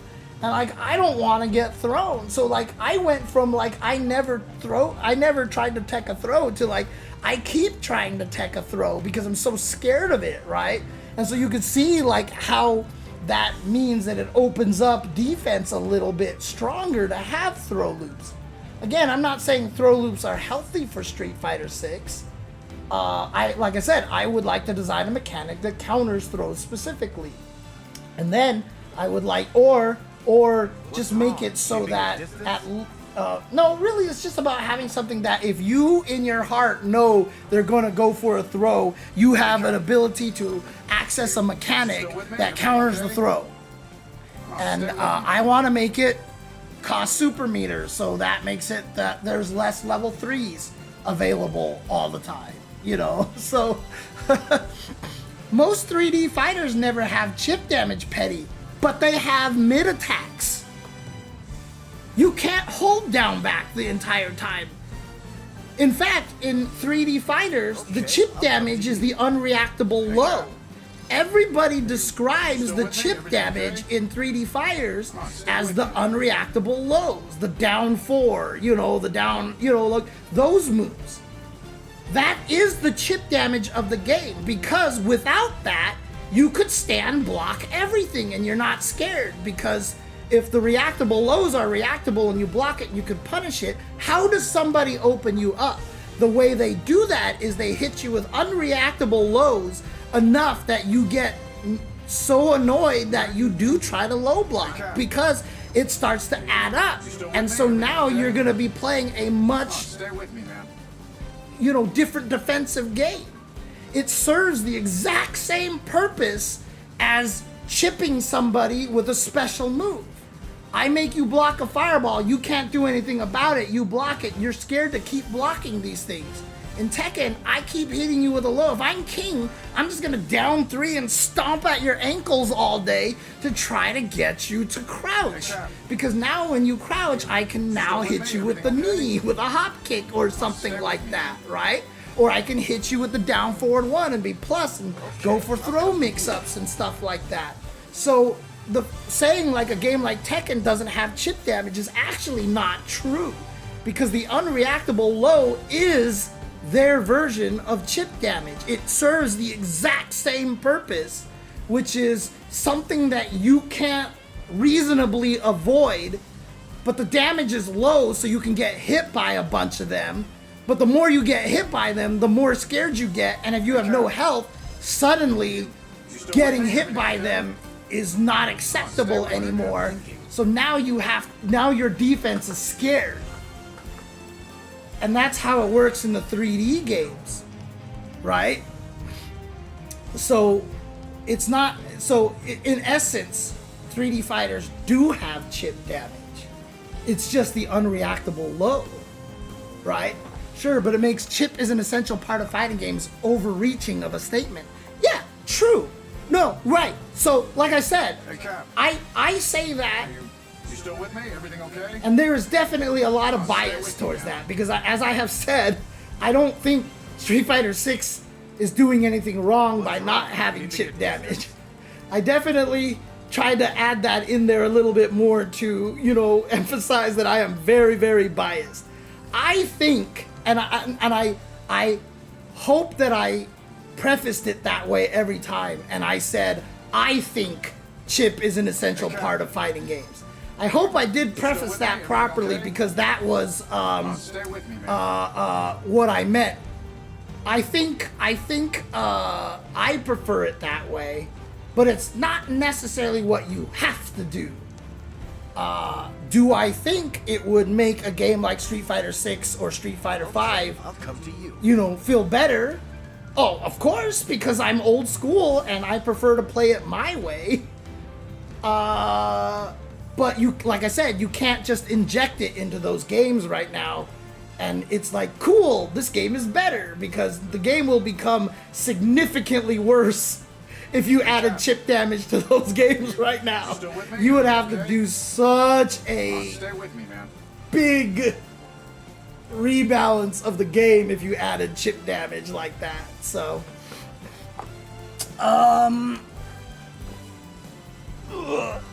well, Tekken is also more of a pure RPS, right? Because like Tekken, if I do a throw in a plus situation, I grab you out of your attack, right? It's frame data like Street Fighter. In Virtua Fighter, it's actually more exact. If I am in an attack frame, even if it's the very first frame of an attack, I can't be thrown. I cannot be thrown. So the attack, throw, block mix-up is a little bit more defined. The RPS in Virtua Fighter is a lot more defined in that situation. So, Everything okay? again, the question is, how do I open the opponent up, right? In Tekken, the unreactable lows are kind of like a chip damage that does force people to crouch every once in a while. And then in Street Fighter, old Street Fighters, it's the chip damage. In the newer Street Fighters, it's the whiff punishing. It's the footsie's triangle and then the attack throw shimmy game. And then in Virtua Fighter, it's the attack throw block mix-up, right? It's that little blocking beats attacks, attacks beat throws, throws beat blocking. Like that is a true RPS right there that you have in Virtua Fighter. So their method of opening people up is through the RPS. And again, this is why I talked about if you want to make a fighting game, when you make a fighting game, you have to decide what your game is going to be in terms of how people are going to get opened up. You have to make your fighting game with a very specific concept in mind of how people are going to be opened up, you know. Still with me? Everything okay? Oh, yeah. Actually, you know what? That is pretty good. Now, the one thing that I was always mad about was that Combo Fiend punished chicken guarding by making it so that you couldn't air guard with the pre-jump frames. You couldn't air block right after you jumped. I know that was like a Combo Fiend decision because he thought chicken blocking was dumb. But man, once you took chicken blocking away from me, like I couldn't defend worth shit in the games anymore. Like chicken blocking was the only way that I lived in Marvel 3. Oh my god. But yeah, I mean, again, I got into this conversation because, you know, someone literally was like, I'm too Street Fighter pilled to play Marvel. And yeah, that's absolutely a problem. And, you know, I'm saying these things not like as a, oh my god, how can you be like this? Just learn it. No, it's a real issue. It's a real problem. It's hard to switch between these games, dude. It is a lot of work. And so the TLDR of this, you know, you saying that you're too Street Fighter pilled to play a game, to play Marvel games like this and stuff like that, is absolutely a justified sentence, and I am supportive of that completely because it's hard. Like I said, I have never gotten good at a tag fighter. I suck at like every tag fighter, and so like. My attempt to get good at Marvel Tokon is going to be a journey because I am going to get my ass whooped for a very long time in this game until I really start learning how to use assists properly. So this is definitely going to be a journey, but this is one that I am really dedicated to, and with a lot of this new mentality that I have about understanding differences in fighting games, and you know, it was Noel Brown who really was the one who taught me about the whole don't be there. Him and Flo were the both ones about to really emphasize to me the don't be there mentality. And so thanks to that, I think I can actually learn to play this game a little better than I did when I was trying to learn Marvel 3 for the longest time.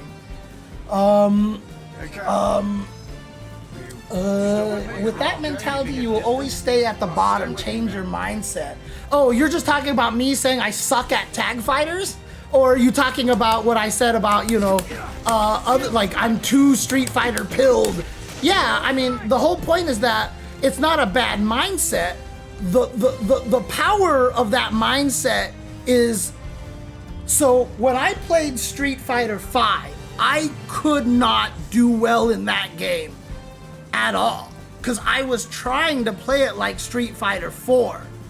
When I was like, oh my god, I get it now, because this is not how I play fighting games. I suck at playing this kind of fighting game. And so while that sounds defeatist, what you have to do is what I did for Street Fighter 5. I was like, I suck at this kind of fighting game. But that means I'm training wrong, the mix-ups I'm coming up with are wrong, etc., etc. So what I did was I realized I had to approach Street Fighter 5 with a completely different mindset.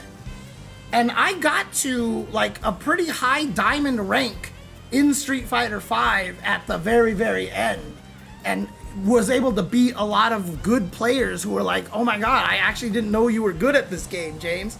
And the reason why I got good at Street Fighter 5 was because I acknowledged that I sucked at it. That's how I'm approaching this, right? So when somebody says, I'm too Street Fighter pilled to play this game, so I'll suck at this game, my advice is no, like, take that and understand that, okay, because I see the games this way, I have to really gain a stronger understanding of what this game actually does, right? I can say I suck at tag fighters because I legit suck at tag fighters, but that's why I'm so determined to get better at this game, because I want to learn how to stop sucking at them. But knowing that I suck at tag fighters is kind of the first step to get my brain to be like, don't try to play it like a Street Fighter game. Because if I keep trying to play it like a Street Fighter game, I'm going to continue to suck at it. But if you acknowledge that you suck at it because I'm trying to play it like a Street Fighter game, I can change it and figure out more of what I'm supposed to do properly. So that's how no, it's all good, Bivin man, because again, you know, coming into the conversation and hearing me say something like that, absolutely, right? Like, if you hear someone be like, oh, I just suck at tag fighters, like, yeah, like, you are right. Like, if somebody came and said that to me, I would kind of say the same thing that you did, right? I would be like, no, like, the game just isn't what you're familiar with. Right? Yes, you do suck at these games, but that's because you're not used to the mindset of these games. You have to learn the proper mindset of these games. So I would do the same thing that you did to me. So you did nothing wrong. Like, you absolutely were within your right to say that to me, because that, if I didn't believe that myself, that is the advice that I should hear. Your advice, like, you don't suck at it, like, is the advice that I should get. You know what I mean? But I've been playing fighting games for 3.5 decades, and, you know, because I've been studying this shit for so long now, and to be fair, like, this mindset that I have is really came very late. Like, Street Fighter 5, interestingly enough, was the game that taught me the most about this mentality.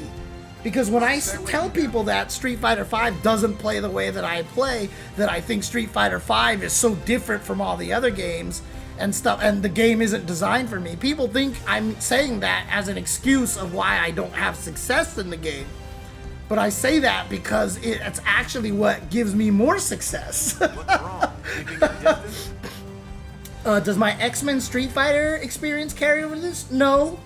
No, because I never played those games versus. I treated Children of the Atom, Marvel Superheroes, and X-Men vs. Street Fighter as puzzle games. Hey, Cap. I just wanted to find combos, that's all. I never played against other people. And when I did play against other people, all that ended up doing was make me hate Sabretooth with a passion. Because Sabretooth was the scrubbiest character in the world. And so I never got good. That's why I never got good at MVC2. Because I've never learned to play those games at all versus. I just tried to do combos. That's it. So I have, like, I can't even say X-Men vs. Street Fighter gives me enough experience to be good competitively. Now, if I sat down and tried to make combos, I can do combos better because I would know, like, if I did this combo here, whoops. If I did this combo here, you know, and I did, whoops. Like, if I tried to do something like, what stupid shield. See, like, I can't get the follow-up there, right? Like, why can't I get the follow-up here? See, I'm hitting medium and he's flipping away. Okay, let's try this again. I'm hitting medium and he's flipping away. Let me do the combo again, right? Like, whoops. And now I can actually hit the medium afterwards. And it's like, wait a second. You did the exact same combo. Why can you hit it one time and not the other? That's where my X-Men vs. Street Fighter experience comes in. Because air combos in a lot of fighting games behave very, very similarly. So I know what allows me to make this work and what makes it so that I can't do it. Right? Like, I know what the difference is. And I don't know, like, if anybody wants me to say it in the stream right now, what the difference is, I'll tell you right here. I'll tell you right now what the difference. Dude, the craziest thing about it is the reason why Fuck Sabretooth got so popular is because the last version of my X-Men vs. Street Fighter FAQ, I actually toned down that paragraph. That paragraph originally, when I was complaining about Sabretooth, was so laden with F-bombs. Like, I was just like, this fucking character is so scrubby. Fuck Sabretooth. Fuck this cat. Like, I actually took all of that out at one point because I didn't want it to be so vulgar. Oh, man. So it was actually worse before than it is now. Oh god, it's too funny. It's not gonna work. Tell me why the air combo works. So, what a lot of people don't take into account, and I mean, there was one time a friend of mine was trying to like do a combo that he saw with Ryu in UMVC3, and he could never make it work. And he was like, can you see if you can figure it out? And like, I did it like on the first try. And he was like, how did you do that? And I was like, I watched him try it again. And I was like, oh, you're super jumping forward. I'm super jumping neutral. And he was like, that makes a difference? And I was like, yeah, it kind of does, right? Because I had just gotten so used to these games about how the different angles and heights and all this stuff work. Well, the problem with this combo right here is that if I do this, the opponent is too high and I can't hit them with the medium attack anymore. So what I do instead is I let myself super jump for a while. See, normally people will want to do the jumping heavy as early as possible because that's what you're kind of taught to do. And so what happens is, if you hit the move on your way up and you hit the opponent, you're hitting them higher than you. But if I wait a little bit and hit them like that, look at the difference. You see, when I actually do the early attack when I hit him with the heavy punch, look at my position compared to Iron Man. I'm lower than him, but if I wait and I hit him up there, we're right next to each other. So the key to this combo is I want to be higher up in the sky, and that's why the combo works. Is because I launch and I super jump, but I wait, I delay the button press.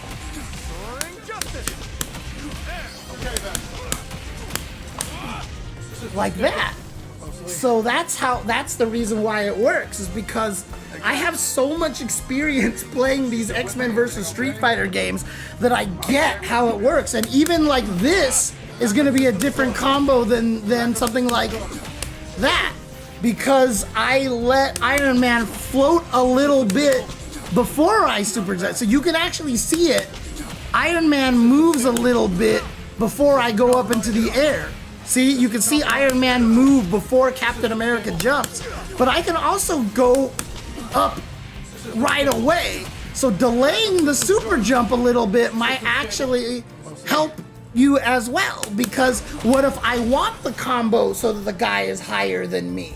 What if I want them, what if I did this and this meant they weren't high enough? Well, I know I can delay the jump a little bit and get them even higher. Now, that doesn't work in this game, because this game, the super jump cancel has a little bit of magnetism so that you end up at the same height. So that's why that was so significant to me when I discovered that earlier. I was like, whoa, this is so weird, because it changes now how I want to approach the air combos. I know now that trying to get them higher up by jumping later does nothing, because the game will make me jump faster and higher, right? That's why if you look at this, like you see, like I don't jump that fast, right?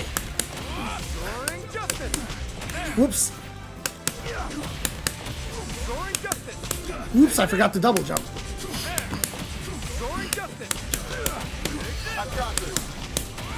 Look how high and fast I just jumped right there.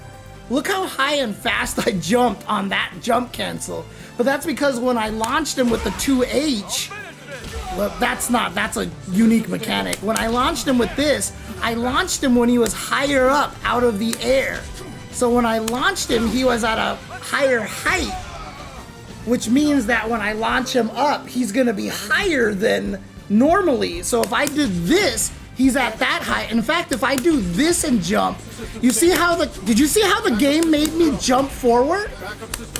Like the tracking is making me jump forward, but if I do this, the tracking makes me jump a little more straight up a little bit, right? Well, actually, that's just more because I get pushed out of the corner a little bit more. If we take that away from the account from here, though, but like Captain America's head kind of leaves the screen, but if I do this, you see how like my shoulders leave the screen a little bit now? That's because the game adds more height and speed off of your launch, so that after you launch the opponent, you're kind of in the same place as you would be against them, no matter where you launch him. And the difference between that is because this move keeps them on the ground, so I'm launching them from Y equals 0. I'm launching them literally from Y equals 0 here. But if I do this move, it puts them in the air, so when I launch him, I'm launching him at like Y equals 10 or 5 or whatever unit you want. So I'm actually launching him higher. See, Iron Man's shoulders leave the screen, right? But if I actually launch him here, you can see his head doesn't even barely reach the top of the screen. But because I sweep him and pop into the air and launch him, he ends up higher because the launch is hitting him at a higher Y value. See, that's really low, and this is much higher. But the thing about it is this game compensates it for you. So it's a little different. Although it looks like if I do this one, that makes it easier to land that afterwards. So it's not quite 100% compensated, but I just noticed that every time I do this, whoops, that's not what I meant to do. when I do this, Soaring justice. I'm here. like, do you see how high he jumps? Jesus Christ, like, he jumps high and fast. And it's so not what I expect that it actually throws me off. When I see it happen, I think like, what the hell, what's that glitch? But it's not a glitch. The game is just trying to help you to make sure that you get to the height that you can air combo them. But that doesn't actually happen in X-Men versus Street Fighter or MVC2 or MVC3. Soaring justice. Okay then. Like, Jesus, he goes high. So it's different, right? But again, I know all this and I can see all this and I can recognize this because of my experience with X-Men versus Street Fighter and how air combos work. So to answer your question, Spaceman, it's not going to help me competitively, but it'll help me in terms of landing combos and understanding why the combo behaves differently in certain situations. Whoops! God, this DP problem is really annoying me. Soaring justice. I've got this. Soaring justice. Actually, what I should do, because it ends the combo there, what I should do is just do heavy, jump cancel heavy into the follow-up. So what I should do is... Soaring justice. Whoops, I'd hit it too late. Soaring justice. Systems compromised. Likely. Soaring justice. Okay then. Whoops, that's not what I wanted to do. Oh, it automatically, even a jump cancel, huh? I didn't know this. Oh no, that worked that time. I didn't do the other thing. Did I just mess up on my controller? Let's try it again. Soaring justice. I've got this. Soaring justice. I missed my, oh wait. Oh, the heavy punch is not gonna hit there, I think. Well, maybe. Soaring justice. It does. Oh, okay. I should do heavy punch there then, because that's going to be more damage. Okay, okay. Soaring justice. Whoops. Soaring justice. Okay then. No, that's not what I wanted to do. Jesus Christ.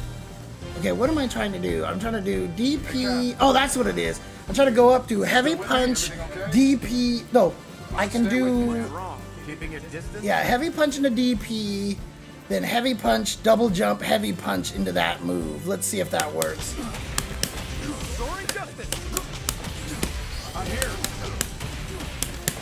Soaring justice. Whoops, that wasn't what I wanted to do. I wanted to do this move. Okay, so what I want to do is... Soaring justice. Whoops, no, no, no. I want to do heavy punch there because I can. Soaring justice. I've got this. Soaring justice. That's the combo I want to do because that triggers the break, but it also... I'm on the floor and I can get mix-ups off of that. That's what I want to do right there, so... perfect play. Do you play on pad or do you play on stick? Do you remember the knowledge you got in Street Fighter that took you from average to high level? I remember the advice. I remember the lesson I learned, Spaceman, that took me from like, I'm good, but then I became like actually a threat. Like I actually got like, Okay. I hit a wall. I didn't realize I was at a wall, but I literally remember the day that I broke that wall and I got that much better at fighting games. And that was when I was playing at UCLA. I was going to UCLA.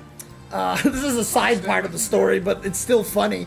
There was this like really hot Vietnamese girl that like would play Street Fighter every once in a while.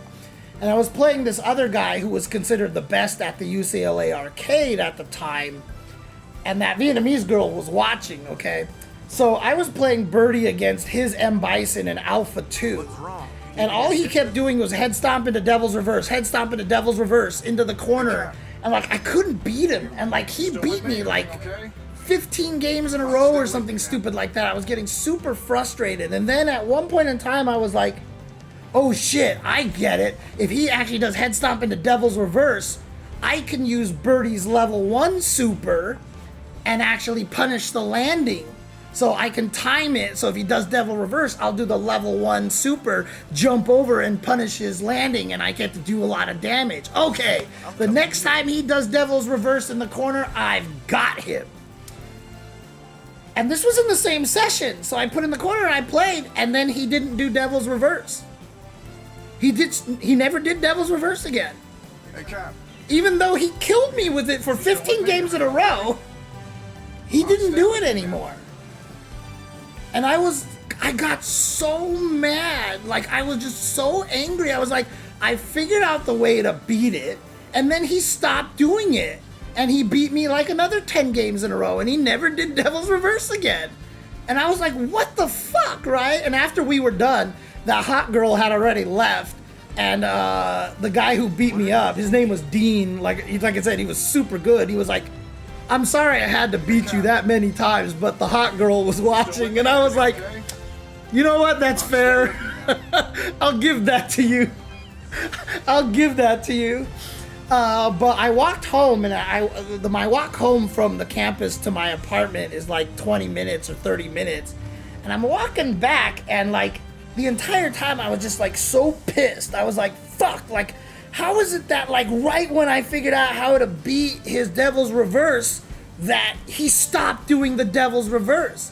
Like, how am I that unlucky? Like, why did he stop doing it? It was working so well, and da-da-da-da, and like halfway walking through home, I like literally just stopped, and I was like, he knew I figured it out. He knew I figured it out, and he kind of like he conditioned me in such a way that as soon as I figured out how to beat it, the body language of my character changed. I wasn't trying to poke as much. I wasn't trying to do whatever. I probably all of a sudden started not hitting buttons because I'm just sitting there waiting to level 1 is Devil's Reverse, or I'm like pumping the controller and he sees me pumping super motions or whatever like that. And I was like, he figured out that I figured out how to stop him before I even had to show him that I could stop him. And I was like, he figured it out by my character's body language. And I was like, oh my fucking God. Like, I was like, holy shit. Like, the way that I played fighting game was I knew this was good, and this beat that, and this beat that, and this is really good, and this beat that, and this beat that.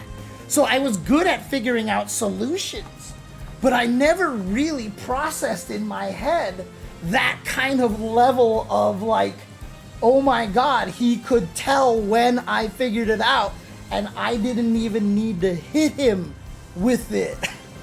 And like that exploded my brain. And I was like, holy fuck. Like, it completely changed my brain. And by the way, he deserved to blow me up that way, because in Alpha 1, he used to play M. Bison in Alpha 1. And I don't know if you know, M. Bison was one of the cheapest characters in that game. And I was good enough that I could still beat him in that. And he was killing everybody. He had like this crazy like 15 game win streak or 20 game win streak, and I showed up and I was over there and I was like, I'll play him, and I put in a quarter and I played Chun-Li, who was the worst character in the game. And I noticed he was doing a pattern, and I beat him because I knew he had that pattern. And he was pissed that I beat him with the worst character in the game. And he ran to get like another quarter, and he put up the quarter, and I was like, hey, you want to take my game? I gotta run to class. So I did that thing where I beat him and then I ran to class. So I didn't even give him the chance to get his revenge on me that day. And I know that pissed him off. So him beating me all those times in front of the hot girl was totally justified.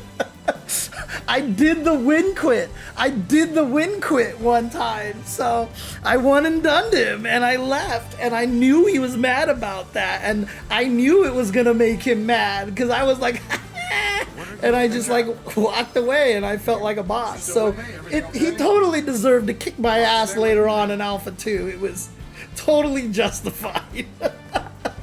Totally justified. Oh man. God, fighting games, man. But yeah, like that's kind of it's kind of one of the reasons why I always talk about how fighting games are a two-player game, because the way that I had approached the game was, I know this is a good trick. I know this is a good mix-up. Let me do it to the opponent. I never really thought about having to, you know, and again, like the competition at UCLA when I played, I was one of the best. It was like Dean was the best player, and then I was like second or third by that time because I had just improved a lot. And, you know, Dean was never the execution junkie. He used to see me do low forward into super and alpha and just be like, what the fuck, man? How are you even doing that? Because low forward into super at that time was actually, like, considered hard. But, you know, like, I got really good there. And so most of the people that I would play against, I could beat without having to achieve that extra level. But Dean was one of the only guys. There's a reason why he was that good. We were always like, oh my god, why is he so unbeatable? He predicts, like, he would neutral jump in front of Sagat, and Sagat had this big hurt box, and Guile's neutral jump fierce for some reason just hit like way below him. Like think Luke's jump fierce but maybe worse, but it was only the neutral jump.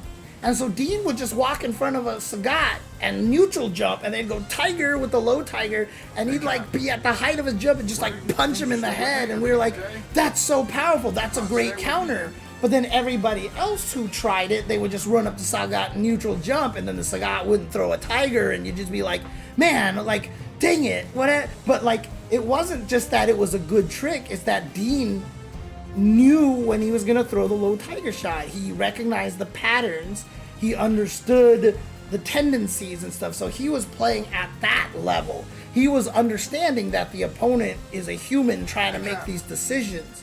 And that's why, like I said, I'm always educating people that you have to understand that you are playing against another human being who has patterns and has things to exploit and who has weaknesses and has to make the same decisions that you're making. And if you understand that, then you understand that when you're playing the game, you're not doing things because these are good tricks and these are the right things to do. You're doing them because you know that that's what your opponent is trending to do. Like, that's what he's just doing most of the time. And that's how you have to understand video games. You cannot play video games, fighting games realistically without having every one of your decisions come because of something you observed about your opponent. That is how you get good at fighting games, is that you have to start with the basic knowledge, and this comes back to the fighting game forest analogy that I've made. You know, every time you fight someone brand new and you have no idea how they play, you go to the Blanca tree, or you go to the Sagat tree, or the Kimberly tree. Because you've picked up tricks on how to fight those characters, right? You know what works good. So you just go by the default of that. But then once you get on the tree, that's the trunk. That's a giant chunk of data and knowledge there. But then you have to decide, is this a defensive or an aggressive Ryu? And you go down that branch. And then you're like, okay, well, this guy's a defensive Ryu, but he's really good at anti-airing. So you go down this branch. He's a good anti-air. I have to fight him in a different way. And then as you keep playing and deciphering the patterns and tendencies of your opponent, you keep going down all the branches, and every player that you play out there is a different leaf. Nobody's gonna be the same. And you don't have to get to the leaf. If you get down to like a very late branch that has like 15 leaves, you're good. Because most of them are going to be playing really similar. But that's the whole point, is when you're playing a fighting game, you're evaluating your opponent and going down these branches until you can try to get to the leaf. if you play your friend for like 7 months in a row, you guys are just at leaves. Like, you just know each other. And so you know how to fight each other and you know each other's tendencies, right? You're at the leaf because you've played each other that much. You don't have to get to the leaf, but the visual analogy of you going, oh, he's this, oh, he's this, oh, he's this. But the most important thing is that you have to accept the fact that you can be wrong. One of my favorite things to do, as I always talk about when I fight against a Ryu in 5 or 6, is round 1 fight, I backdash. Because he can't kill me for backdashing, and I just want to see if he chases me, or if he goes, oh, he backdashed, let me throw fireballs. And right there, I'll go down the offensive branch or the defensive branch, right? And again, these are the first 2 branches, so there's a heck of a lot of trees there, so I gotta do a lot more work there. However, I have fought people before that were like, Stay with me, man.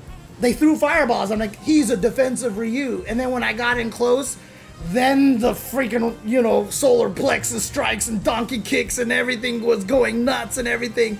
So like I went down these branches and then I was like, fuck, I'm completely wrong. And you have to be willing to back out of all the branches and go down a different branch, right? You have to be able to do that. You have to be like, I think he's this, and then, oh fuck, and he go, and what this also helps you learn is what you don't know. Okay? What you don't Stay know with me, man. because of this branching philosophy. Because I fought a Guile in Street Fighter 5, I think it was, or it was 6, I don't remember. I think it was 6 because I think I was playing Kimberly. Well, it might have been Lucia because they're so similar to each other. Anyways, point being is that, like, I know how Guiles play. They sit back, they throw sonic booms. I have to get in on them. I fought a Guile that just, like, never charged. He just kept running at me and so-bat kicking me and jumping and, like, doing these crazy things. And I was like, what's happening? I don't understand. How do I fight? What's going on? And, like, it just completely threw me off. And what I discovered was I was like, he's an aggressive Guile? I went down the aggressive Guile and I realized I had no knowledge down that path. I had nothing. So when he played that way, I was just like, what? And I died. Like, I died really badly because I didn't know how to handle an aggressive Guile. I literally had no knowledge built down this branch. This entire branch was unknown to me. And so, like, as you play fighting games, you know, when you're playing, you're gonna be like, oh, I've fought Hondas before, I can do this, and all of a sudden the Honda starts doing something that you've never seen before. You've already made like 7 branches and you're right the entire time, but now all of a sudden you didn't know there was this other branch off to the side because he starts abusing something. You're like, wait, how do I counter this? I don't know how to fight this. And so you start to die, but at least what that does is it helps you understand where your knowledge gap is. And so then you're like, shit, I didn't know how to deal with this. So you go to training mode and you study it a bunch until you figure out how to beat it. And not only do you figure out how to beat it, you also figure out how they can beat your solution. So they do A, your solution B beats A. That's not good enough. Figure out what their solution C is that beats your B. And then figure out what your solution D is that beats C. And then figure out what their solution E is that beats your D, and you keep doing that until it loops. And there's your mix-up. That's your fighting game mix-up. That's the mix-up every time. You get in this situation, that's the mix-up. You have the full knowledge. You don't have to guess, what do I do in this situation? You know, like, I have 3 options to guess from. And that's based on whether he does this, this, or this. Based off of the 7 branches I've gone down, most likely he'll do this. And so you already know the solution that you have to fight that, right? And so this is what fighting games are about. You're just building your knowledge. You're trying to figure out, you're trying to visit every branch in every tree to the point where when you run into somebody who does something that you're not used to, that's not true anymore. You have a solution, and you might not ever run into it again. Like, let's say you run into an ADHD fighting game player like that Twitter account where they play the Ken or the Akuma and they just go fucking wild. And that guy destroys you and you're like, what? And then you lab all these things and like you use the replay taker. Oh, I could have did this in this situation. I could have did this in this situation. I could have did this in this situation. It may take 3 months, 4 months, 6 months, a year before you run into another player who plays that way. But because you labbed it in the past, when you actually run into that person, you have solutions. That's the thing. You're trying to build up this knowledge base. A lot of the best players who play fighting games out there aren't just like magically better. They have played so many people of so many different archetypes, and they have built up so much knowledge and strategy that a lot of times you see them do something, you're like, how did they react in time? It's because they've been in that situation before, they've labbed it, and so they're already pre-prepped. In this situation, I know, and you know, for the top players, it gets as detailed as, I know in this situation, after this block string, if he presses medium punch, it won't hit me. So I'll be ready for a whiff medium punch. So they do this string and the whiff medium punch comes out and the guy just like punish counters him and you're like, how did he so fast? But it's because he's been in that situation a million times, right? And yeah, and so you're jealous of the people who win the RPS every time. I wanted to show you a match. In fact, I'll do this here right now. There's a match that I really wanted to show everybody. And the reason why is because of that. Because a lot of people feel this way. They're like, God, this guy is so smart. How did he win the RPS every single time and stuff like that? It's confirmation bias. I'm telling you, it's confirmation bias. It's not fundamentals is the best thing to learn, because fundamentals is the neutral. But the knowledge base I'm talking about, Voodoo, that you build is, oh, Akuma against this character. In this situation, this can beat this. Oh, in this situation, this can beat that. Oh, I know that with this particular character, if I'm in this situation, I can do a drive rush light and none of his wake-ups are fast enough to punish my meaty light, right? So, for example, if I'm Kimberly, if I forward throw Bison, I can drive rush into crouching light kick and Bison cannot punish that because Bison, none of his supers are fast enough and wake-up drive reversal is too short. Other characters with ODDPs can punish it, so don't do drive rush crouching light kick, do drive rush crouching medium kick, because it's more damage and it's better, right? So, like, but against Bison, I know that in this specific situation, I can do this. So it's not just fundamentals. The knowledge base that you're building up is everything. Is everything. Oh yeah, I can ramble forever, Perfect Play. I'm sorry. I think on an RCC, if you're trying to, oh, that's right, because we were talking about what we wanted to do with the layout for the controller. I'm sorry, I completely overlooked that.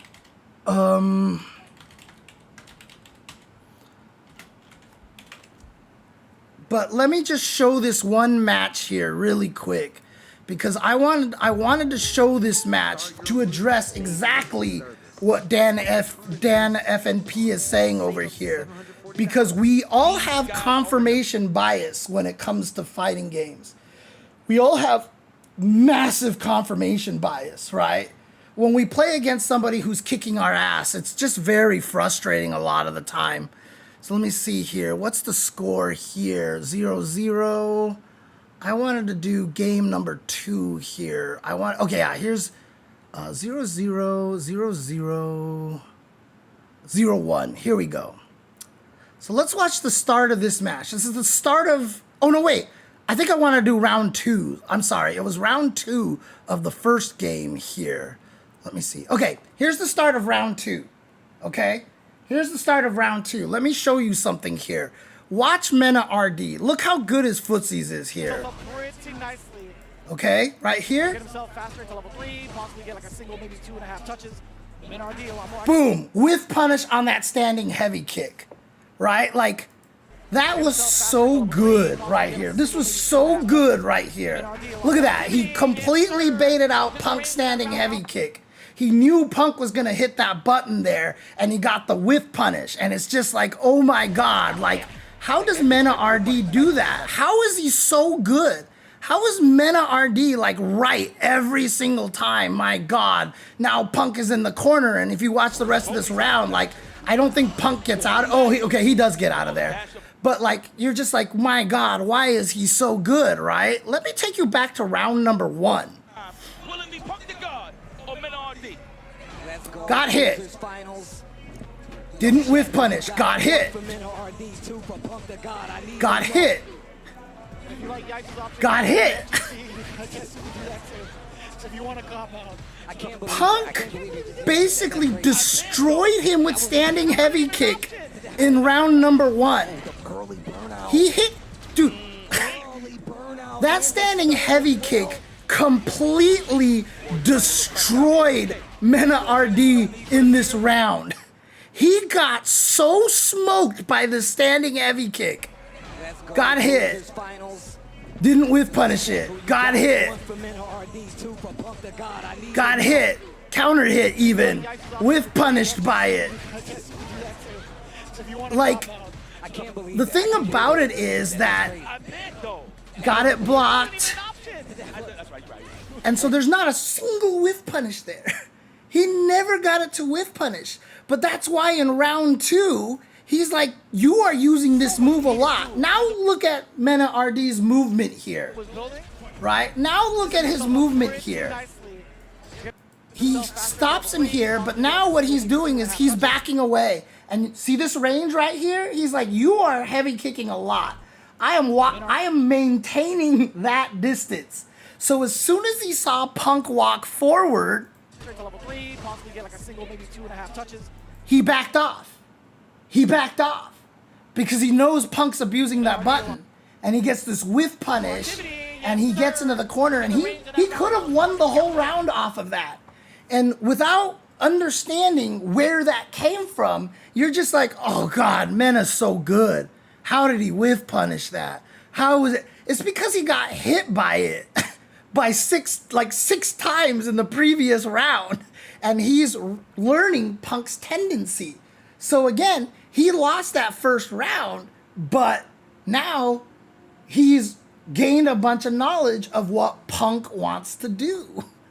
He has a bunch of knowledge, and it's hard because like this round could have been won. Like he put out the Blanca Chan and say he just got the mix up and killed Punk, and he guessed right against Punk a bunch of times. And you're just like, how did he guess the RPS correct every single time? But that's not why he won. The reason why he won is because he got hit by standing heavy kick 6 times in the first round and baited it out 1 time. He won because he got that whiff punish, not because the RPS, he was right every single time. Because as I've said in Street Fighter 6, like I was saying earlier, you're supposed to be in a shitty position when you're knocked down in the corner. People ask me, what are you supposed to do in that situation? My answer always is, you're supposed to die. And so if Mena RD wins the round off of that knockdown by that momentum, it's because it's so skewed in his favor once he's got the knockdown, especially because he has Blanca Chan, so he adds an extra layer on top of that mix-up. But that's not why he won. He won because he got that whiff punish, which led to this situation of him having massive advantage. And he only got that whiff punish is because he got hit by it 6 times in the previous round, right?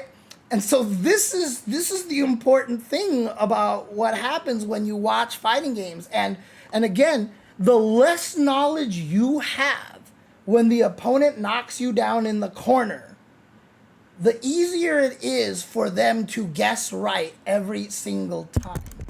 Because what happens is you're going to guess he's not going to throw, and he throws you. And then you're like, God, how did he know? He threw me, let me try to tech. And then he shimmies you, and then he kills you. Because you're panicking, right? You are playing a situation where you're like, oh God, he threw me. Let me adapt to that. Whereas what you should be thinking is, oh, he threw me, I guessed wrong. Good on him. Let me try to guess again. Is he the kind of guy who would go for multiple throws? Or is he the kind of guy who would think that I would adjust? So he's going to punish the adjustment ahead of time. The thing about it is when you get up, if you don't have an ODP, your choices are press a button, tech a throw, or block. Those are your choices. And so if you know those are your choices and you get up and you guess wrong and you're like, whoops, oh well, then you just guess again.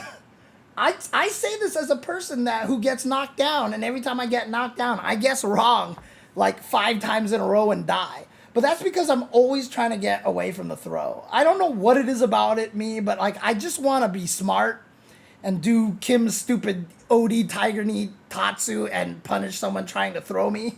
I don't know why I'm so like scared of throws in Street Fighter 6. So a lot of times when I get knocked out in the corner, I get hit by meaties over and over and over and over again, and I die. I get hit by like 3 meaties in a row because I have to do something and I won't block.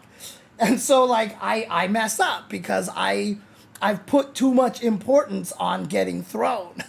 I've put too much importance on getting thrown. I don't want to get thrown, or I'm just like, I just want to hot dog it and like hit him with something that makes them go, what the hell? You know, I just want to do that, but I shouldn't.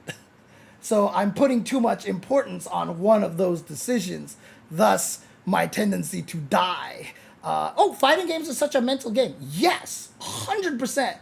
Fighting games, so the knowledge that you build is so that you know what to do in those situations. But in the end, it's all about mental games between you and your opponent, which is, again, why I always emphasize that fighting games are a 2-player game. A lot of people, they study this really powerful combo from a jump-in, so they just keep trying to jump because they want to land the combo that they practiced, right? But the other guy anti-airs you all day, right? But now you're just like, oh God, like I can't jump in on this guy's cheap. He won't let me hit him with the combo, right? And what you're not doing is understanding that, oh, this guy's really good at anti-air. He notices I'm jumping a lot, so maybe I should stop jumping. Maybe I should try something different. But the problem is, if you haven't built up what to do that's different than jumping, you're going to lose. So if you find yourself in a situation, anytime you're playing a fighting game, if you find yourself in a situation where you're like, I don't know what to do now, go figure out what to do. And a lot of people hate training mode and labbing and stuff like that, but that's because most people think training mode is like, I'm just going to sit there and learn this combo. I want to get consistent at this combo.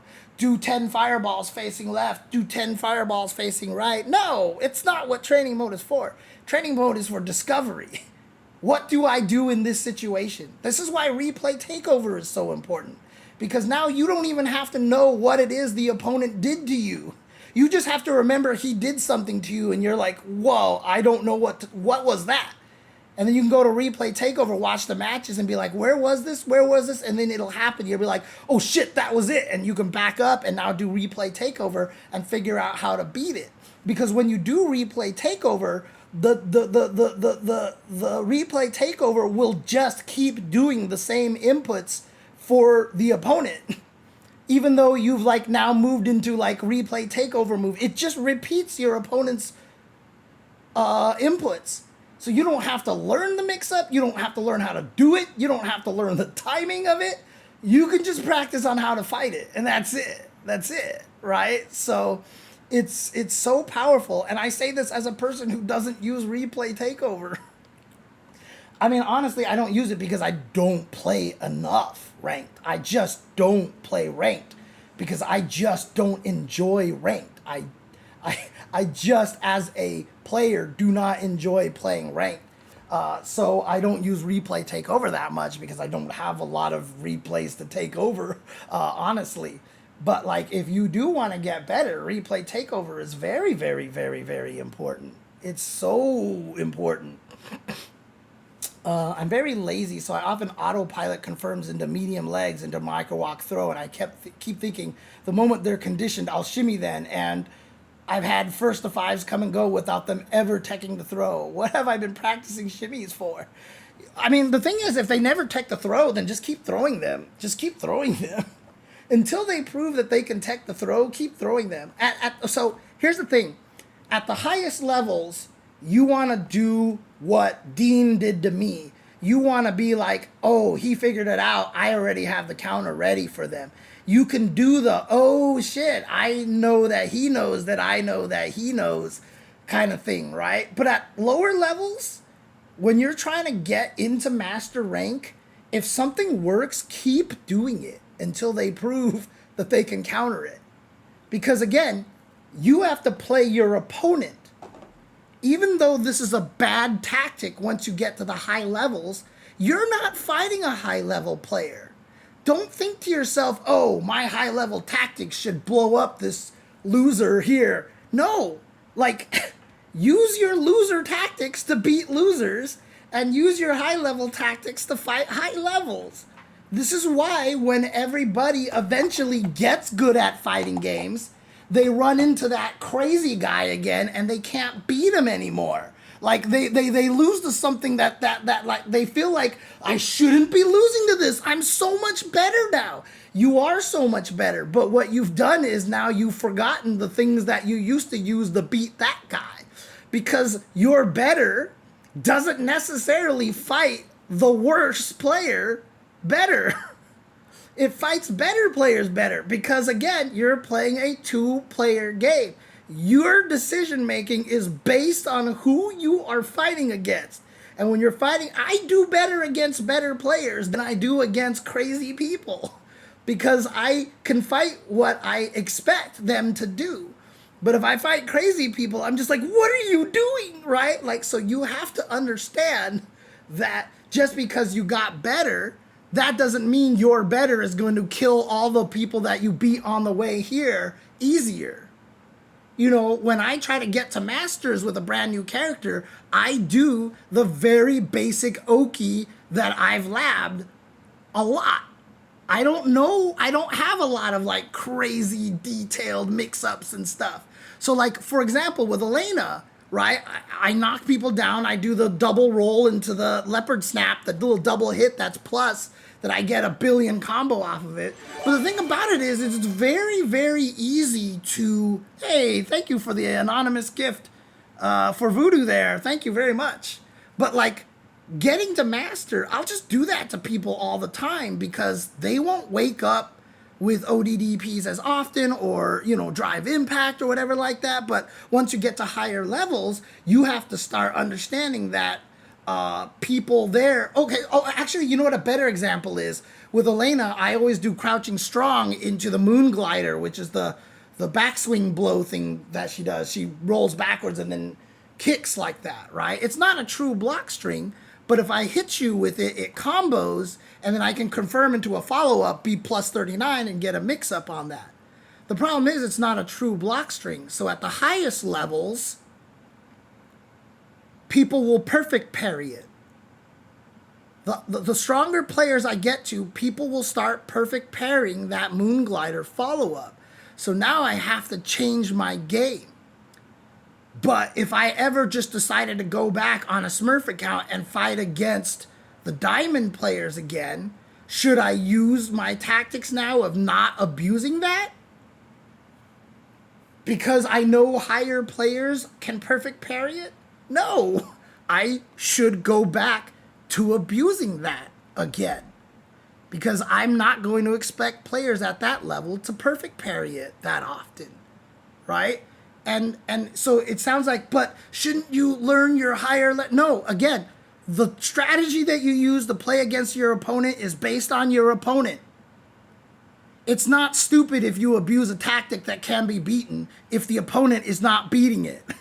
There's nothing wrong with that. There's absolutely nothing wrong with that. If you're beating an opponent with a tactic that's not real, but they keep dying by it, that's how you play fighting games. That's how you win in fighting games. Is by beating them with something that they're not used to, which is why a lot of times the best players out there are the ones that can never be put into a situation that they've never seen before. You know, you can't You can't get them to a point like, oh, what the heck is this? Right? And that's why it's so important, why I think Lightning Beast is so strong. You know, because as I've said in that one stream where I was talking about a strength, it's an infinite labbable move. There's always a new mix-up you can come up with. And that's why every time you watch Mena RD play in a grand finals or something like that, he busts out a new lightning-based mix-up that we've never seen. Because he's keeping these things close to the chest so he can pull them out once in a while and surprise people with something they've never seen before. So the other person's like, I don't know what this is. Is he going to end up in front or behind? I don't know what this is. I don't know what, is he plus or minus? I don't know, right? Like, so he can still surprise somebody with a situation that he can pull out to cause potential panic in the opponent. And that's why something like the Lightning Beast is so powerful, because it's infinite in basically in terms of what you can do as labbing it and stuff like that. Thank you for the follow, 715 Rengeki. And so, you know, a lot of fighting games is if you can take advantage of something that they don't know how to beat, do it. Do it. Even if the solution to it is really silly. Keep doing it until it wins. There's like, especially like I said, at the lower levels, there's no reason to change it. Abuse the thing over and over and over again because you're playing against your opponent. Once you start getting to higher levels, you can't abuse it anymore. And so you change up and learn better things and develop stronger neutral or whatever like that. But if you run into one of these people again, go back to abusing something that they don't know. Again, there's no wrong way to win a fighting game. And this is probably one of the most important things I've ever said in my life. There is no wrong way to win a fighting game. If you beat your opponent, you did the right thing. If you abused one tactic, if you were a jerk, if you teabagged, if you whatever, there's no wrong way to win a fighting game. If you win, you win. And be happy with that. That's the way that it works. So, can confirm, says Mr. Castrocino, sorry. It's dark blue on dark gray, so it's hard for me to see on my monitor. Can confirm, I constantly overthink and, oops, it scrolled, overthink and try for command grab mix-ups or something, assuming this diamond player won't wake up buttons every single time. Then I lose and get mad. That's on me for trying to be smart. Yeah, I fought a boxer in Street Fighter V, I tell this story all the time, who never didn't mash jab. And I kept trying to mix him up. I kept trying to go for throws, and he jabbed me to death. And I was just like, I can't believe he jabbed me to death. And I was just like, why didn't I frame trap him? You know, why didn't I play differently? I kept trying to think that he would stop jabbing. And literally, I played, and then I ran into him again. And I was like, oh, I fought this boxer before, I think. And then I fought him. This is all on stream, by the way. And he started jabbing me again. And I was like, oh, that's this guy. It's this guy, the jabby boxer. That's right. And so what I did with Lucia is I did crouching medium kick into light burn kick, which is a frame trap. And he pressed a button, got hit. And so on hit, I can do a crouching medium kick. And because I'm plus and he can't jab that, so I did crouching medium kick, light burn kick, and literally the first game that I beat him, I just did crouching medium kick, light burn kick, crouching medium kick, light burn kick, crouching medium kick, light burn kick, and he never stopped jabbing, and he got hit by everything, and I literally won the first game without having to work at all, because I was just like, he's not jabbing ever. And so it looked really stupid. And like, if you're the wrong kind of mentality, you'd be like, oh my God, that's so cheap from Lucia. When that thing is like not even, like there's not even that, block the burn kick and she's minus, like your turn. But he never blocked the burn kick, you know? So I was just like, I just abused it. And then eventually, yeah, in the second game, he actually started blocking a little bit more often. And so I started making the counter adjustments, et cetera, et cetera. But like until he started blocking, there was no reason for me to ever stop doing it. And if he didn't ever start blocking, I was going to do it until I won. And again, it looks stupid and it looks scrubby. But dude, like, that's not my fault. That's not my fault that he didn't stop jabbing. You know? That's his fault. His fault that that this tactic worked. So like, what? It's whatever. You had a local that banned you for spamming? What were you, quote, spamming, unquote? What were you spamming? What in the world could you possibly be spamming that made them want to ban you from a local? Hi, buddy. Hi, buddy. Hi, buddy. Are you hungry, Nathan? You are hungry, because it's 1 o'clock. You deserve food. And I really didn't get to play much Tokon. I did more talking, but I don't mind that. I always enjoy doing that. I always enjoy talking with the stream and giving lessons and stuff like that. It's one of my favorite parts of these streams, to be honest with you. So I do not mind at all. But tomorrow I'm going to try to lab a little bit more because this Tokon beta is limited. So I'm going to try to lab as much as I can in this game. So because I definitely want to get some ranked matches online too to start my salty trip of being bad at tag fighters, but then like hopefully at some point I'll get better at tag fighters.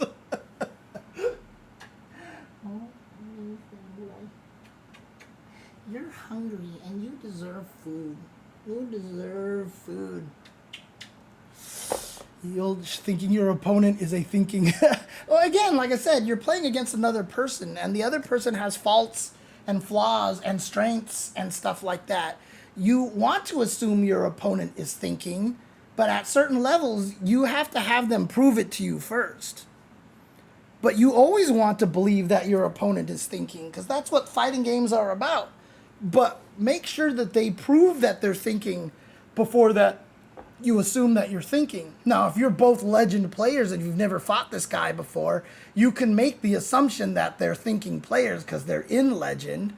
But sometimes you might run into something and just be like, how is this guy in legend? You know, kind of thing like that. So, oh, thank you for the gift sub, Susedo? Sushedo or something? I'm not sure.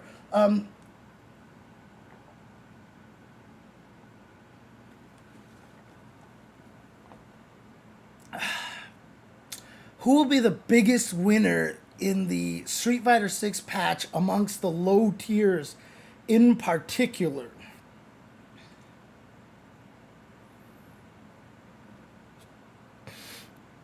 Dalsum. I'm going to say Dalsum. Because I don't even think Dalsum is that bad. But everybody puts him in like bottom 5 or bottom 6. And he's not that far away from being really, really good. So I think Dalsum, because people do think he's really bad right now, Dalsum has the potential to get really strong, as he's done in the past many times, in like Street Fighter V and such.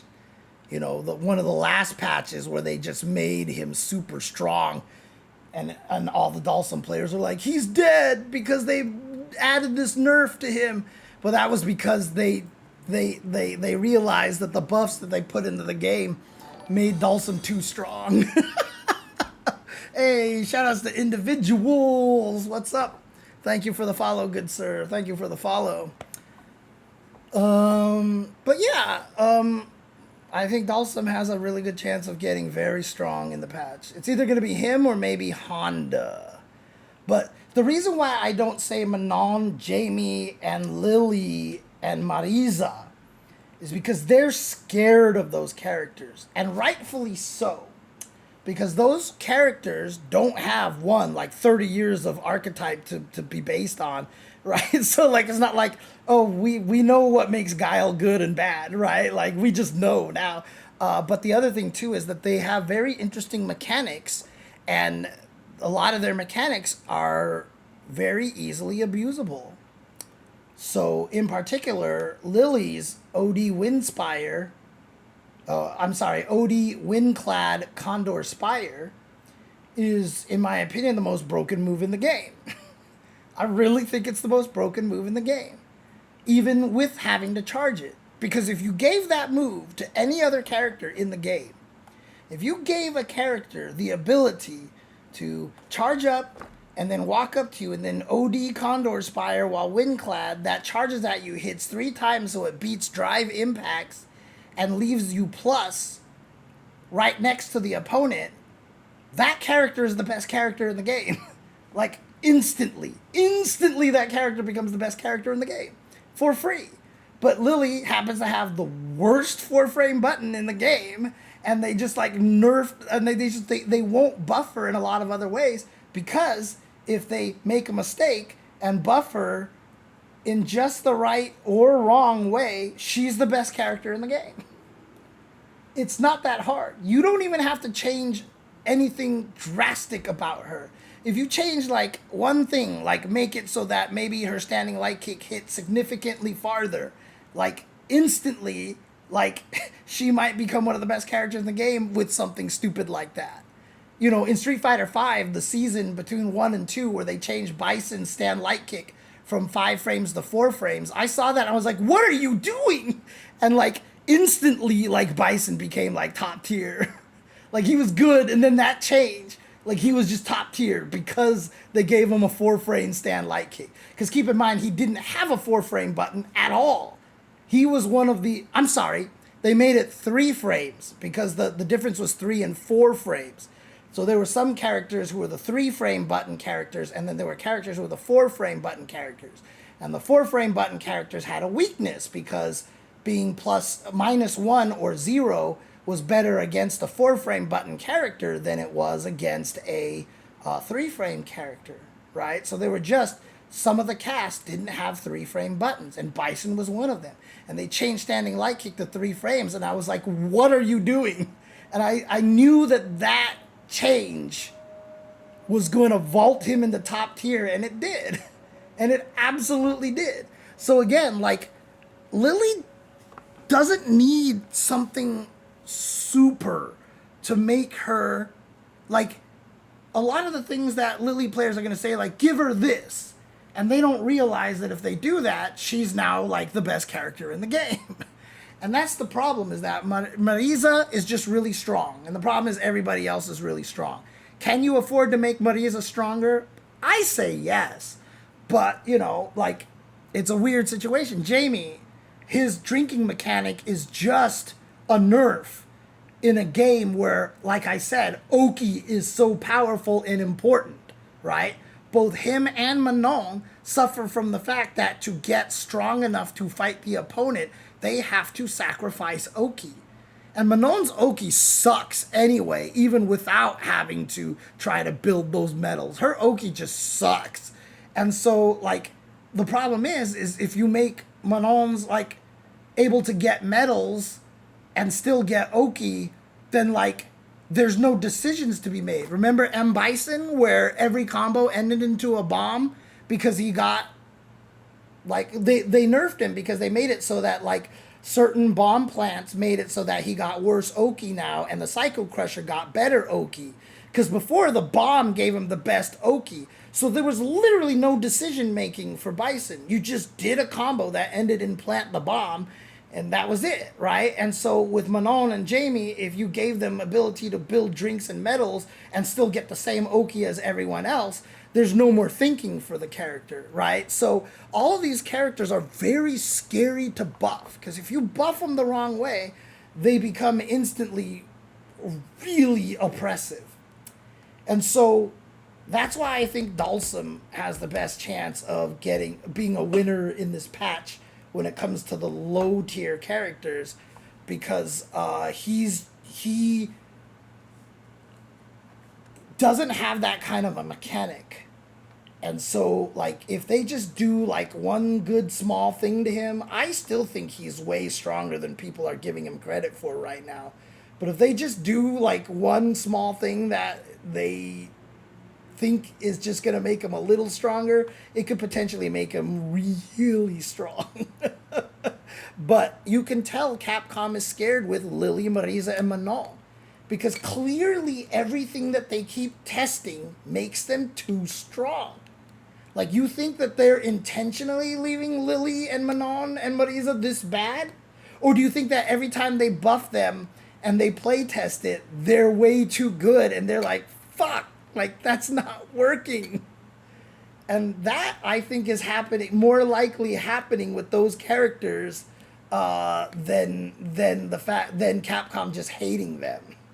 I think Capcom is trying stuff and they're like, Jesus Christ. Like, the way Kimberly's double cans work, that wasn't a new idea. There's way too much that she has that makes that work perfectly. That whole concept of, like, bomb and the jump fears and the bomb and all that stuff like that and all these things, there was a build of Kimberly that was doing that before the game ever launched. I almost guarantee you that. I almost guarantee you that she was doing that at some point in time, and they were like, this is too strong. And so they took that away because she still had the problem of needing to use OD to refill 2 bombs. When you realize what she can do with the fact that she can drop 2 bombs at the same time all of a sudden, now that makes sense. Like, now it makes sense that she has to spend meter to get 2 cans back, right? Because before, you're like, why do you need to spend meter to get these cans, which aren't even good, right? And then as soon as they made it so that she could drop 2 cans, I was like, okay, this is how she was at one point in time. The OD refill is kind of a leftover that which they kept because otherwise, why would you need an OD version of that, right? Like, so they just kind of kept it in there. But the 2 cans just made too much sense, and it worked so smoothly that there's no way it was something brand new that they planted. So I am pretty sure with, like, Lily, Marisa, Manon, Jamie, they keep trying to do stuff, and everything they do makes them too powerful. So they're just like, God damn it, like... how do we make them better without making them broken? Like, it's really hard. It's really hard and a lot harder than people think. And I bring up that Bison story just to give people the example. Like, anybody normal would see something and be like, standing light kick gone from 4 frames to 3 frames. And you're just like, that sounds pretty minor. But it was like the biggest change in that entire patch, in my opinion. I still think that. I still think that change was the most significant change in that entire patch. And it was the Season 2 patch where they changed, like, everything. And I was just like, what are you doing? And sure enough, it made Bison really good. And so people don't understand that little small things can make a much bigger difference than people think. I definitely can't fault Capcom in being pretty prudent in their balancing approach. Now, Street Fighter 6 is doing better than any fighting game in the past 20 years has right now. Capcom is absolutely not going to rock the boat for the sake of rocking the boat while it's still actively growing in Japan. Yeah. And honestly, Street Fighter 6, I mean, someone else put out that tweet, was like, you know, Street Fighter 6 might be like one of the greatest fighting games of all time, but we're not ready for that conversation yet. And I tend to agree. I tend to agree with that, honestly. Now, again, I say that, but if you put me in charge of the game, I would nerf things almost instantaneously. I would nerf Raw Drive Rush. I would try to find a way to combat throw loops right away. But again, every fighting game is flawed. So, like, having a flaw, to me, isn't indicative of a game being bad. Because every fighting game we've played up to this point has had such egregious flaws that, like, this is definitely minor. You know, like, these things are kind of minor compared to the problems that we've seen in other fighting games before. Street Fighter 6 is a ridiculously well-balanced game, especially considering that it came out really good out the gate. It's crazy. Well, Dive Kick even had a patch that changed a lot of things in the game. Dive Kick had a lot. They had to change it, and again, as I said, I told Keats, I was like, I think that this game has issues, and he's like, no, this game is exactly what I want it to be. And then the edition came out. And a lot of the things that I had said, he changed to kind of match the things that I had said. And so I told Keats, I was like, hey, I really like this patch. And he just immediately was like, you were right. You were right. He's like, I'm man enough to admit it. You were absolutely right. Your critiques about the game were exactly right. So, like, dude, I'm telling you, man, like, every game has a flaw. I know you're memeing, but yeah. But still, it's just, I'm just gonna tell that story there. And again, that's not actually, dude, it's happened a million times, good one. You have no idea how much I have had my fingers in everything. There have been dissertations, like literally there have been GDC talks where the Skullgirls developers are talking about the animation and how they made like Cerebella's like crouching heavy punch snap when it like punches and everything like that. And dissertations about how smart it is that in Skullgirls, like if I launch someone and I hit up before the move hits them, it still buffers in the up, so I still super jump. Or if I chain buttons and I hit the next one too early, it still chains ahead and continues to do the combo. Those were all me. Every one of those changes were me talking to Mike Z directly. He showed me a clip of like I was watching a clip where Cerebella's crouching heavy punch was just like whack. And I was like, this is wrong. And he's like, what are you talking about? Like, you're not even an animator. I'm like, no, this is wrong. Like, it should be like, snap. And that's what you should see. And he's like, hang on. And then he literally changed the frame count and then gave me a new clip. So he gave me an old one and a new one. He's like, which one of these looks better to you? And I could tell the difference right away. I was like, oh, the one with the snap is much better. And he's like, yeah, I agree. And then they started animating all the moves that way. And then he brought the game over to my house one time before it was ever released, so he could let me give it a try. And I was like, the Marvel games that Capcom made, their normals are faster than your normals. Your normals are a little bit slower. So the way the Marvel games work, if you just dial a combo really fast, it worked. Because the moves are so fast. But I'm finding myself when I'm playing Skullgirls, I'm hitting buttons too fast a lot. And I'm just not getting the chain. Because I'm hitting the next button before the previous button I pressed hit. And so it feels really awkward. I keep hitting up to super jump cancel my launcher before the launcher hits. So I hit with the launcher and my character doesn't go anywhere. And he's like, so what do you want me to do? I was like, you should like buffer it, like so that if you chain it early, it still chains for you, because that makes the game more fun to play. It's like the talks when you see them talk about Celeste, right? Like about the coyote jumps and all those other things that they add into these games just to make them feel better. Right? I was telling Mike Z these things. I was like, you need to add these things so your game feels better. And he did. And people praise Skullgirls all the time for these innovations. That was fucking me, dude. Like, I was the one who got him to put those changes in there, okay? Like, Jesus Christ. I don't know why people don't listen to me more often.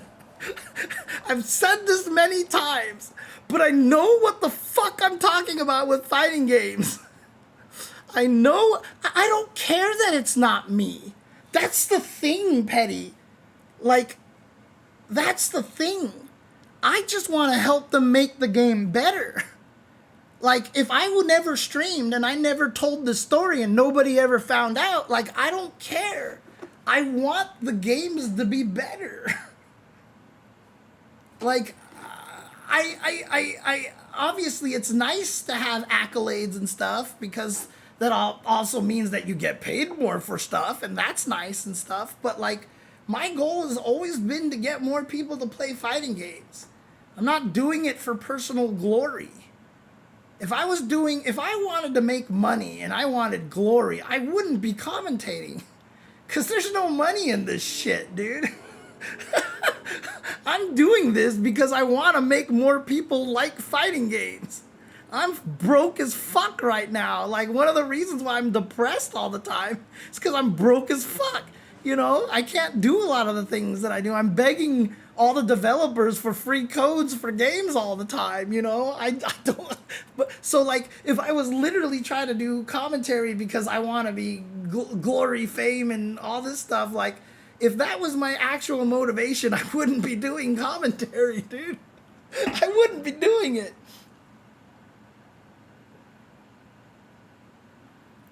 The reason why I want to do Evo top 8s and stuff like that is not because I want the exposure or anything like that. It's because I think I reach the casual audience better than anybody else. And Evo top 8s, especially Street Fighter 6, is going to have the most casual viewers watching. People tell me all the time, I wouldn't even care about fighting games if I hadn't seen you commentate top 8 Evo that one year. Because I'm really good at making, and Seth is too. Me and Seth were both really good at this, which is why we did top 8 year after year after year, because we were so good at making sure that the people who didn't know fighting games felt like they were in on it and that they were enjoying it too. And that way we got them into the community.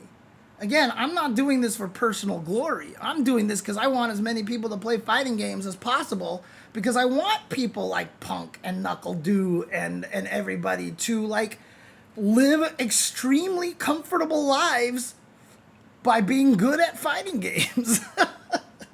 That's what I want. You know, I would be more happy knowing that all these players that I admire so much and that I look up to got rich. I would be happier that they got rich than if I got rich. You know? Now, again, I like eating, so of course I wouldn't mind if commentary started paying more. But the point is that like I want these people to succeed. So that's why, like, whenever people are like, well, you know what? You know, screw all the esports stuff. Keep it grassroots then. And I always say, like, bro, I've been doing fighting game grassroots for 30 plus years. It sucks, dude. Like, it's not cool. Like, these people deserve better. These guys deserve better. So yes, I'm going to push for more esportsy kind of things, but I will always try to do so while maintaining the FGC personality. And that's how it works. So again, so many things my fingers are in every pie, dude. My fingers are in every pie in the FGC for so long.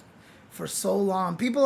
There are people right now who have like even a modicum of success in the FGC, and they don't even know that I was the one that gave them that success. They have no idea. They have no idea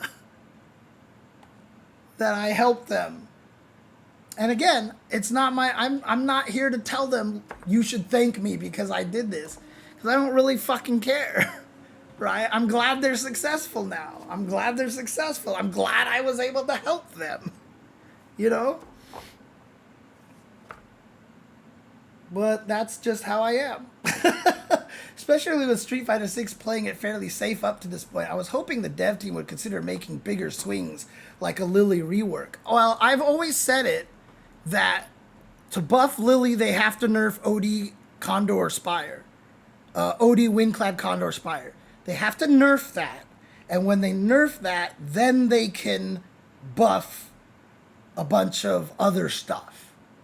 That is how you fix Lily. You have to nerf that. And then you can actually start buffing things that will help her. Because again, if you buff significant things that would help her, that move becomes broken. Because like I said, you give that move to any other character, they're the best character in the game. Like, can you even imagine if Zangief had that move? Like, Jesus Christ, right? You're just like, please no, never. Oh my God, right? So, yeah, and keep in mind, though, good one, that I don't say all this stuff because I think I'm a better person than everyone else, too. I don't want to make it sound like, look at me, I'm so giving, I'm so altruistic, blah, blah, blah, blah, blah, and all this stuff. because I mean, you know, they say that there's no such thing as a selfless act. And yeah, I get a lot of happiness whenever I can help people and stuff like that. But also I get a lot of happiness from more people enjoying fighting games. I just like, because growing up, I was so frustrated that people didn't appreciate fighting games. And me doing this, you know, feels like, see, I was right, you idiots. Fighting games are awesome. You know, like, there's selfishness to it. There's selfishness to it. But, you know, I don't want to do it for just myself. I want to do it because fighting games are awesome. Fighting games are awesome, and the people who are good at fighting games deserve to be able to live comfortable lives for being so fucking good at fighting games. And all the people who are good at streaming it, and all the people who are good at hosting events, and all the people who are so good at etc., they all deserve to have success because fighting games are awesome. It's just really what it comes down to. So, what was the question about consulting? Has any developer of a fighting game ever brought you on officially as a consultant? No, because I don't have any way to prove anything. That's why. You know, Mike Z got into Skullgirls kind of through his own, like, aggressiveness. Some guy just brought the game there, and Mike Z just sat down and talked with him. Was like, no, you can do this better, you can do this better, you can do this better. And then he worked on Skullgirls, and now he's at a point where he is, you know, outside of, you know, obviously drama and whatever like that aside, he's like, there's, objectively speaking, he is so good at making fighting games, right? I don't have any proof of that, right? And a lot of times people listen to the shit that I say and they're like, you're just crazy, James. Like, every time I talk about these things, like the whole concept of the heart, body, and the mind, like literally I have gotten people so angry at me, like livid at me, because I have this concept that fighting games are different from each other. You know, like stuff like that. Like, I get people livid at me because I tell them that frame data doesn't matter in a lot of older games. You know, and it's just, that's the problem, is that like a lot of the things I say sound crazy. The problem is that I'm actually right. I'm right. So like but how do people not like I mean, like, I've been wanting to try to, like, make an Avatar fighting game for the longest of time. When I found out people were making an Avatar fighting game, I was like, bro, like, hire me, because also I know a lot about Avatar, and it's never happened, right? Because I don't have anything to show for it. I really don't have anything to prove it. Someone has to be willing to take the chance on me, right? Or I go and develop my own fighting game, which is kind of the dream, but I have to sit down and learn how to make a game first. And you don't make the fighting game first, because that shit's really hard to do. So you want to make something else first, you know? So I have to kind of prove it a little bit. And, or like I said, somebody just has to believe in me. Someone just has to believe in me. I've had people hit me up with ideas, but unfortunately, most of the time they hit me up with ideas, like, I have to be honest. Like, I've had people come up to me and be like, this is the fighting game we're developing, and these are the things that we came up with because we hate the way all other fighting games play like this, so we want to do this mechanic. And I was like, this mechanic isn't going to work. I'm like, this mechanic is bad. I'm like, this mechanic is really bad. Like, your fighting game is going to suck, right? Like, and that's not what they want to hear. That's not what they want to hear, but I gotta be honest, right? Like, I gotta be honest. I was just like, yeah, no, this fighting game, this is not gonna work. This is gonna be a bad game, you know? And so, like, that's like the whole basis of their game, and I'm like, I'm sorry. It's like, I remember one person, like, we were like talking forever. He's like, but we're gonna do this, and I'm like, that's not gonna work either. I'm like, but how about if we do this and this and this? I'm like, conceptually, the thing that you're trying to do doesn't work. It's like, okay, if you want this to work, how are you going to make the neutral play? I was like, you have basically kind of taken away one of the most fundamental elements of neutral.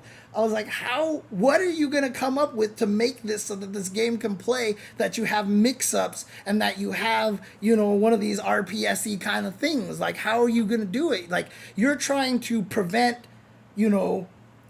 one thing by taking away something crucial because you only see the benefits that you think are there, but you don't see all the negatives that happen because you've decided to take away this fundamental thing. You're not thinking about the ramifications of it,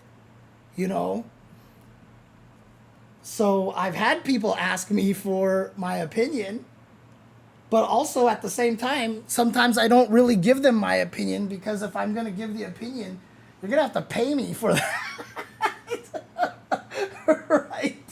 I'm not going to give you some of this gold for free, dude. Like, come on. You gotta work with me here, dude. Oh, man. One of these days. No, I mean, there's a very realistic chance that it'll be never. But, the dream is still not over that I might get to work on a fighting game one of these days. Because I also know that it's just really hard, too, right? I mean, you've probably seen, like, Vicious and Rip just said that, they got let go from the team that made Invincible, right? It's a hard industry. It's a tough place to go, Do I feel a little bitter that, like, nobody on 2XKO ever asked if I wanted to work on 2XKO? A little bit. But also, I'm really terrible at tag fighters, so I don't necessarily blame them. But do I feel like I could have helped them a lot? Absolutely, I do, right? I feel like I could have helped any one of these fighting games. Like I said, 2 fighting games I already just mentioned that, I tried to help with. And in the end, I turned out to be right. And, like, for Skullgirls, like, that's some of the things that people praise. Like, oh my God, look how smart they were doing this. And, like, they didn't even know it was me all along. They didn't even know it was me. And I don't even play Skullgirls, but they don't even know that it was me all along. Oh, man. Anyways, I gotta feed this boy. Look at it. I'm being bad. He's hungry. He deserves food. I'm gonna go feed him. Tomorrow I'm gonna play a little bit more Tokon, but I'm gonna be more heavily labbing. So I'm gonna try to keep myself from getting distracted as much, because I do want to take the game online and all that stuff like that. So, oh yeah, it's great. It's great and it's bad, but it's great at the same time. So, God, you're gonna make me talk for another hour here. Good one. But basically, the way that the community, the way that the scene talks about fighting games right now, it's bad that we have this many fighting games. If we can mature the way we talk about fighting games, which is what I've been trying to do for a long time, it's a very good thing to have this many fighting games. But the bad thing right now is because if everybody treats fighting games the same, that every fighting game is the same, then you won't play this one because the graphics are bad. You won't play this one because, the netcode was bad for 2 days. You have to find reasons to not want to play a game. So you just end up hating it. Or you play a game and you're not good at it. This game sucks. But if we actually get to the point where we can talk about fighting games of like, oh, interesting, I didn't realize this fighting game is more of a heart fighting game. This game is more of a mind fighting game. That means this game is suited for me. Oh, you know what? I prefer this game because it's a heart game. That's a mind game, and I don't like them as much. You don't have to talk shit about the games anymore. You don't have to come up with stupid reasons to not play a fighting game or to explain why you didn't play a fighting game, right? If people are like, why aren't you playing Virtua Fighter? And you're just like, I didn't enjoy it, right? But they're like, what's wrong with you? But we could talk about fighting games like, oh, I don't like Virtua Fighter because it is this kind of game, and I'm not as appreciative of this kind of mechanic. I don't like Marvel because the execution is too high. Oh, I don't like this game because it relies too much on Oki. Like, if we can actually discuss fighting games this way, having this many fighting games is beautiful, because then we can just go and play the ones that we enjoy without talking shit about every other fighting game. At the immature level that we talk about fighting games right now, it's a bad thing that we have this many fighting games, because we get the, oh, dead game after 5 days talk right now. We get the, oh, this game is stupid, or why are you even playing? Oh, it's so ugly. This game, oh, Street Fighter 6 better than City of the Wolves. City of the Wolves better than Street Fighter 6. Like, we get this conversation instead of being like, hey, City of the Wolves is a really good heart game. A lot of you old school players would probably really enjoy this game. You should try it. That doesn't mean that Street Fighter 6 is worse or City of the Wolves is better. That just means that it suits your play style more. So we don't have to talk shit about games. And it's just like, it's maddening to me, dude. It's so maddening to me. I have heard of Your Only Move is Hustle. I haven't tried it yet though, but I have heard of it for sure. I should try it one of these days to see how it is, actually. Because I have thought about trying to do something similar at some point if I actually do sit down and try to learn how to make games. I really should. There's no reason why I don't, honestly. I should just try to do it, honestly. You know what, guys? Get on my ass about that. I should try to do that. And also make me go to the damn gym. Yeah, that's how I am with all fighting games, Petty. You know, I'm just like, you know what the funny thing is, like, I try very hard not to be petty about fighting games. But, like, I often say that. Like, I don't necessarily enjoy this game, but I think you should play it. You know? Like, I tell people to play City of the Wolves all the time. How many times have you seen me play City of the Wolves? Like, almost never. Because I just haven't been able to get into it that much. You know what I mean? In a weird way. But that's not going to stop me from telling everybody else to play it. In fact, some people even in my chat that I saw earlier today, I've told them, go try City of the Wolves. And they've come back and like, this is like the best game ever. Holy crap. Because I get it, right? Like, it's just the way that we, like, just because it's not a game that I personally appreciate, it doesn't mean the game is bad. So like Street Fighter 5, Street Fighter 6, neither of these games have been up my alley. Like, I can say it, like, I'm perfectly honest with it. I'm not very good at Street Fighter 6. Do I understand the game? Fuck yeah, I understand the game. And not being good at it doesn't mean that you can't be knowledgeable about it. But, like, I admit that it's not my game. And so I've always said, like, Drive Impact is a bad mechanic for me and stuff like that. But I still think it's one of the best fighting games ever made. You have to understand the difference between this is a bad game and this is a bad game for me. Those are two very different sentences right there. And that's the main thing that you have to understand. Thank you for the follow, Gornut. Gornut7, appreciate it, appreciate it.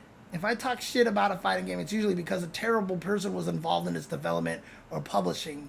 It could be the best game on the planet. I mean, the reason why I talk shit about Third Strike was because somebody that I knew was just, Third Strike is God's gift to mankind. Every other fighting game sucks. He tried to show me why Street Fighter 4 sucked. And his complaint was something that every fighting game that wasn't Third Strike does. And I was like, dude, come on, man. Like, Jesus Christ. And so he just got me to a point where I just kept talking shit about it. And I got angry at the game. And my experience with that is one of the main things that keeps me from falling into that trap and understanding just how toxic that trap can be. That even somebody like me can end up sounding like I hate Third Strike, and I've even said stuff like, I don't like this game. Like, why do and like, you know, people, some Third Strike fans still hold that against me, but like, I try to tell them that, like, the reason why it happened was because I was just, I talked to the wrong person. What's up, Beverly? How's it going?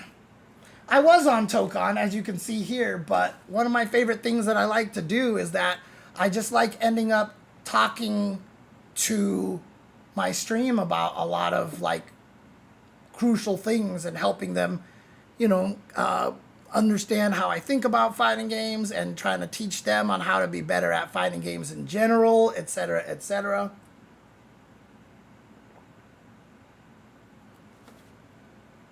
So yeah, that's generally, I enjoy doing that. I like getting sidetracked on my stream. But I hope you had a good stream. I hope you had a good stream as well, and I hope you've been enjoying Marvel Tokon. Yeah, I'm definitely gonna have to study a lot of these characters, so... oh, really? No matches? Interesting. I haven't even tried to play online. Like, I've just been trying to study the systems, and then I just got distracted, and I barely had a chance to, like, learn much. But, tomorrow I'm definitely going heavy into labbing right now, so... Oh, you were on PS5? Yeah, dude, I've been having some serious troubles here on, PC. Oops. How many Marvel games have you played in the past and stuff like this? How many of these kind of games have you played in the past, Beverly? Because I suck at tag fighters. Oh, I don't even just mean Marvel games. I mean like tag fighters and stuff. Oh, okay. So even like you never played like Dragon Ball or anything like that, right? Oops, what did I want to do? That's right. I want to do...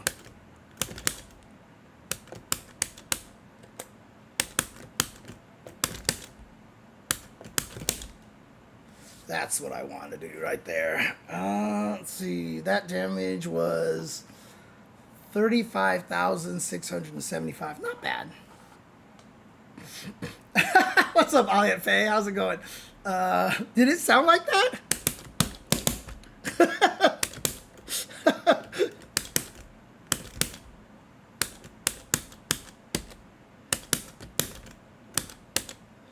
Oh man, what's the setting to record Tokon on OBS? Mine keeps freezing.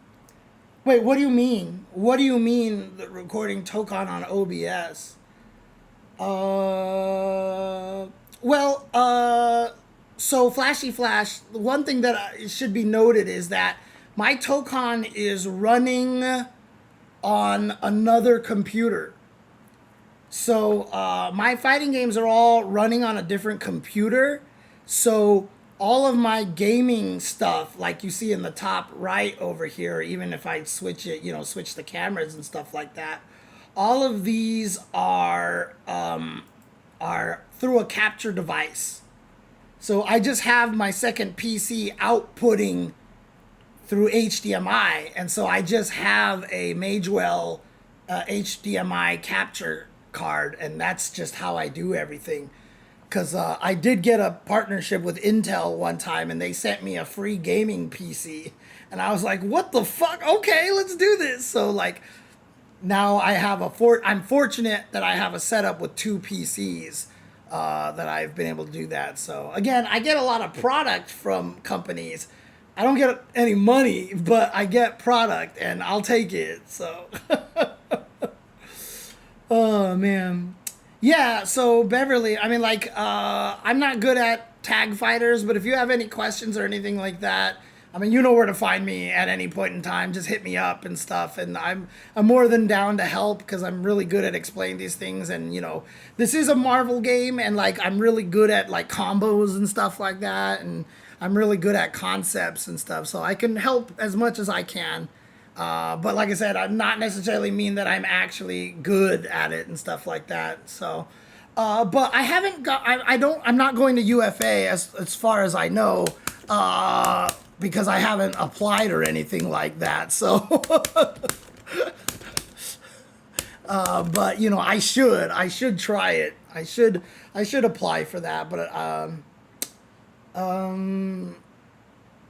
oh Oh, that anti-cheat thing? Yeah, that thing sucks, dude. That thing sucks, so... Oh, man. I mean, are you planning to go to Evo France or anything like that, Beverly?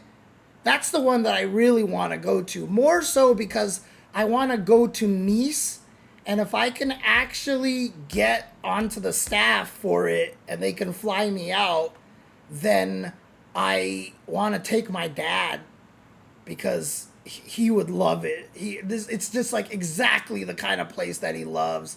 So I would love to try to be able to take him there. So, dude, the Tokon shit is crazy. This anti-cheat is nuts, dude. It took me like 40 minutes to even get the game started because I had to do like 90 things just to make it so that I could launch the game at all. So it was like ridiculous, dude. Oh, man. That's true now that I think about it. Because of that thing on because of that meter on the side, I actually don't ever have to worry about hit stun deterioration. Like, I've been thinking about hit stun deterioration this whole time, but I actually don't need to think about it because this game doesn't have hit stun deterioration. Ooh, that makes it so that changes how I approach, how I think about this game a lot now that I think about it. Shoot, okay, that's going to be an interesting mindset change that I'm going to have to keep in mind. So, yeah, of course, that's what the anti-cheat is for. And so that just all comes down to, you know, once again, my whole PC Master Race eye rolling thing, because, you know, you put a game on a PC, it's so easy to data mine that they have to put this shit on here that makes it impossible for everyone to play. Whereas if you just put it on a console, it's like, you could still data mine it, obviously, but it's just a lot harder to do. That's all. That's all. But trust me, Beverly, I'm in the same place as you are. I'm broke, because you know, you might think that, oh my gosh, like, you're James Chen, you get to commentate Evo and all these Capcom stuff and blah blah blah. No, trust me, I'm broke. I'm so broke right now. There's not a lot of money in the FGC, unfortunately. Yep, FGC is poverty. Thank you, TG SSBU or TG Super Smash Brothers Ultimate. Thank you for the follow. Much love, appreciate it. But I do plan on calling it for the night here. I do want to raid somebody, though, to pay all the raids that I've got for. How do you know? How do you know? There must be the way the tone in my voice changes or something, or the way I just start to talk or something, that every time I start to end my stream, he just jumps up here. How do you, and like, listen to him, he's like meowing. You guys, before he wasn't meowing like this, but somehow he just knows. I don't know. I don't understand. What am I doing that's a giveaway? Or does he just understand English? I think he just understands English, really. Holy crap. Oh, God, what a good cat. What a good cat. Let's see. Who can I... Marvel... Tokon. Hi, Nathan. Hi, Nathan. Who's streaming right now that I can raid? Let's see here. Oh, Maximilian, of course. Oh, is Goichi streaming? Nice. You know what? If you guys want to know how this game is really played, you guys should just go watch Goichi. So I'm gonna raid I'm gonna raid Goichi. Because he's awesome. And you know, the fact that, you know, he's been having like some health problems and stuff like that, I definitely want to like support him as much as possible. So, alrighty, guys. Thank you guys for watching, and as always, be excellent to each other. Always remember that Black Lives Matter, trans lives matter, women's lives and choices matter, and Palestinian lives matter. Be excellent to each other, So we can all party on, dudes. Take care, and I'll see you guys next time. Peace. Be excellent to each other. And